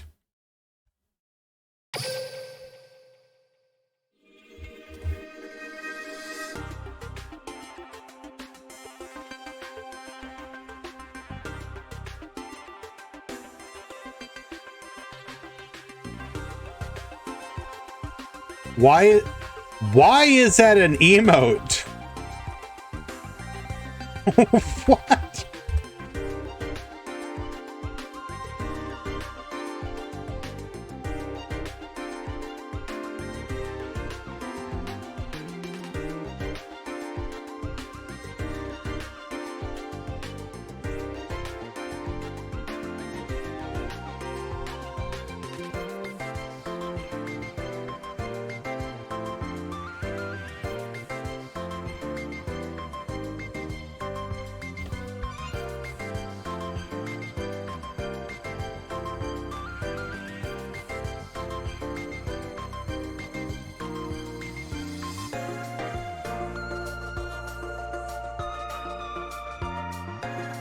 Okay, let us find another match to watch.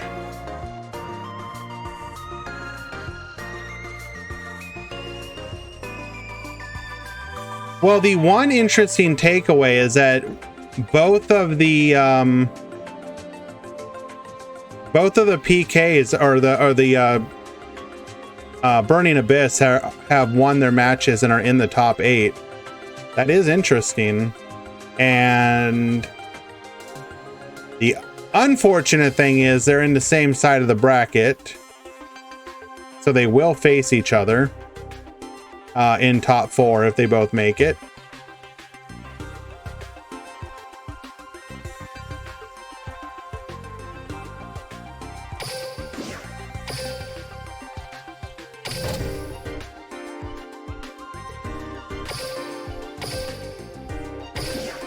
You know, sometimes you just open up like that, my friend. What are you gonna do? Can't blame you for it. Sometimes Ringe is against you.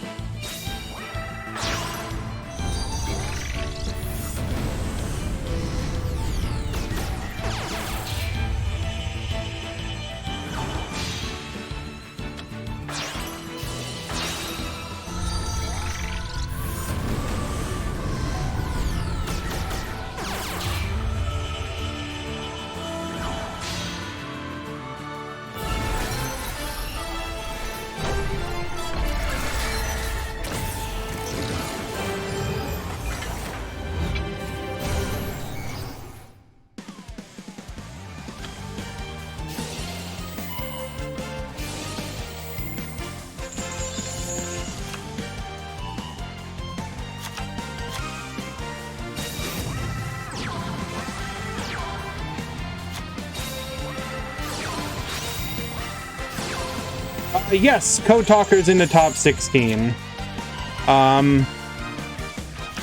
I've been pretty impressed with Code Talker's performance.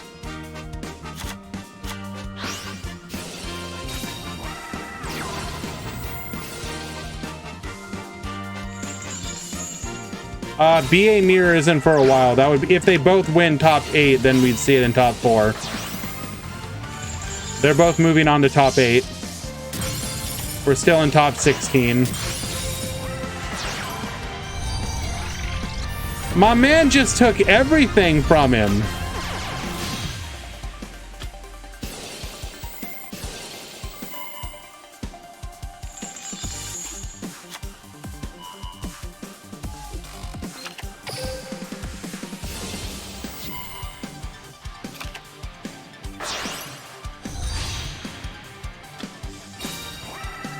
But he's still popping off.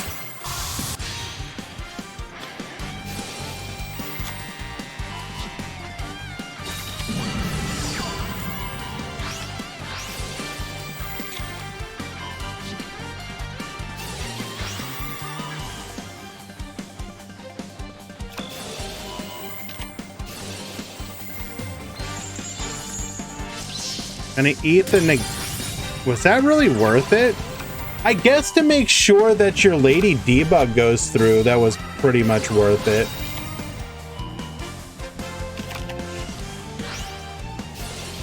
Oh, now we're just popping off.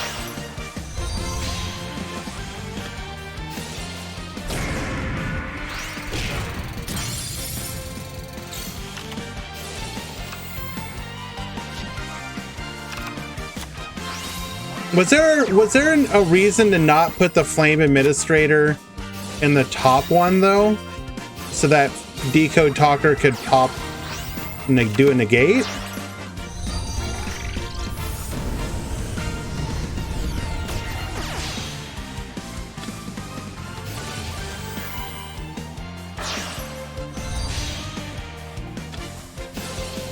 I guess it didn't matter.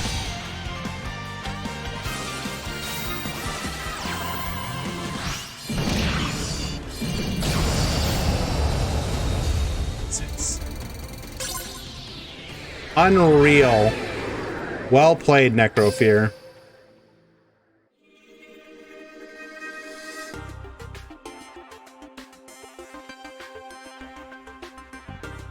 Would it have made a difference there?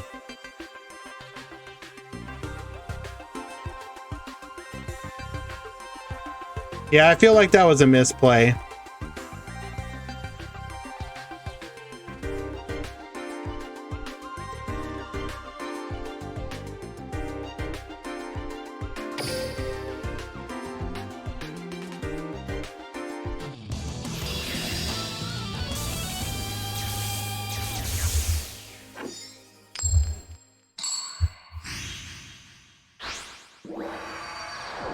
The amount of recovery that Salad was able to do there was pretty insane, though.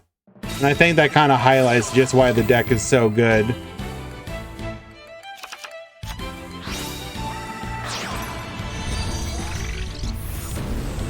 I feel like trying to negate...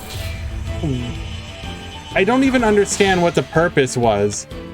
By activating your effect, you allowed him to counter trap you, which meant that you could no longer beat over the wolf by kill it by attacking it twice. Like that entire match felt a little scuffed.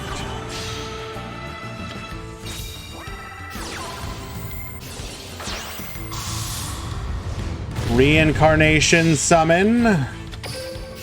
We have access to the counter trap.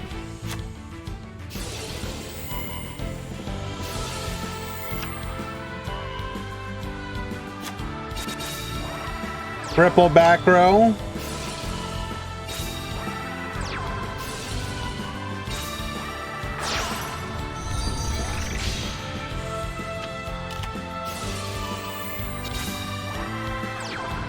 Crackdown GG.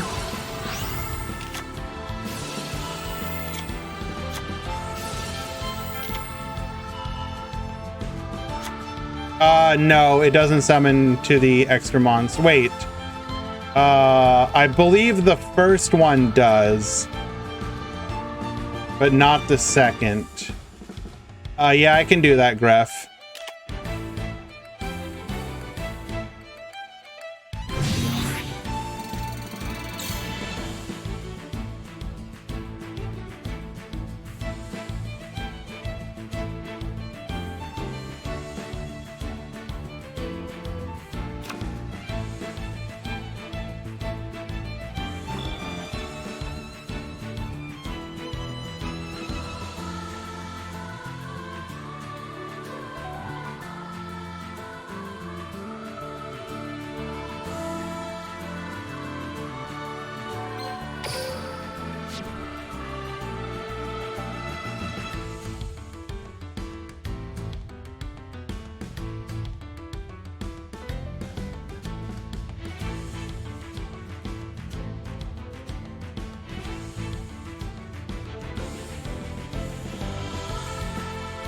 We don't know the status if they run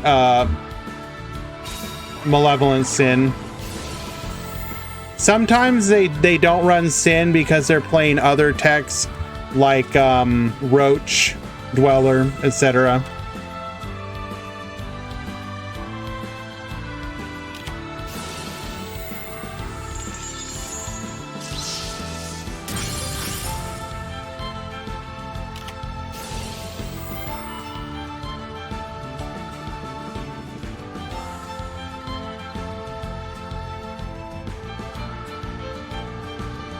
Did I show the top 32 already? Yes, I did, but I can share it again.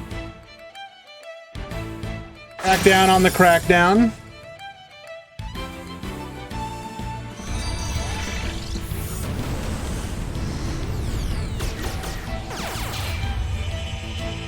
That would be the top 32.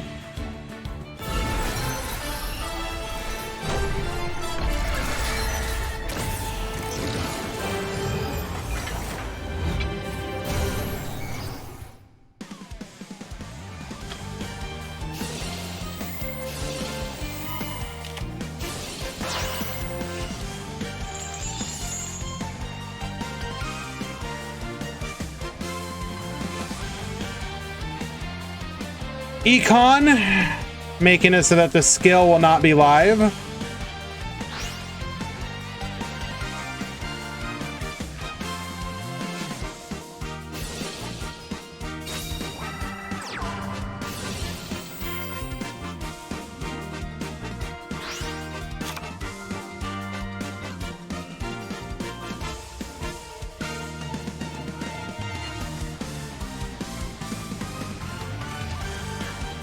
This isn't even a solid mirror graph.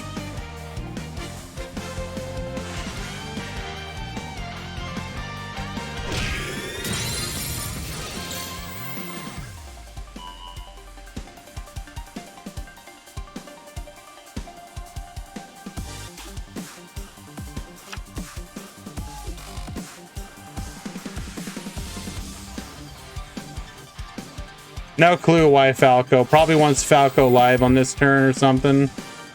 Actually, I don't even know. Maybe a misclick.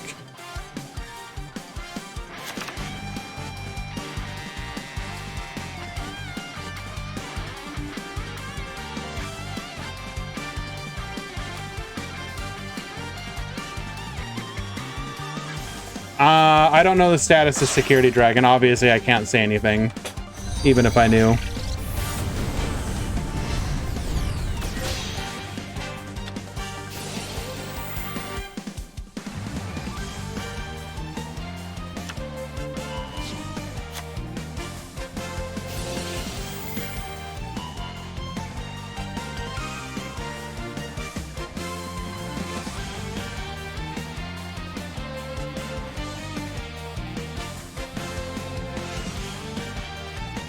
Bouncing the Decode Talker, nothing we can do about it. We're gonna go into Ningirsu.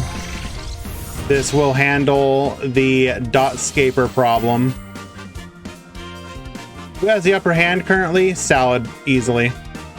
We probably OTK this turn. Or have we summoned yet? Yeah, we probably OTK here.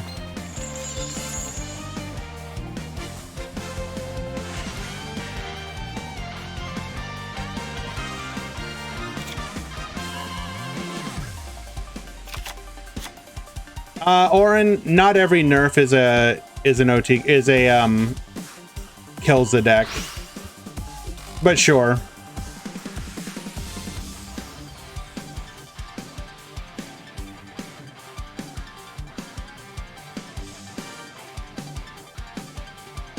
I wouldn't say that it's that we just get tier 0. This is kind of a unique situation. How come we can't tribute opponent? Because you have to control the monster, Robina. Decode Talker cannot tribute something that you do not own. To the card would specifically have to say that you can do it.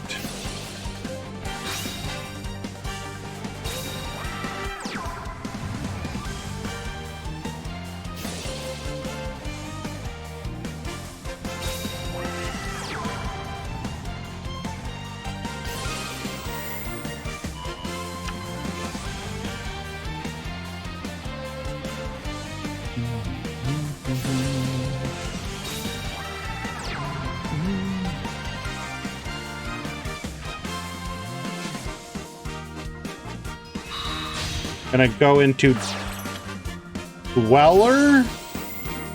That's interesting.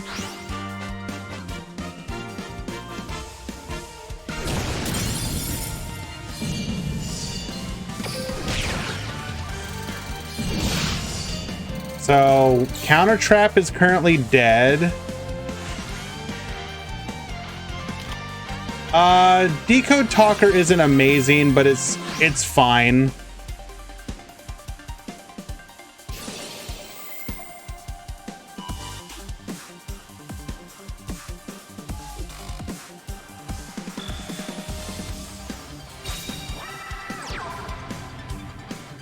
Set's not gonna do it. That's gotta be like exactly Crackdown.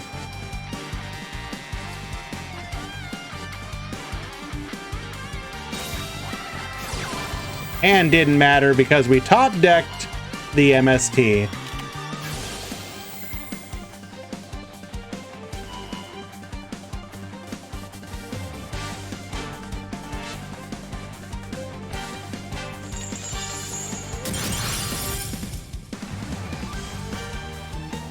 And it's just going to be a matter of cleaning up from here. Everything happening from here on out is just styling on them.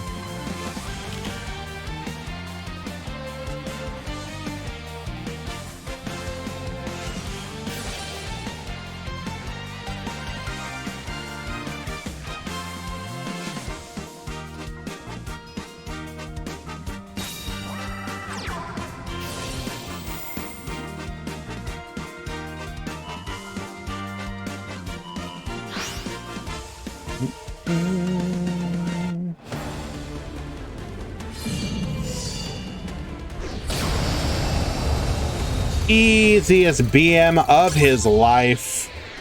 And another of the non-salads fall. Feels bad, man. Well played.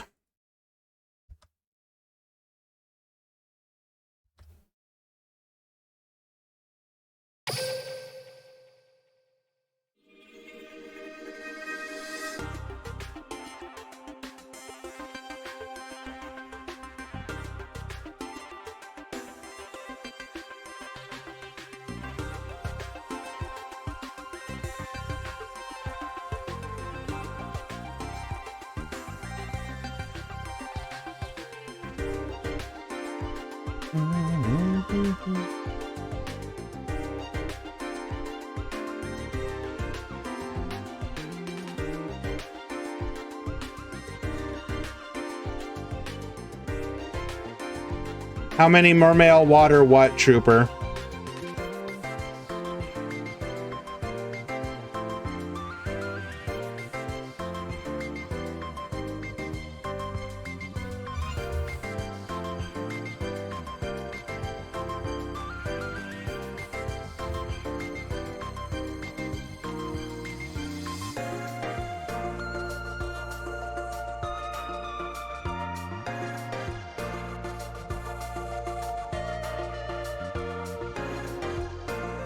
How many topped? I'll have to double check. A small handful. 3. There were 3 top. This was the top 32 breakdown.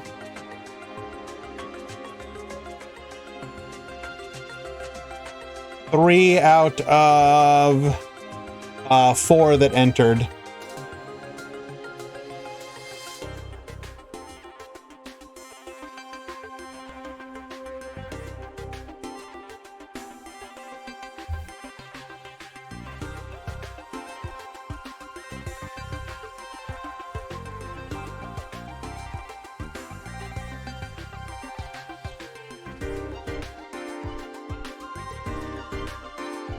How many in top 16? None. They all got knocked out.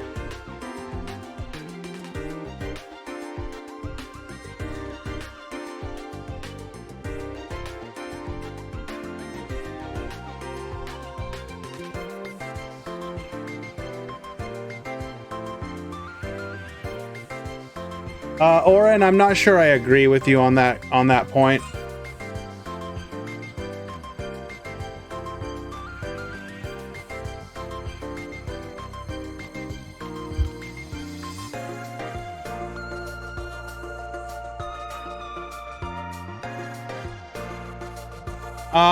Trooper, first of all, I don't think you should look at it that way. Like, the deck is still perfectly fine and even fun. Like, comparing it to a arguably tier 0 deck is not like a good comparison. Literally any deck that you would have gotten would have been a waste by that logic.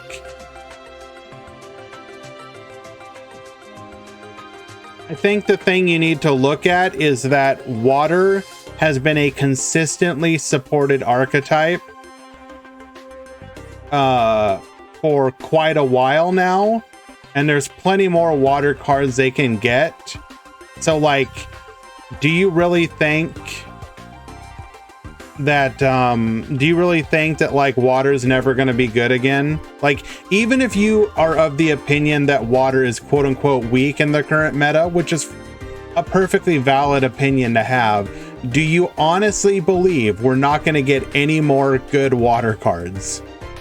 Because the thing is that not only is Territory of the Shark an extremely good skill, they keep giving water new skills. I think water has got to be the one archetype that has gotten the most new skills out of any other archetype in this game, like literally ever. It's like not even close.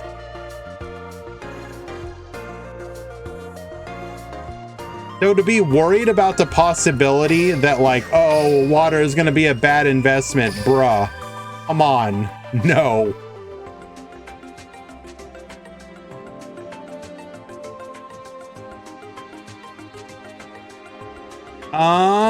Let us see.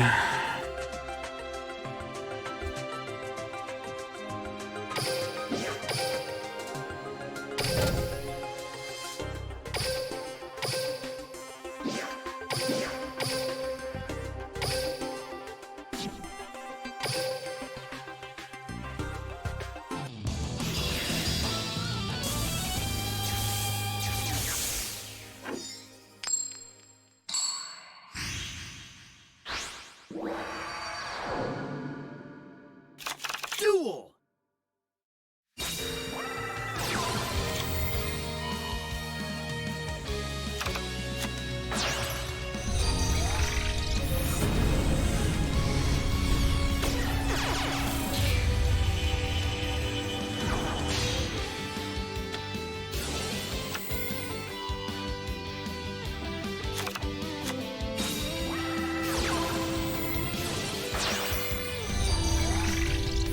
No, I don't think it's a bad investment. Like, of all the decks that I've played recently, I've had the most fun playing water.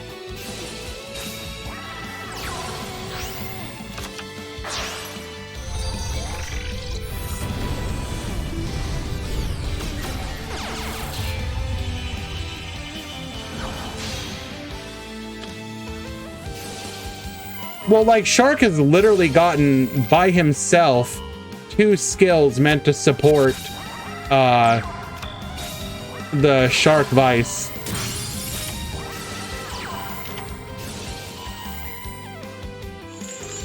Oh. Okay, then.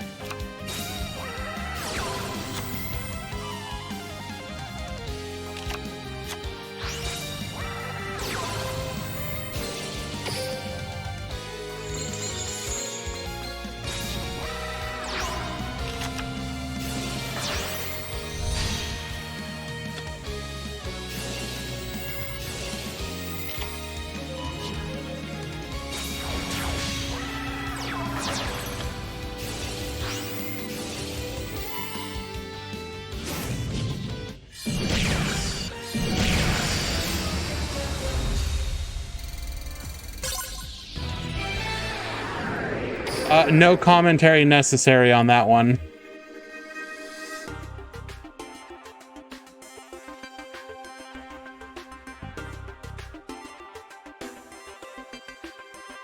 Game's too loud? Okay, I can fix that.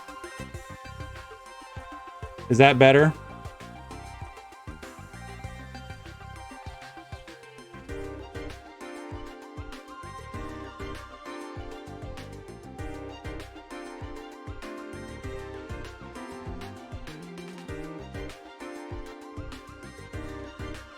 Can I get some commentary on game audio? Is this okay?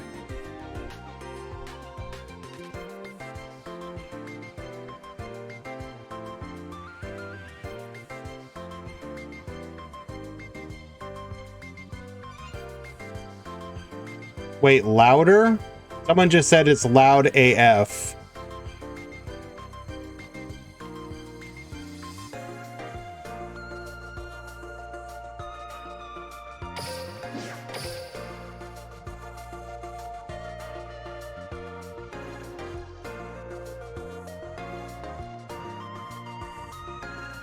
Yami, what are you trying to say? Can't hear me?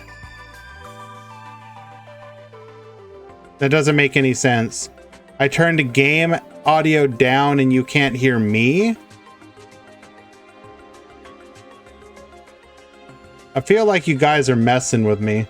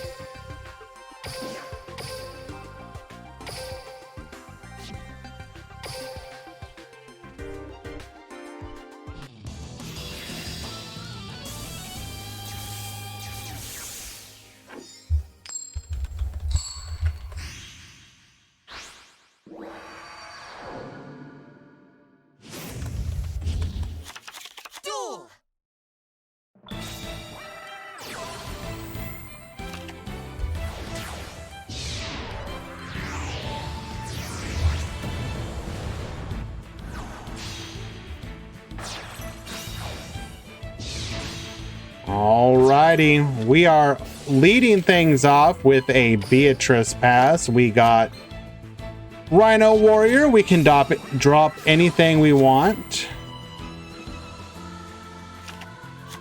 I'm so unbelievably glad that Emp doesn't have access to those god-awful emotes right now.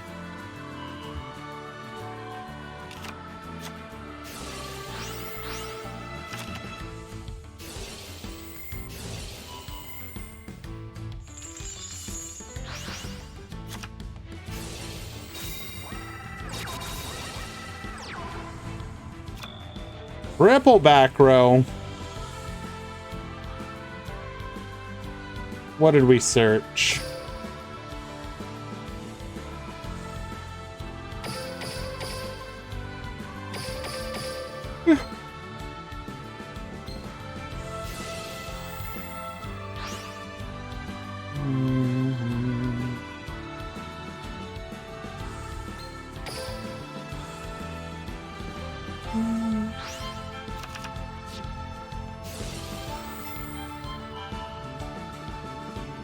Facing down triple back row.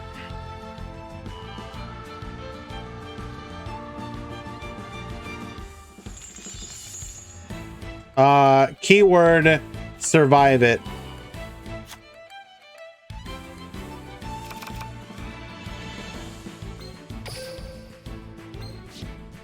What can we expect here? Crackdowns.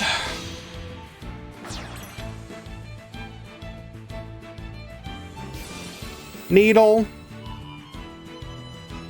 This will force out the needle here if there is one. Okay, no needle.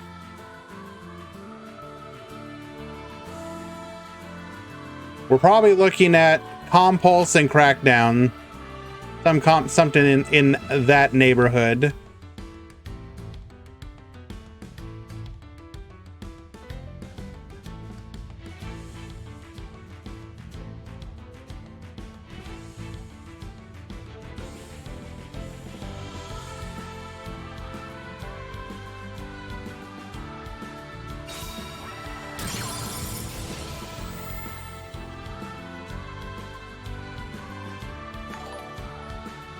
Going all in here. Emp gifted a sub from Pim Jr. Thank you so much, my friend. I appreciate that.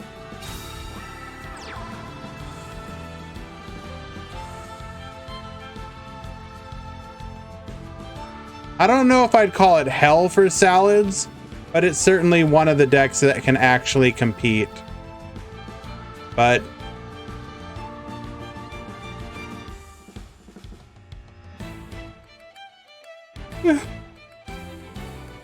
we need 2 disruptions here. Oh, nope, now we need just 1.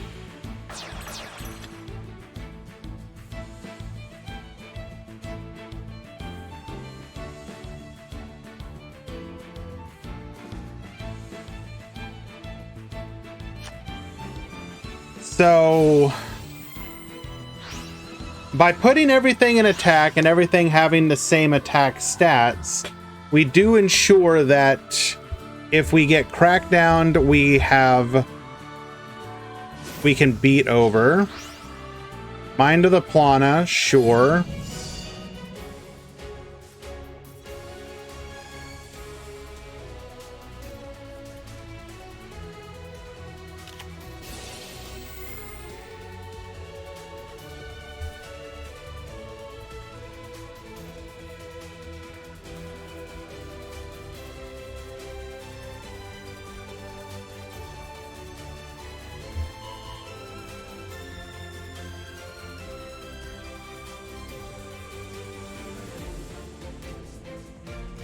Still lethal if we crash.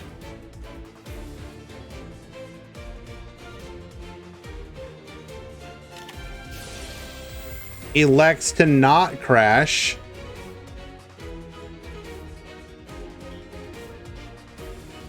I mean, he survives no matter what, but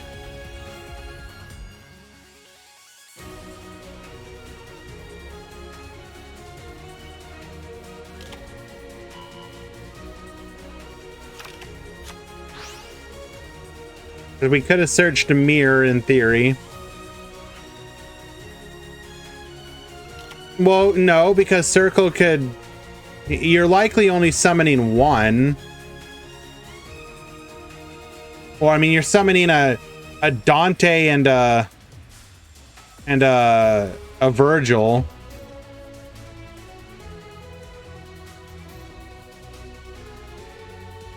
So you attack with Dante... He waits, he lets you hit, then he crackdowns.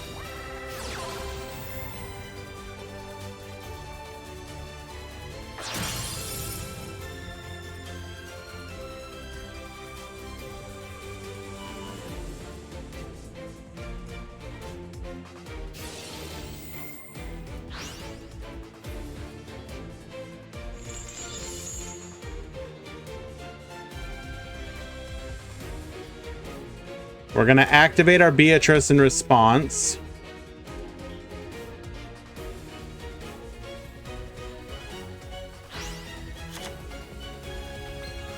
Sending the Scarm is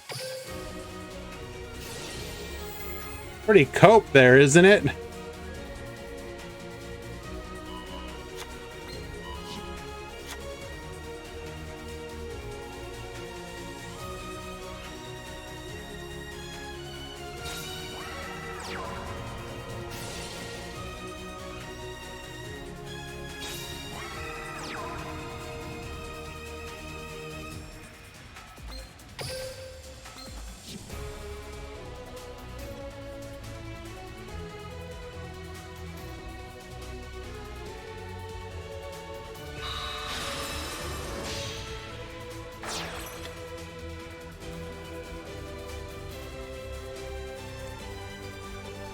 Going with Dweller, no float.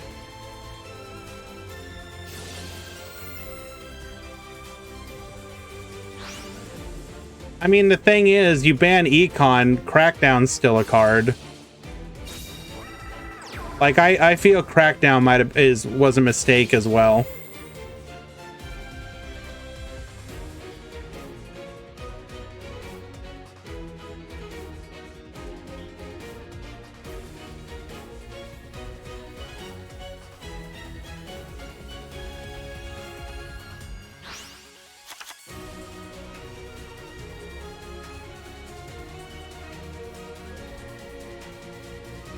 Saber Dancer don't care. Yeah, you know what Ningirsu doesn't care about? Saber Dancer.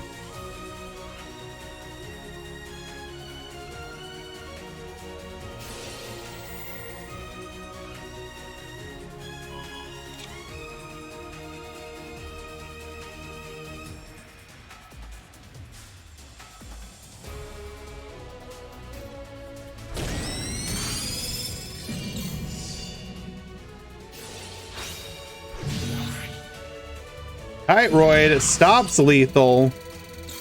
Oh my goodness, there's still a chance.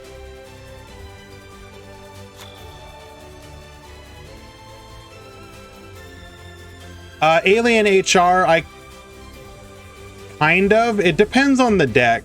There's a lot of decks that don't necessarily need it. Like, for example, does Code Talker need a limit 2 and limit 3 right now? I would argue no. Code Talker's a pretty fair deck.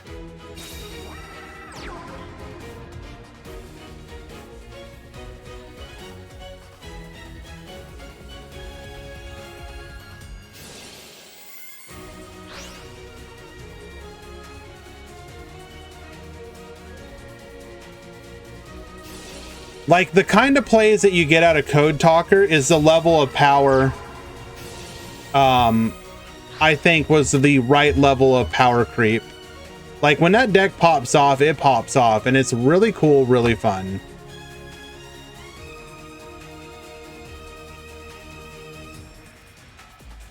Salad is Salad isn't unique, but Salad is in kind of an interesting spot, specifically because, like, virtually, like, somebody said it earlier, it's that one archetype where, like, literally every card in Salad, like, adds itself back to your hand. And, like, none of the Salad cards are banished after use. You're like, who designed this archetype? What were you thinking?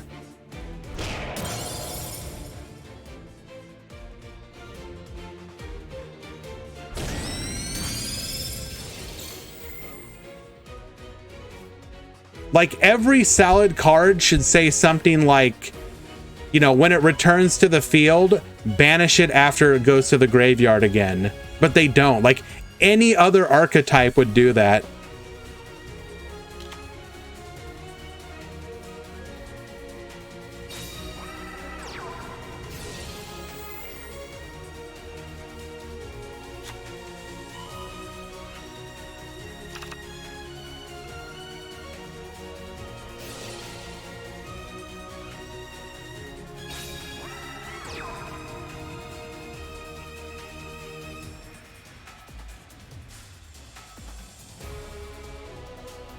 Yeah, that's definitely one of the points that's pretty hilarious.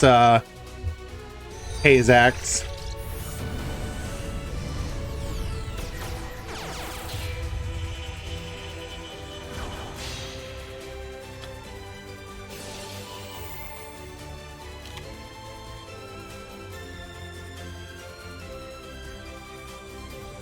Um,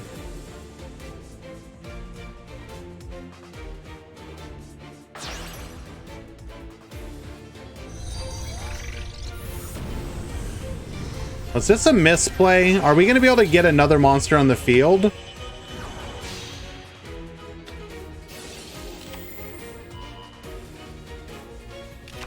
Oh, we're just going to go for Ningirsu, aren't we?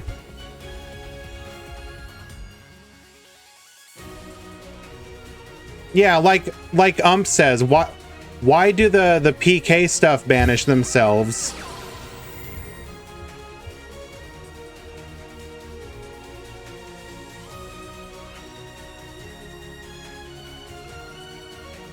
I mean, we know what the answer is. It's power creep.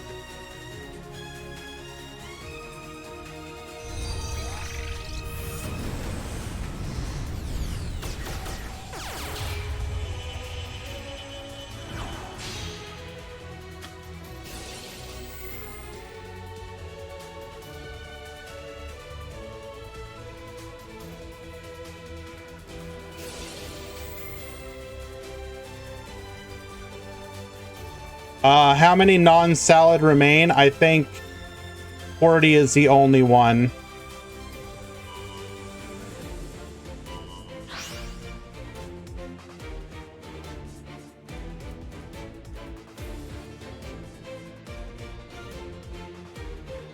And this is, and I'm sorry, this is top 8.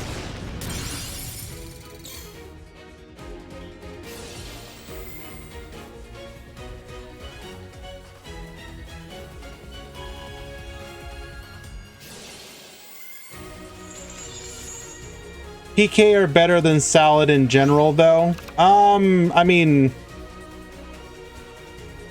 maybe, like, if you compare every card to every card, maybe. But we're missing a lot of the PK cards to make them good.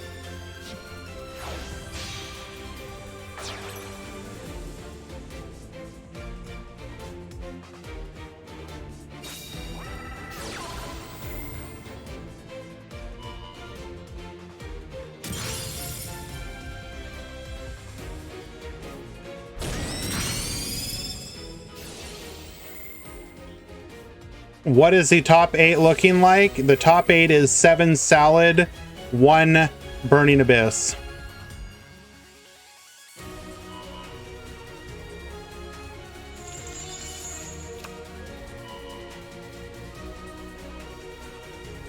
I am not.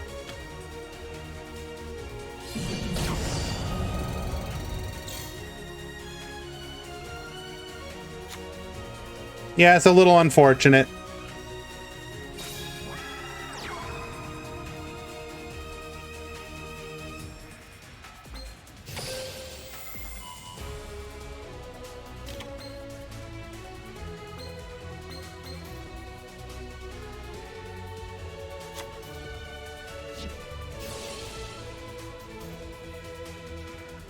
Take care, Yami. Appreciate you hanging out for as long as you did.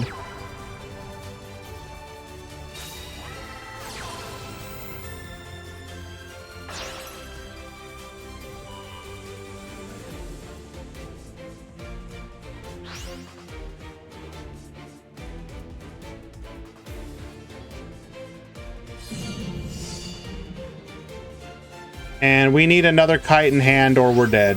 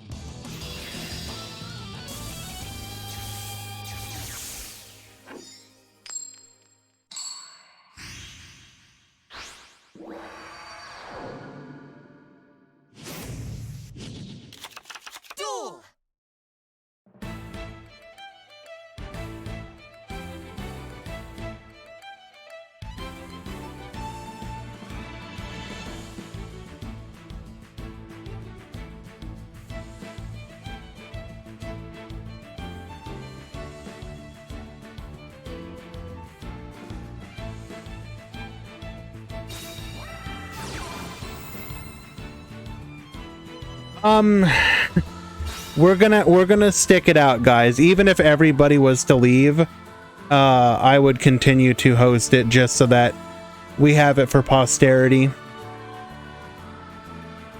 Swag 7, Salad 1, BA.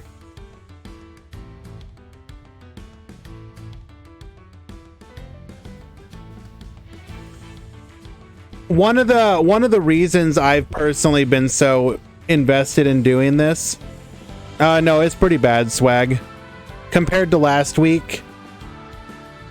Last week was so nice. This week, I don't know.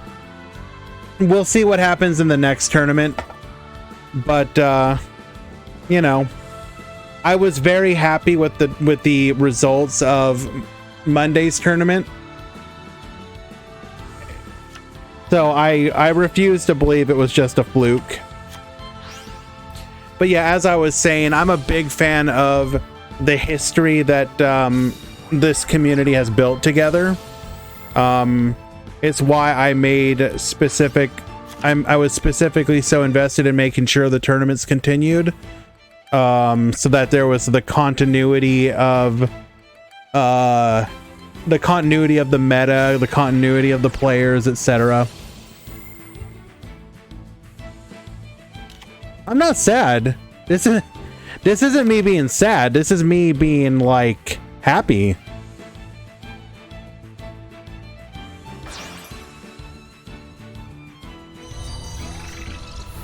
By no means am I sad. If anything, I'm delighted that we're getting as many people signing up in such a meta. Like, to have 92 people sign up in what people again would call a tier 0 meta is like delightful.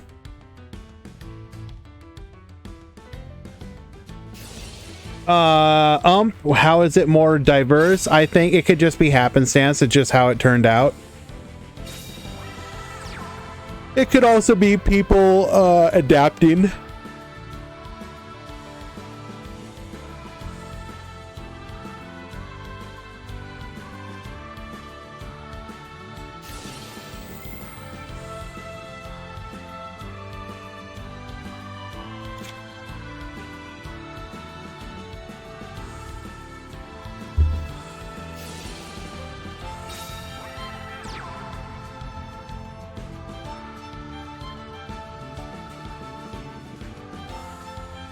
What do we have in the graveyard? So we're going to be able to get back the trap. It's not tier 0 in my opinion. I didn't say that.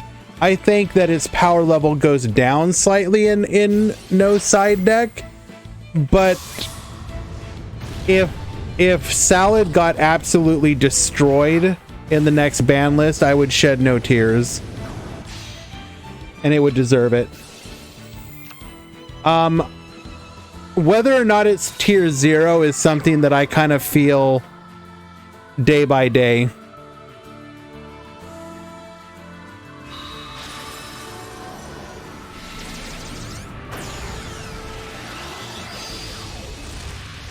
So we're going to end on Dweller Counter Trap. And resources for next turn.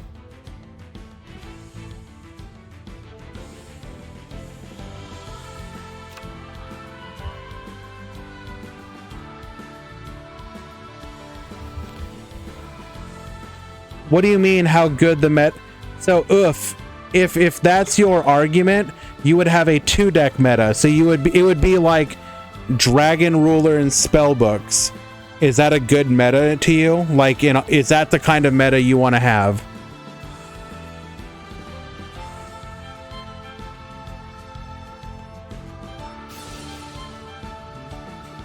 You just said one other deck. Dragon Ruler Spell Decks was in a 2-deck meta. Is that the kind of deck you want? I'm just curious. If we replace Salad with Dragon Rulers and just added Spellbook to it, would you be excited?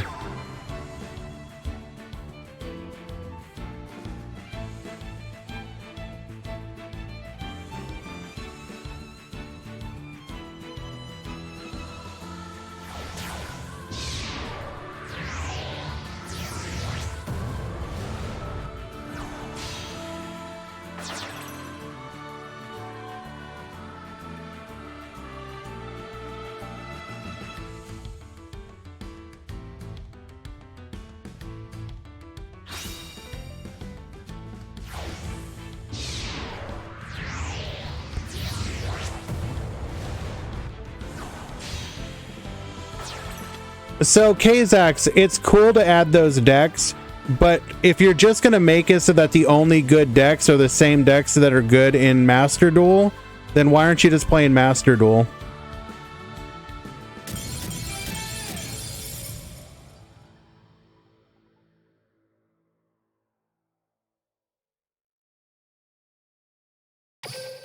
I have no idea what happened there.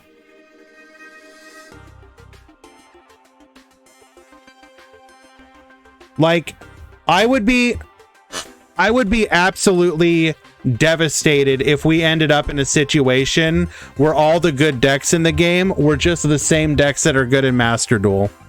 You know? I want to be able to play quirky decks. I don't want to play just Master Duel with 3 zones.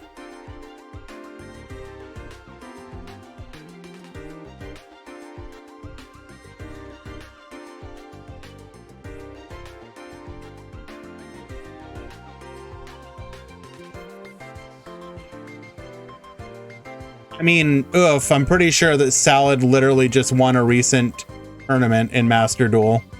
So, I mean, you can call it Rogue, but it's going up against the best decks in Master Duel right now. So, I mean, take that for what you will. And you basically bring that full power deck to Duel Links, missing like a handful of cards. So a deck that is currently winning Master Duel tournaments is in Duel Links with virtually every card. It's missing like 3 cards.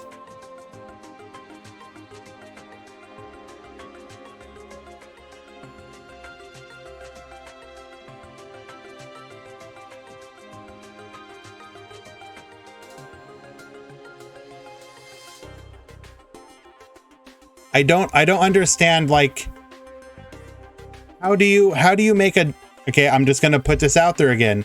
How do you make a deck like Gandora? Gadget Gandora. How do you make something like that go up against Salad and be fair?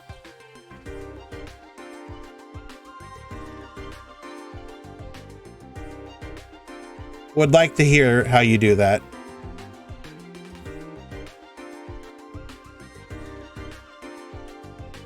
I mean, whether or not you think a deck is cringe shouldn't matter. I think Salad is cringe, so we cancel each other out. But we can have the discussion.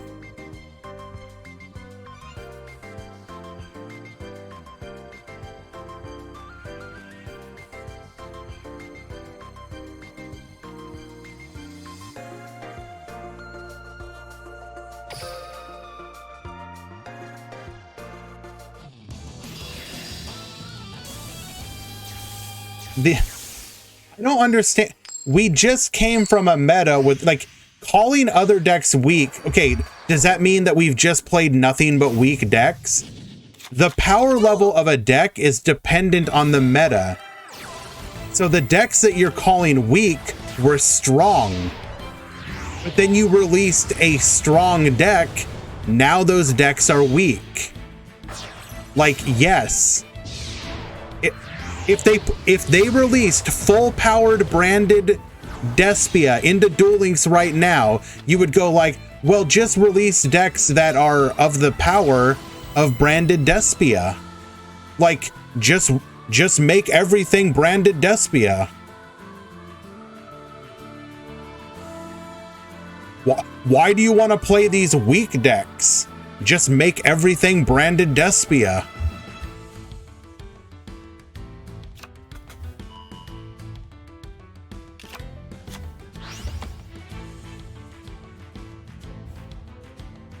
I mean, yeah, I agree. You should probably unlimit decks. Is Tearlament stronger than branded Despia? Yes.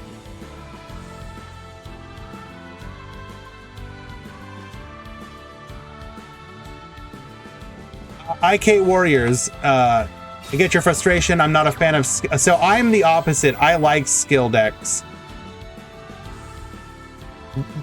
Anytime that a deck is good in this game and doesn't use a skill, I kind of side-eye it. I'm not saying that every deck needs an anime style skill.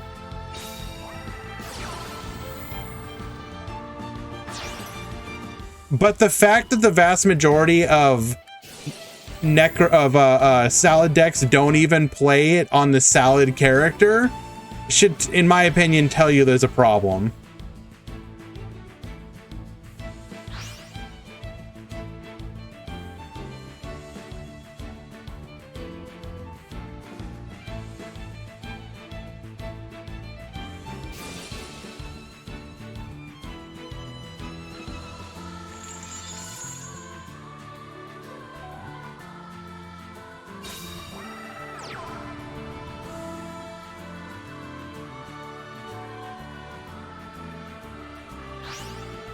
How is it a good sign? Out of curiosity, do you consider using ties that bind? Because, like, let's be honest here. You're not seeing Salad use, like, so what? Salad is being played in exactly what? Ties that bind, and sealed tombs. So basically, like, and we can, if we're being honest, the sealed tomb variant is extremely niche. It's basically a non-factor. So you're saying that it's healthy for it to use the same skill that every other version of it is going to run instead of an anime skill. What makes, oh, I can play it with ties that bind. How does that make it like some kind of unique deck? You're not going to find people going like, oh, I play it on, I don't know, Link Booster, or I play it on, it's like, it's everybody just plays it on the same deck, ties that bind. Like that, I don't understand how that's like a unique thing that's like, ah, yes, the variety of everybody playing ties that bind. I'm so glad it's not tied to a skill. It is tied to a skill. It's tied to ties that bind. And you're like kind of fooling yourself if you believe otherwise. At least in my opinion. Yeah, you might find the occasional person like Necrofear playing it on Soulburner, which is fine and cool. But realistically speaking, statistically speaking, he would probably be better off not playing Soulburner.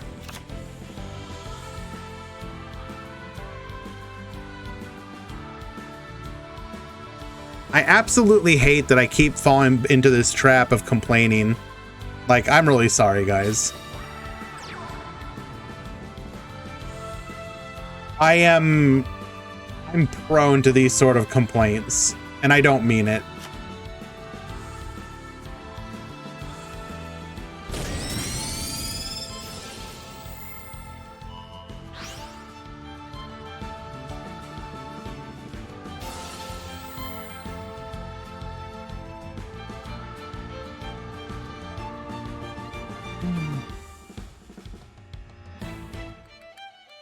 Oh, it's not a matter of getting baited. Like,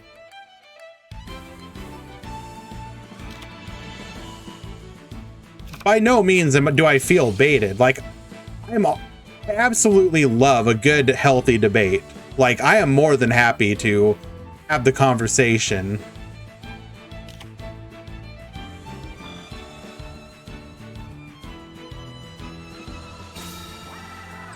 And I'll be honest with you, I would probably be much less salty if we hadn't gone from one arguably tier 0 meta to another. If Rose Dragon had not been what it had been, I think I'd be pretty happy. Like, even in this meta, I'd be like, yeah, it kind of sucks, like, that we have, like, basically a tier 0. But, like, the occasional tier 0 meta by itself is fine, in my opinion, but it sucks when it's back to back.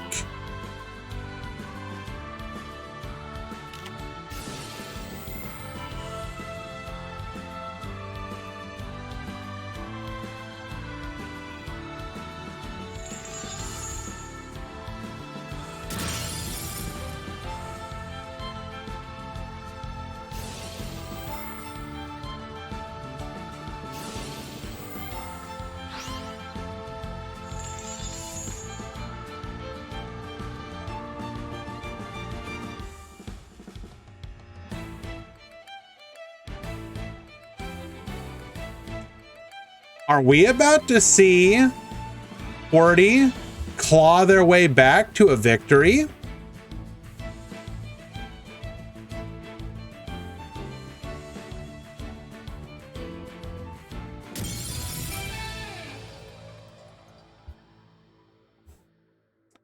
Got him.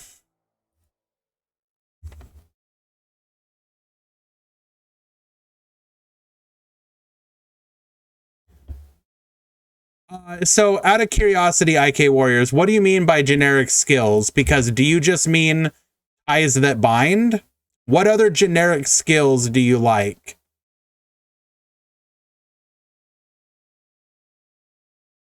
Because it's pretty funny how a lot of times generic skills turns out to be tie that bind.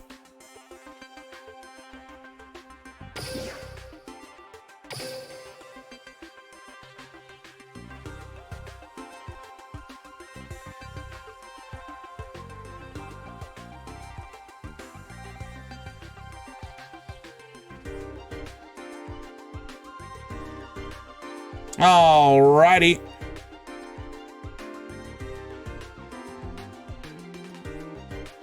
We are in the top 4.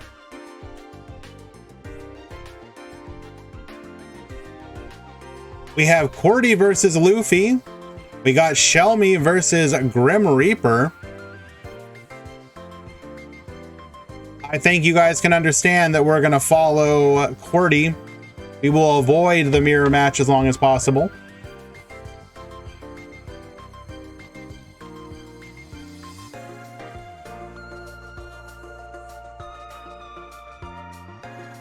Mind of the Plana, what?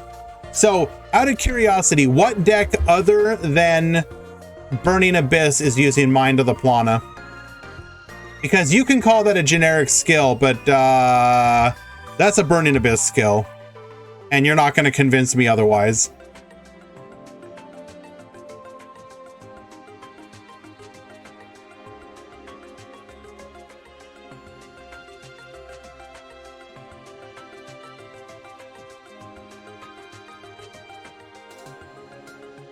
UA.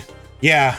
I'll use it during main phase 2 to banish the monster that I banished with my trap card.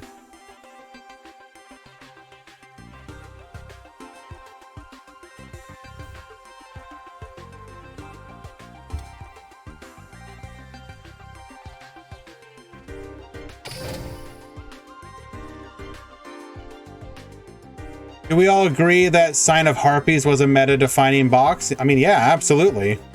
Harpies were meta for an extremely long time. Like, how is that even an argument?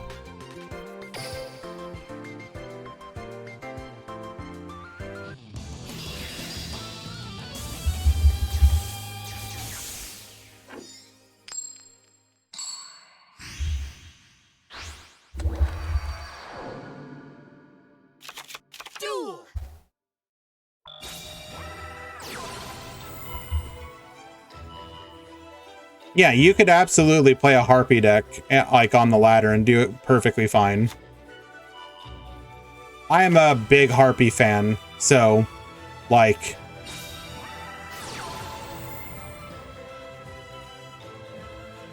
unnerf Harpies is all I'm saying.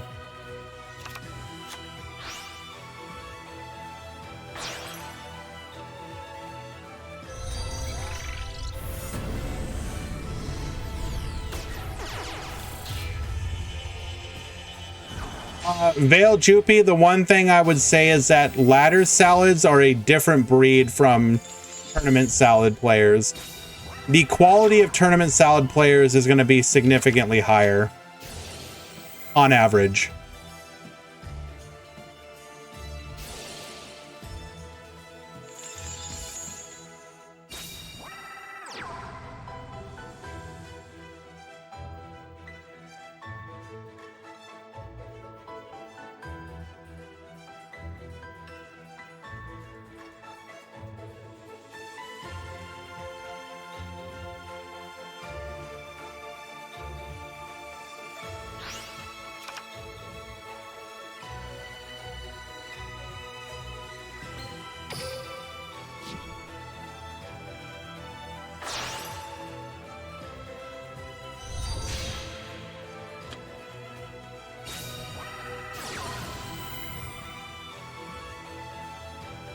Nice copy pasta, Slow Glow.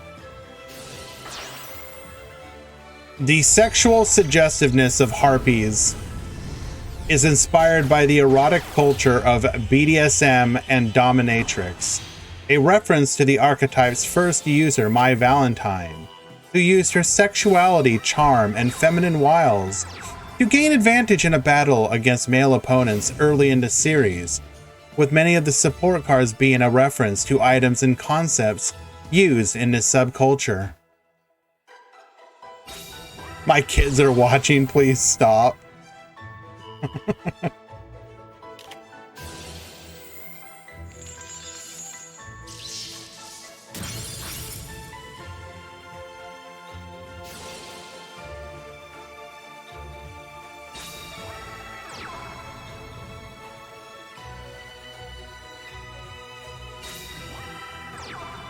Well, it was about time that your children learned about, never mind, I'm not even going to continue. I apologize, Michael.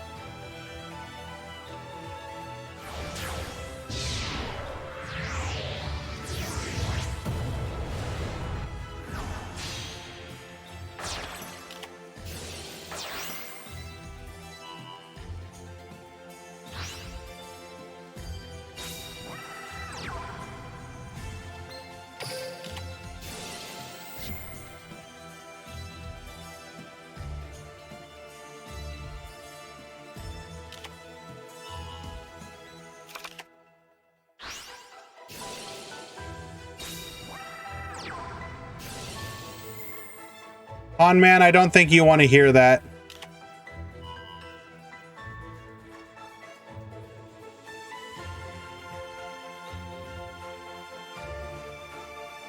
Do I need to take a seat? Can you be more specific? In what sense?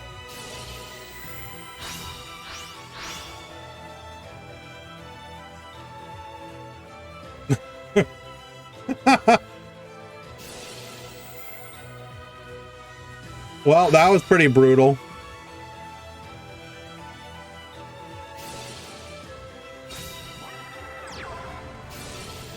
I don't think it matters, though. We can still deal with this.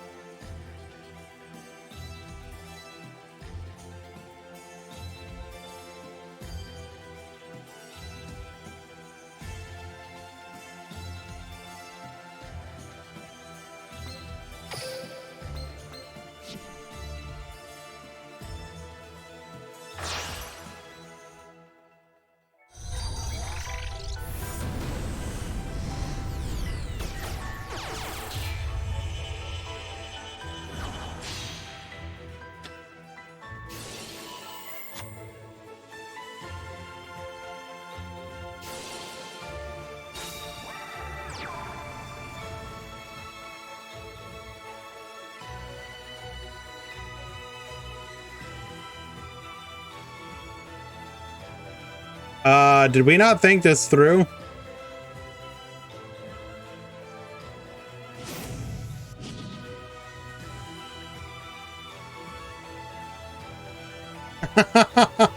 I don't think we thought we weren't thinking about the zone placement of our arrows.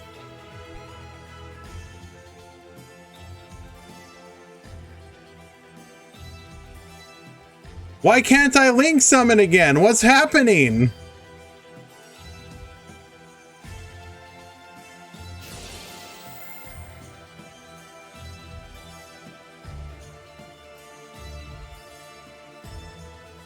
So you needed to make Balinx first, or whatever other link monster you had available, before going into update Jammer. Because if you're not aware, update Jammer points up and to the side. That sure the heck ain't facing down. Where are my down arrows at?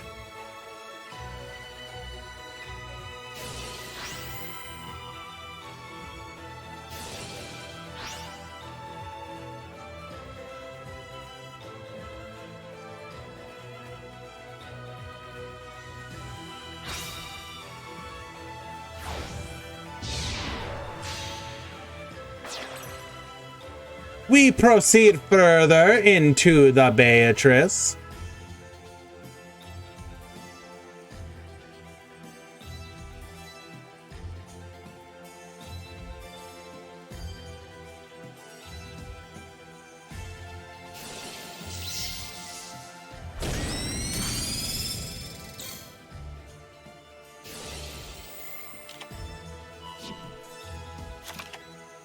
Thoughts on no new characters next month?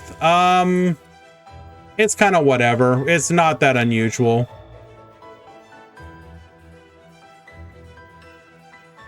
Does it suck? Yeah, but it is what it is. I'm actually, I'll be honest, I'm pretty excited for next month for exactly Legacy Duels. Not only are we going to have Legacy Duels again, but if you guys noticed, at the end of the month, Legacy Duels will be an option in duel rooms. So you better believe we're going to be doing some Legacy Duel tournaments.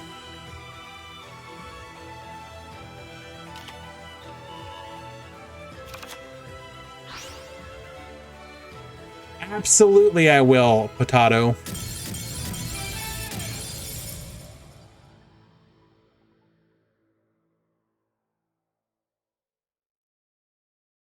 So, on the one hand, I'm really excited to see what changes they make.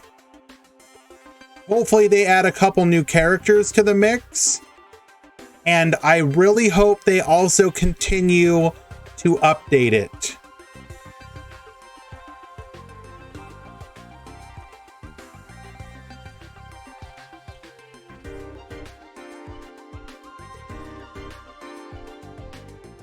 Like, I would like for them to, oh, you're talking to Konami intern. Got it.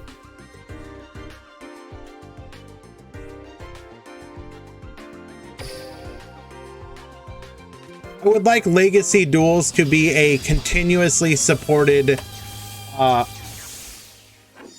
because, like, think about it.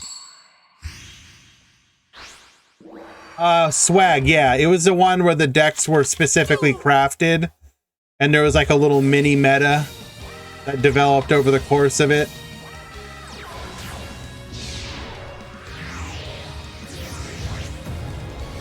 I mean, oof, I understand if you didn't like it, but there are people who do, and you should always support that kind of stuff. At least in my opinion.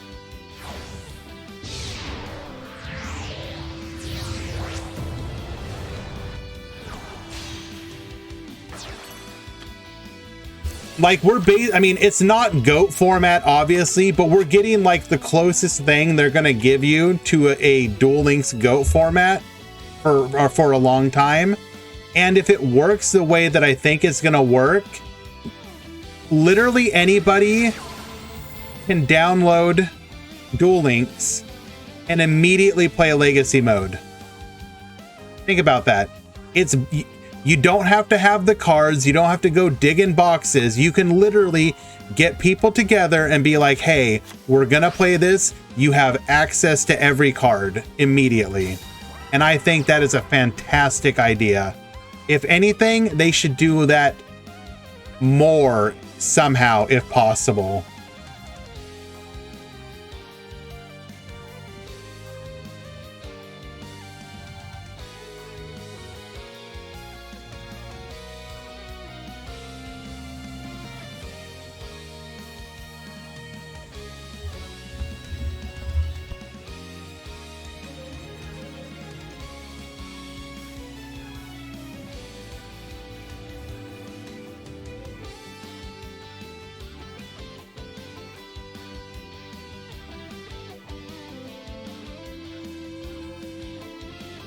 I'm taking advantage of this gumball machine portion of the event. How are you taking advantage of it?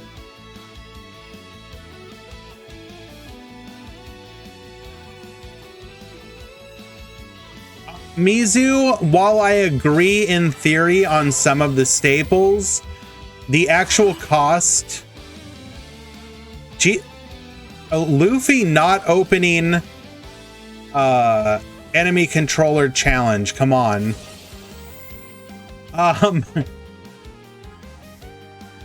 actually building competitive deck cores is extremely expensive right now.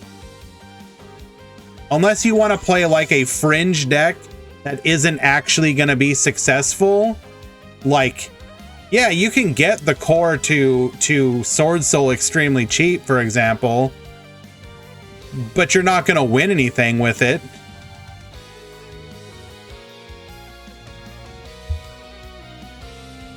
You can get okay, like you could do what Luke does and play Math Mech, but like, one, Luke is a god, and two, even then, he's still like only getting to like top 64.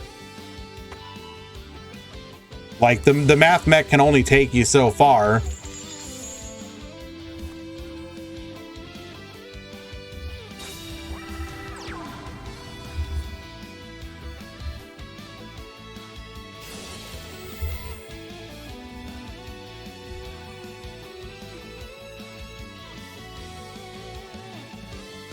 You know, like I built, I've said this before, I built Labyrinth, but I'm under no illusion that I'm actually going to be able to beat anybody. I just think it's a cool deck. And I don't want to spend the money needed to make like a Sprite or Tearlament deck right now.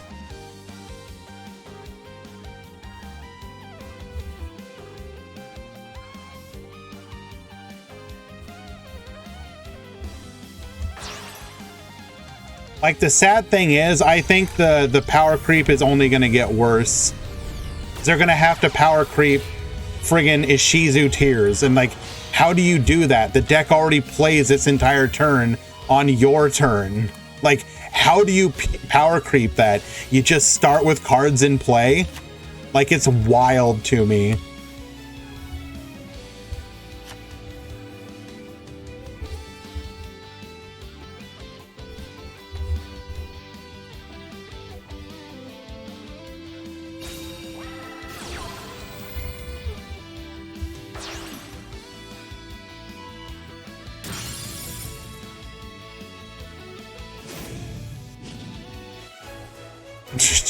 Just have double econ, bro.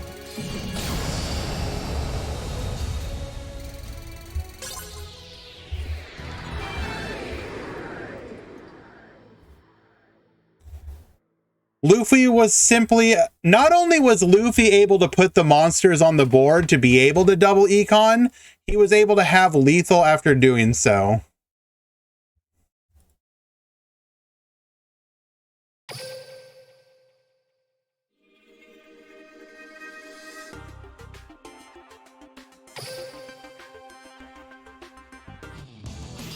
I need to stop turning off my overlay, damn it.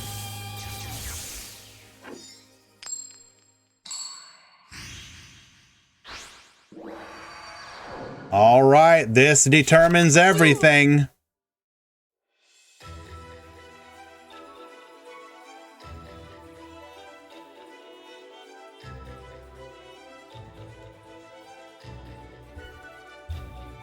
Like, it makes me incredibly... I don't know about you guys. I don't know how many of you actually play the TCG, but I think the thing that really frustrates me is when they release these archetypes and they aren't just like a one-off throwaway archetype, but they release these archetypes, and this is sad. They release these archetypes in these new sets, and they're like not playable at all, but they like continue to support them. I just don't get, like, why do you have a design team that designs this archetype? Like, again, like Labyrinth, you spend all this time building an archetype just for it to do nothing. Like, why? I mean, easy money for casuals, technically kind of true, but like, I don't know, man. It just makes me sad, because like, I wish they would if they introduce a deck during a block of the game, they should try and do They should go out of their way to try and make them at least competitive, basically.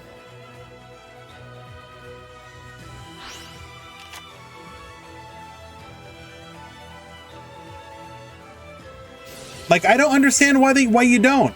It's a one thing if it's like an older archetype, like, you know, say it's something that gets like one new support, you know, PK or whatever. They release like one new. I don't expect a new can like go to tournaments and top, like go to a YCS and top. Like arguably any deck released since like Power of the Elements could theoretically be able to top, like, right? Otherwise, why are you designing them? If the decks are bad and can't top, you should have done a better job designing them.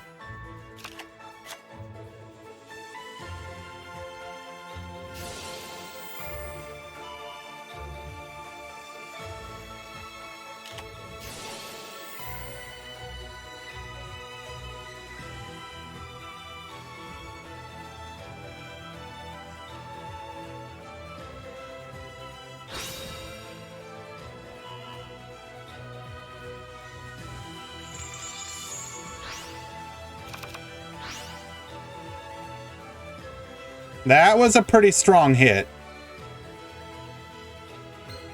We will get a search, which is good.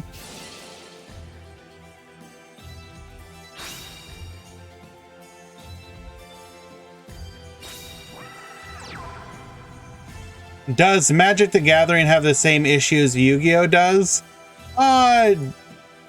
They have different issues. Like, obviously, Magic has its block format, which does a lot to help, but then, like, some of the more popular formats are larger blocks, so you have to keep that in mind. Also, Magic has been much worse as of late. They've had to ban more cards in the last couple years than, like, they've had to ban, like, ever.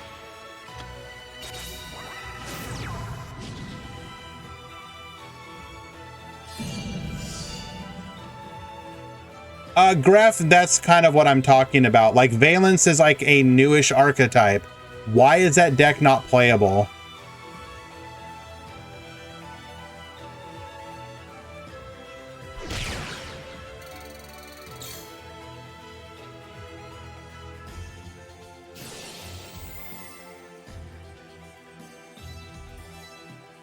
Wizards shouldn't ban Mox Opal in Modern. This was a mistake.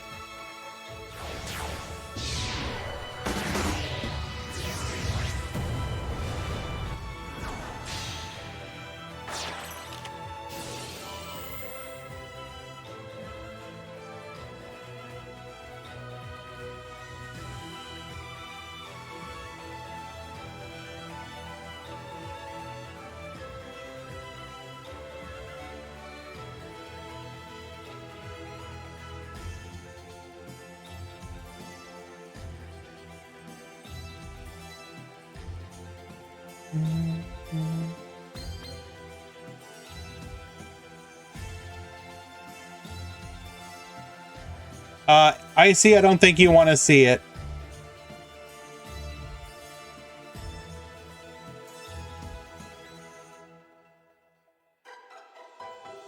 But we can go over it again really quickly. So here's the overall breakdown.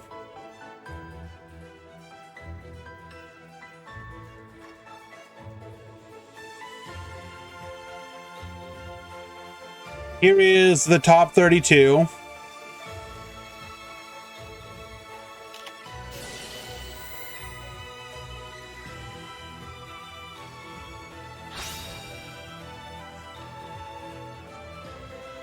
And then here is the top 16.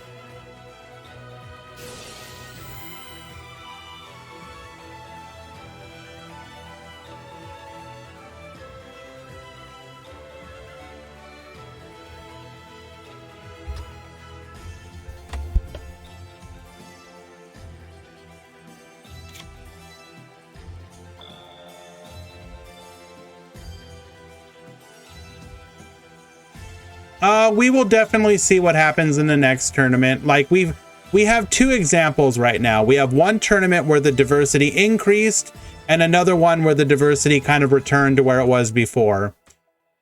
I'm really curious to see what happens in the next tournament. We'll see. We need more data, basically.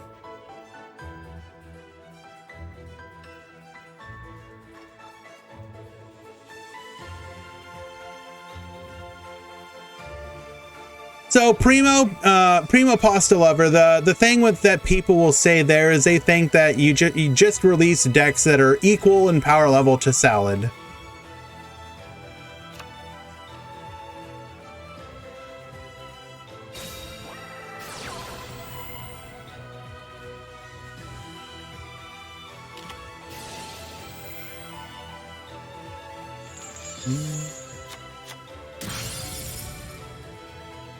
It's all the TPC's fault for deleting tier 3.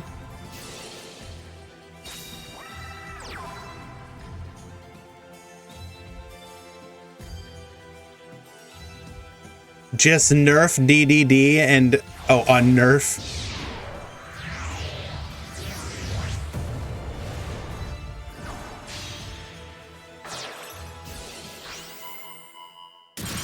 Ooh, very nice play.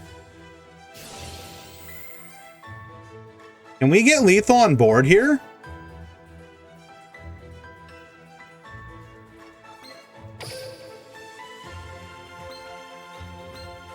I don't think we can get lethal on board.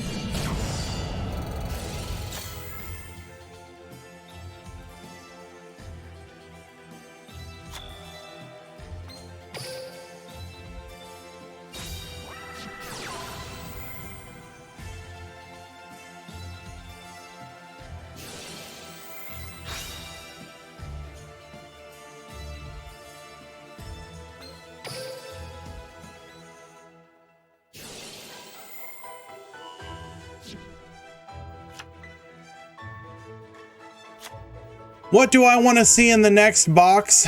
I honestly don't know.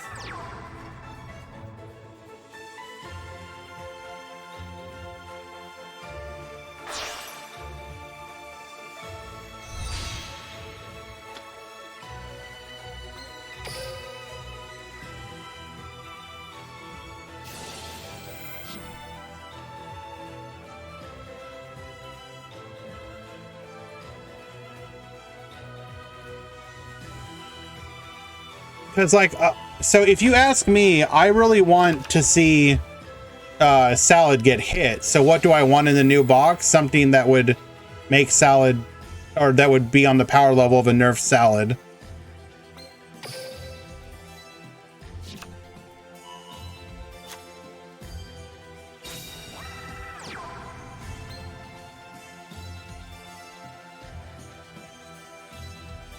Are there predictions for the next character?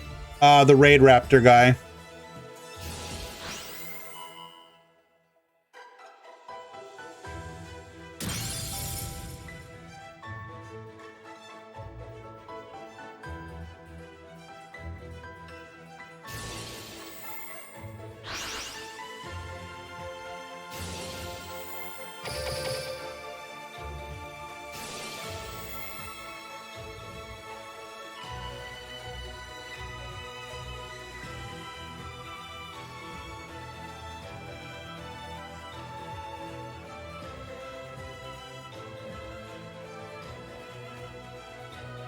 Depending on what that back row is, this might be lethal actually for QWERTY.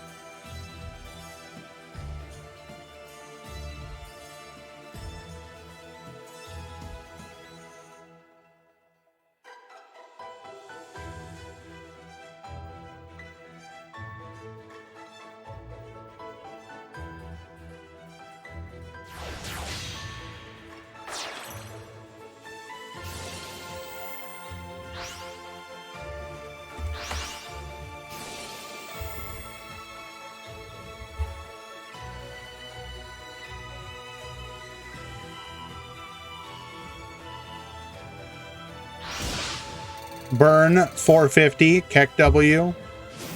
Mind to the Plana, delete it all.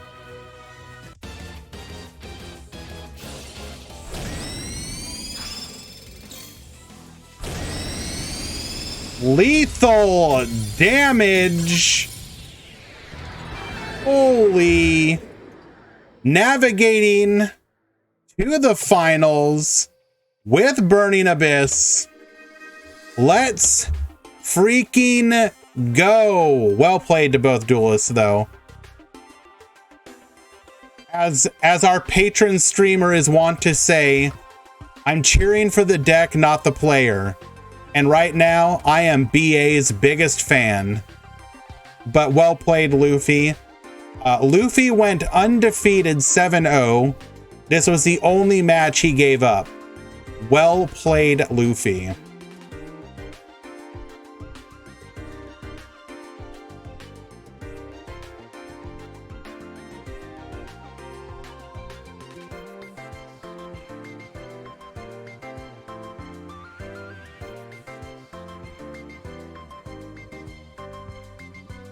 And would you look at that, in the finals is Grim Reaper, who won the Meta Weekly this week. So 2 times in the same week in both DLM tournaments, we have Grim Reaper.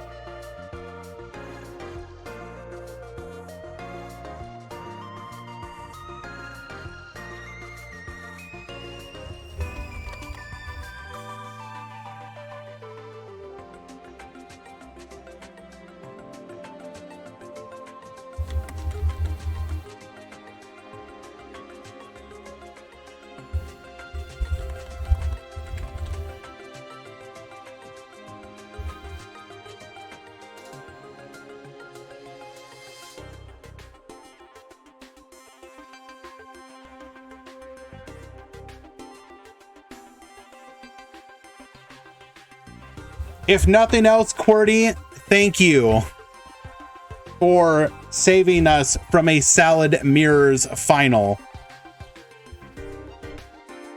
Currently waiting for both players to get into the room.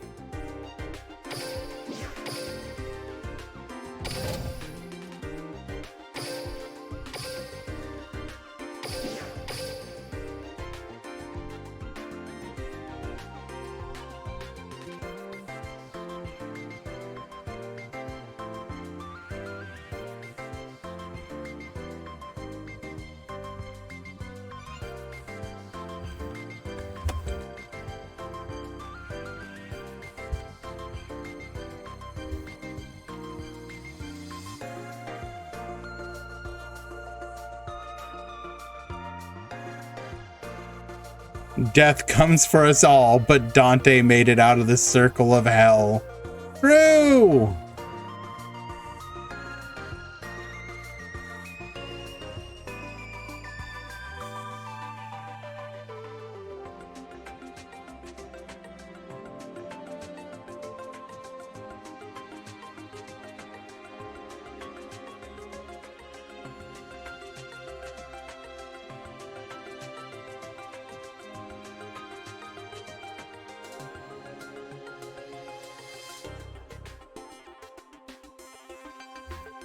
And just a quick reminder, we are waiting for Grim Reaper to show up. Cordy is in the room.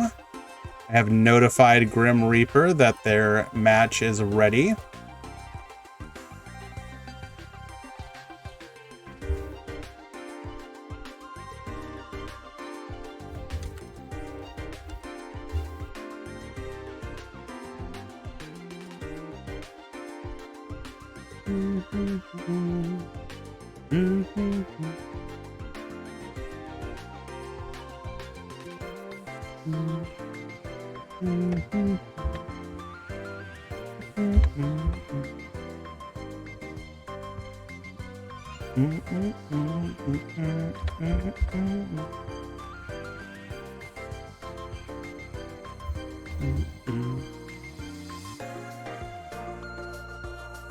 Little Rabbit, yes, I mentioned that just a little bit ago. Won the Meta Weekly, now attempting to win the Meta Freekly.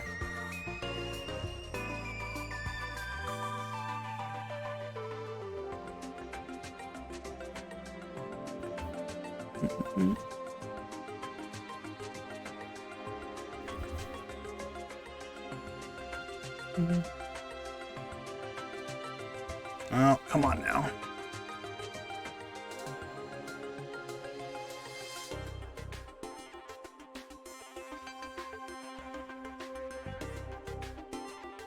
Okay, both players are in the room. Let us proceed.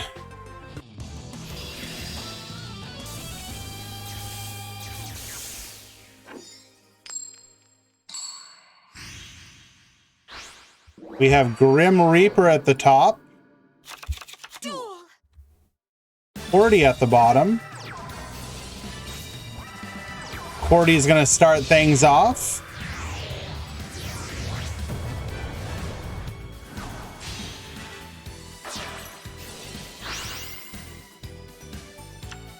Dante Mill. 2 cards in hand. Mills weren't great. What are your cards in hand if you did not play them? You didn't play them and you didn't go into Beatrice.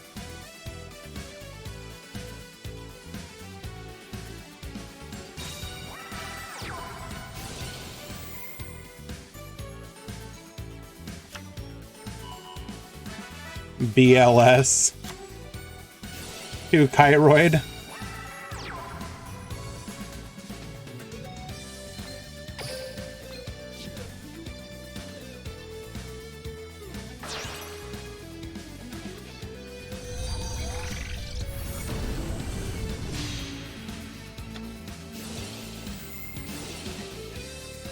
Already had. We searched for the. Oh no, we just straight up had Gazelle in hand. Can be DD Crow. True.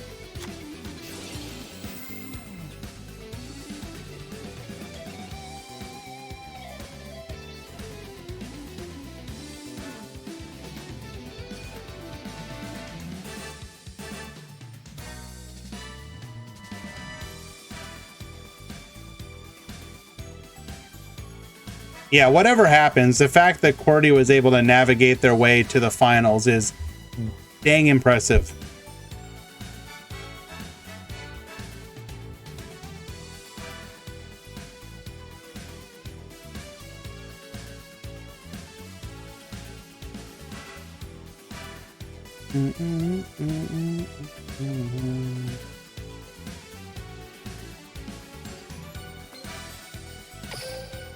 We are deciding what to mill here.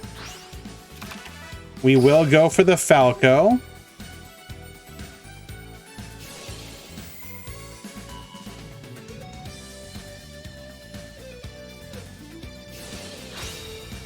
Somebody called Crow. You were correct. We crowing.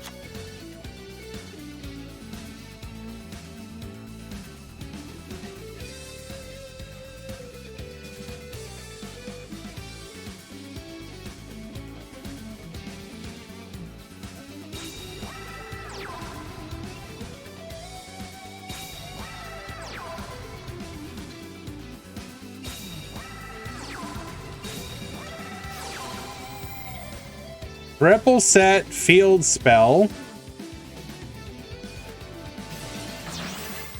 We will reincarnate into a second Phalanx.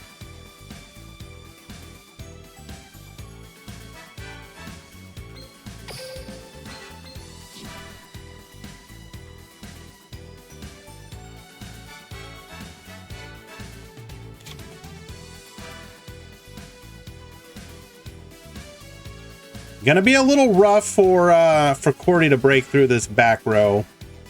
Ever. Crack down in the draw phase. Playing around a potential Galaxy Cyclone.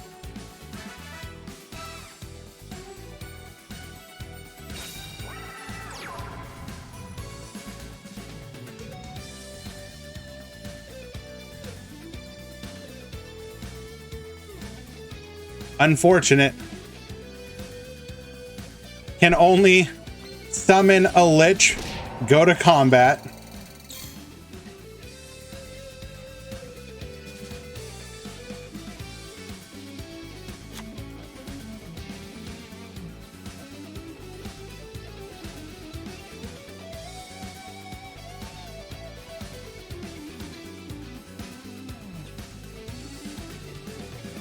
Code Talker did well in the no salad tourney by Quantum.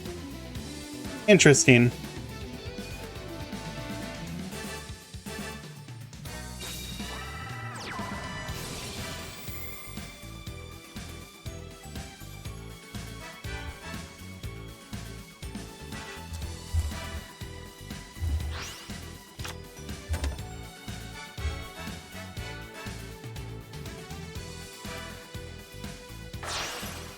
I have a feeling we're about to see OTK here, though. Well, actually, we gotta be careful. If we do something with the Dante, Seer does float. There is a second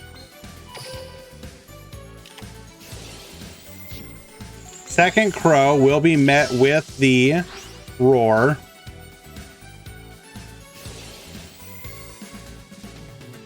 Only appliancers can save the meta, bro.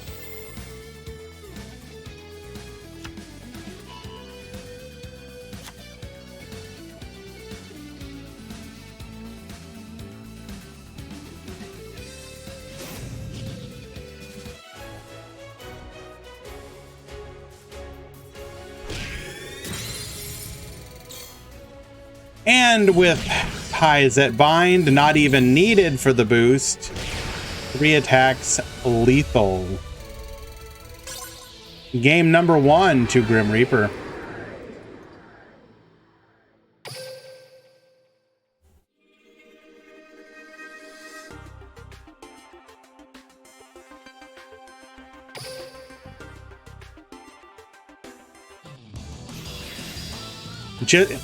That was just the yeah, that was the warm-up duel. That was the handicap.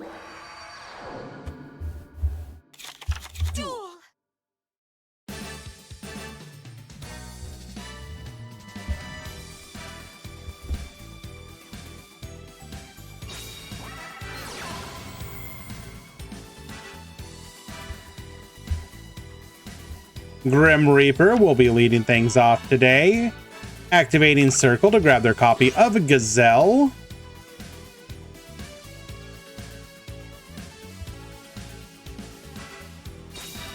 Salad's going first isn't a good sign. I mean, to be fair, Salad going first or second isn't a good sign. But BA typically likes the extra card advantage, if I'm not mistaken, don't they? I mean, if you go first with the perfect 4-card hand, sure. Best 3 out of 5 for this tournament finals, Copium. The Salad's going is a bad sign. True.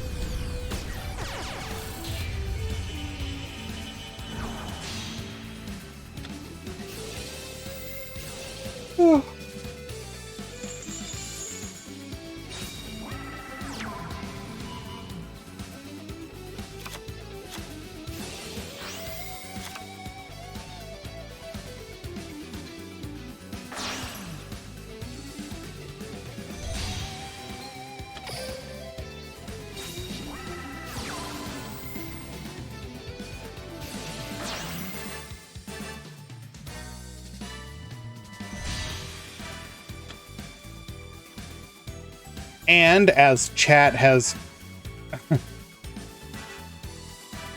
only thing that stops BA here is a brick or crack. You're that confident, Steven?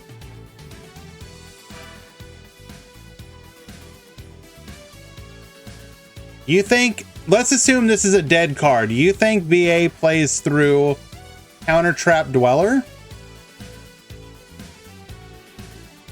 Really? Okay.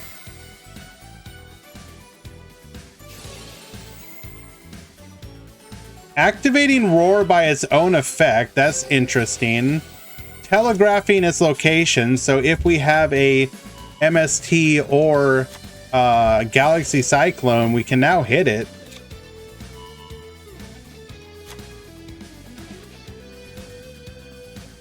It's far too late for DD Crow at this point.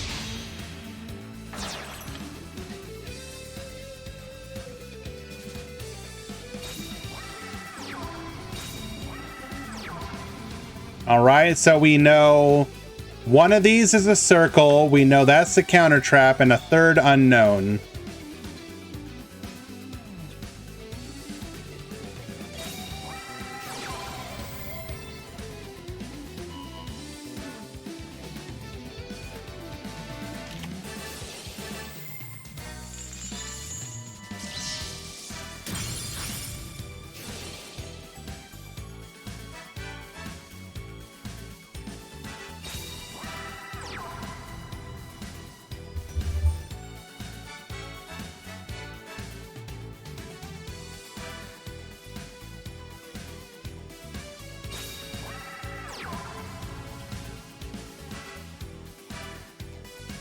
Hard summons, thinking that we're gonna get to activate Skarm's effect.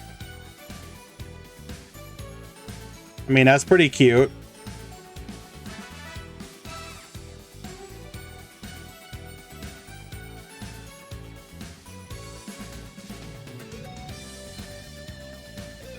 What are you talking about, Cladanoia?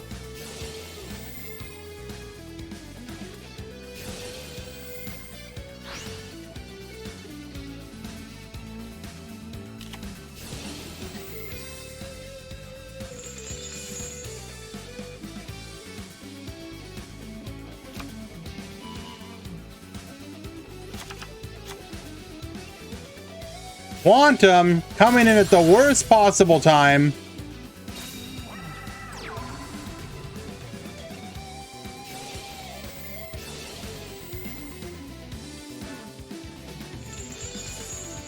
Burning Abyss is in the finals, but it is currently not looking very good for them.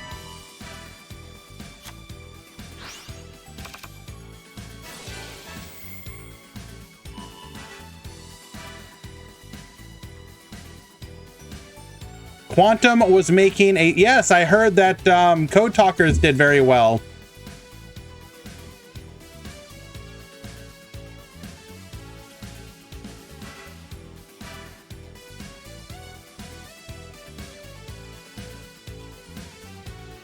What was the... Oh. Okay, well. Good luck, gamer. Top 4, Code Talker, DM Cringeous deck. All right. Regardless, thank you, Quantum. We won't be here for too much longer, but appreciate you guys stopping by regardless.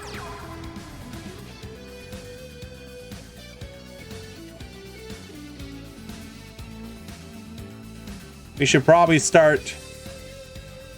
Boom, boom, boom. Looking for somebody to raid after this. Just send you guys along. But for the time being, we're still here in the grand finals.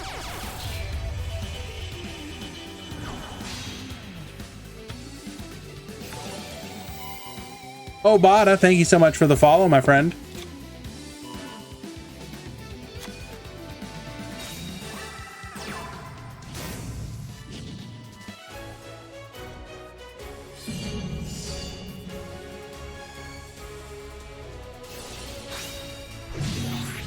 Tightroid will allow us to survive.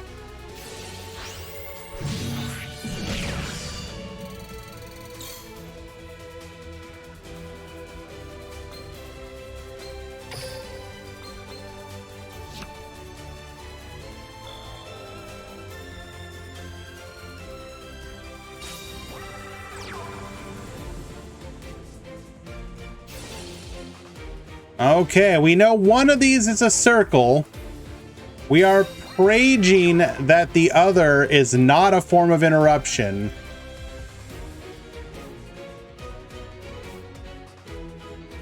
I have a feeling it's a form of interruption. It's Crackdown. Well, QWERTY, I don't think much more that can be said than you tried.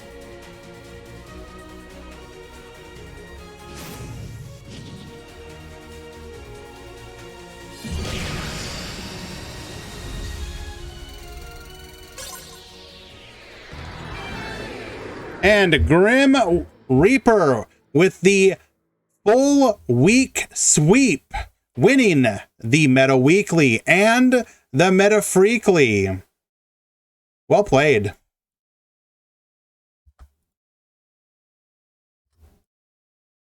Congratulations to you as QWERTY, to you as well, QWERTY. Coming back from the like very brink. I think you were like one of the lowest not tiered, but in the top cut. I think you just bubbled into it. Yes. So congratulations on that, making it. And then sweeping your way through all those salads and various other decks to make it to the finals. Congratulations, well played. You single-handedly kept it really interesting, and we appreciate you for that. I will contact you all in the Discord in just a little bit in regards to how you can get your prizing. Little Rabbit, that means a lot to me. Thank you so much. Who should we raid today? Not a lot of people I recognize. Anybody? There's Minato. There's Gandia.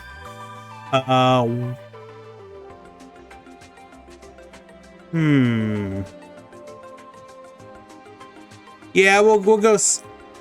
We'll give some love to Gandia again.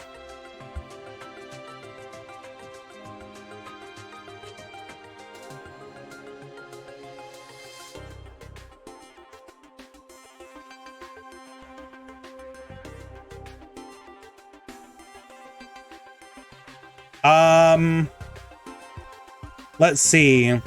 Meta Weekly, Meta Freekly next week as usual. Continue to send me feedback on like what you guys might like as far as the other alternative formats. We need to explore those. So tomorrow I'm probably gonna just be playing Star Ocean if I'm being honest with you, because it comes out tomorrow. So I'm not sure when I'll do my next climbing stream. But I will try and let you guys know. Igor, thank you so much for the follow. Hell yeah, Kzax, I love Star Ocean. 5 sucked, 4 is fine, 3 was garbage, 2 and 1 are god tier. Hopefully this one is good. Although I've heard decent things about it so far.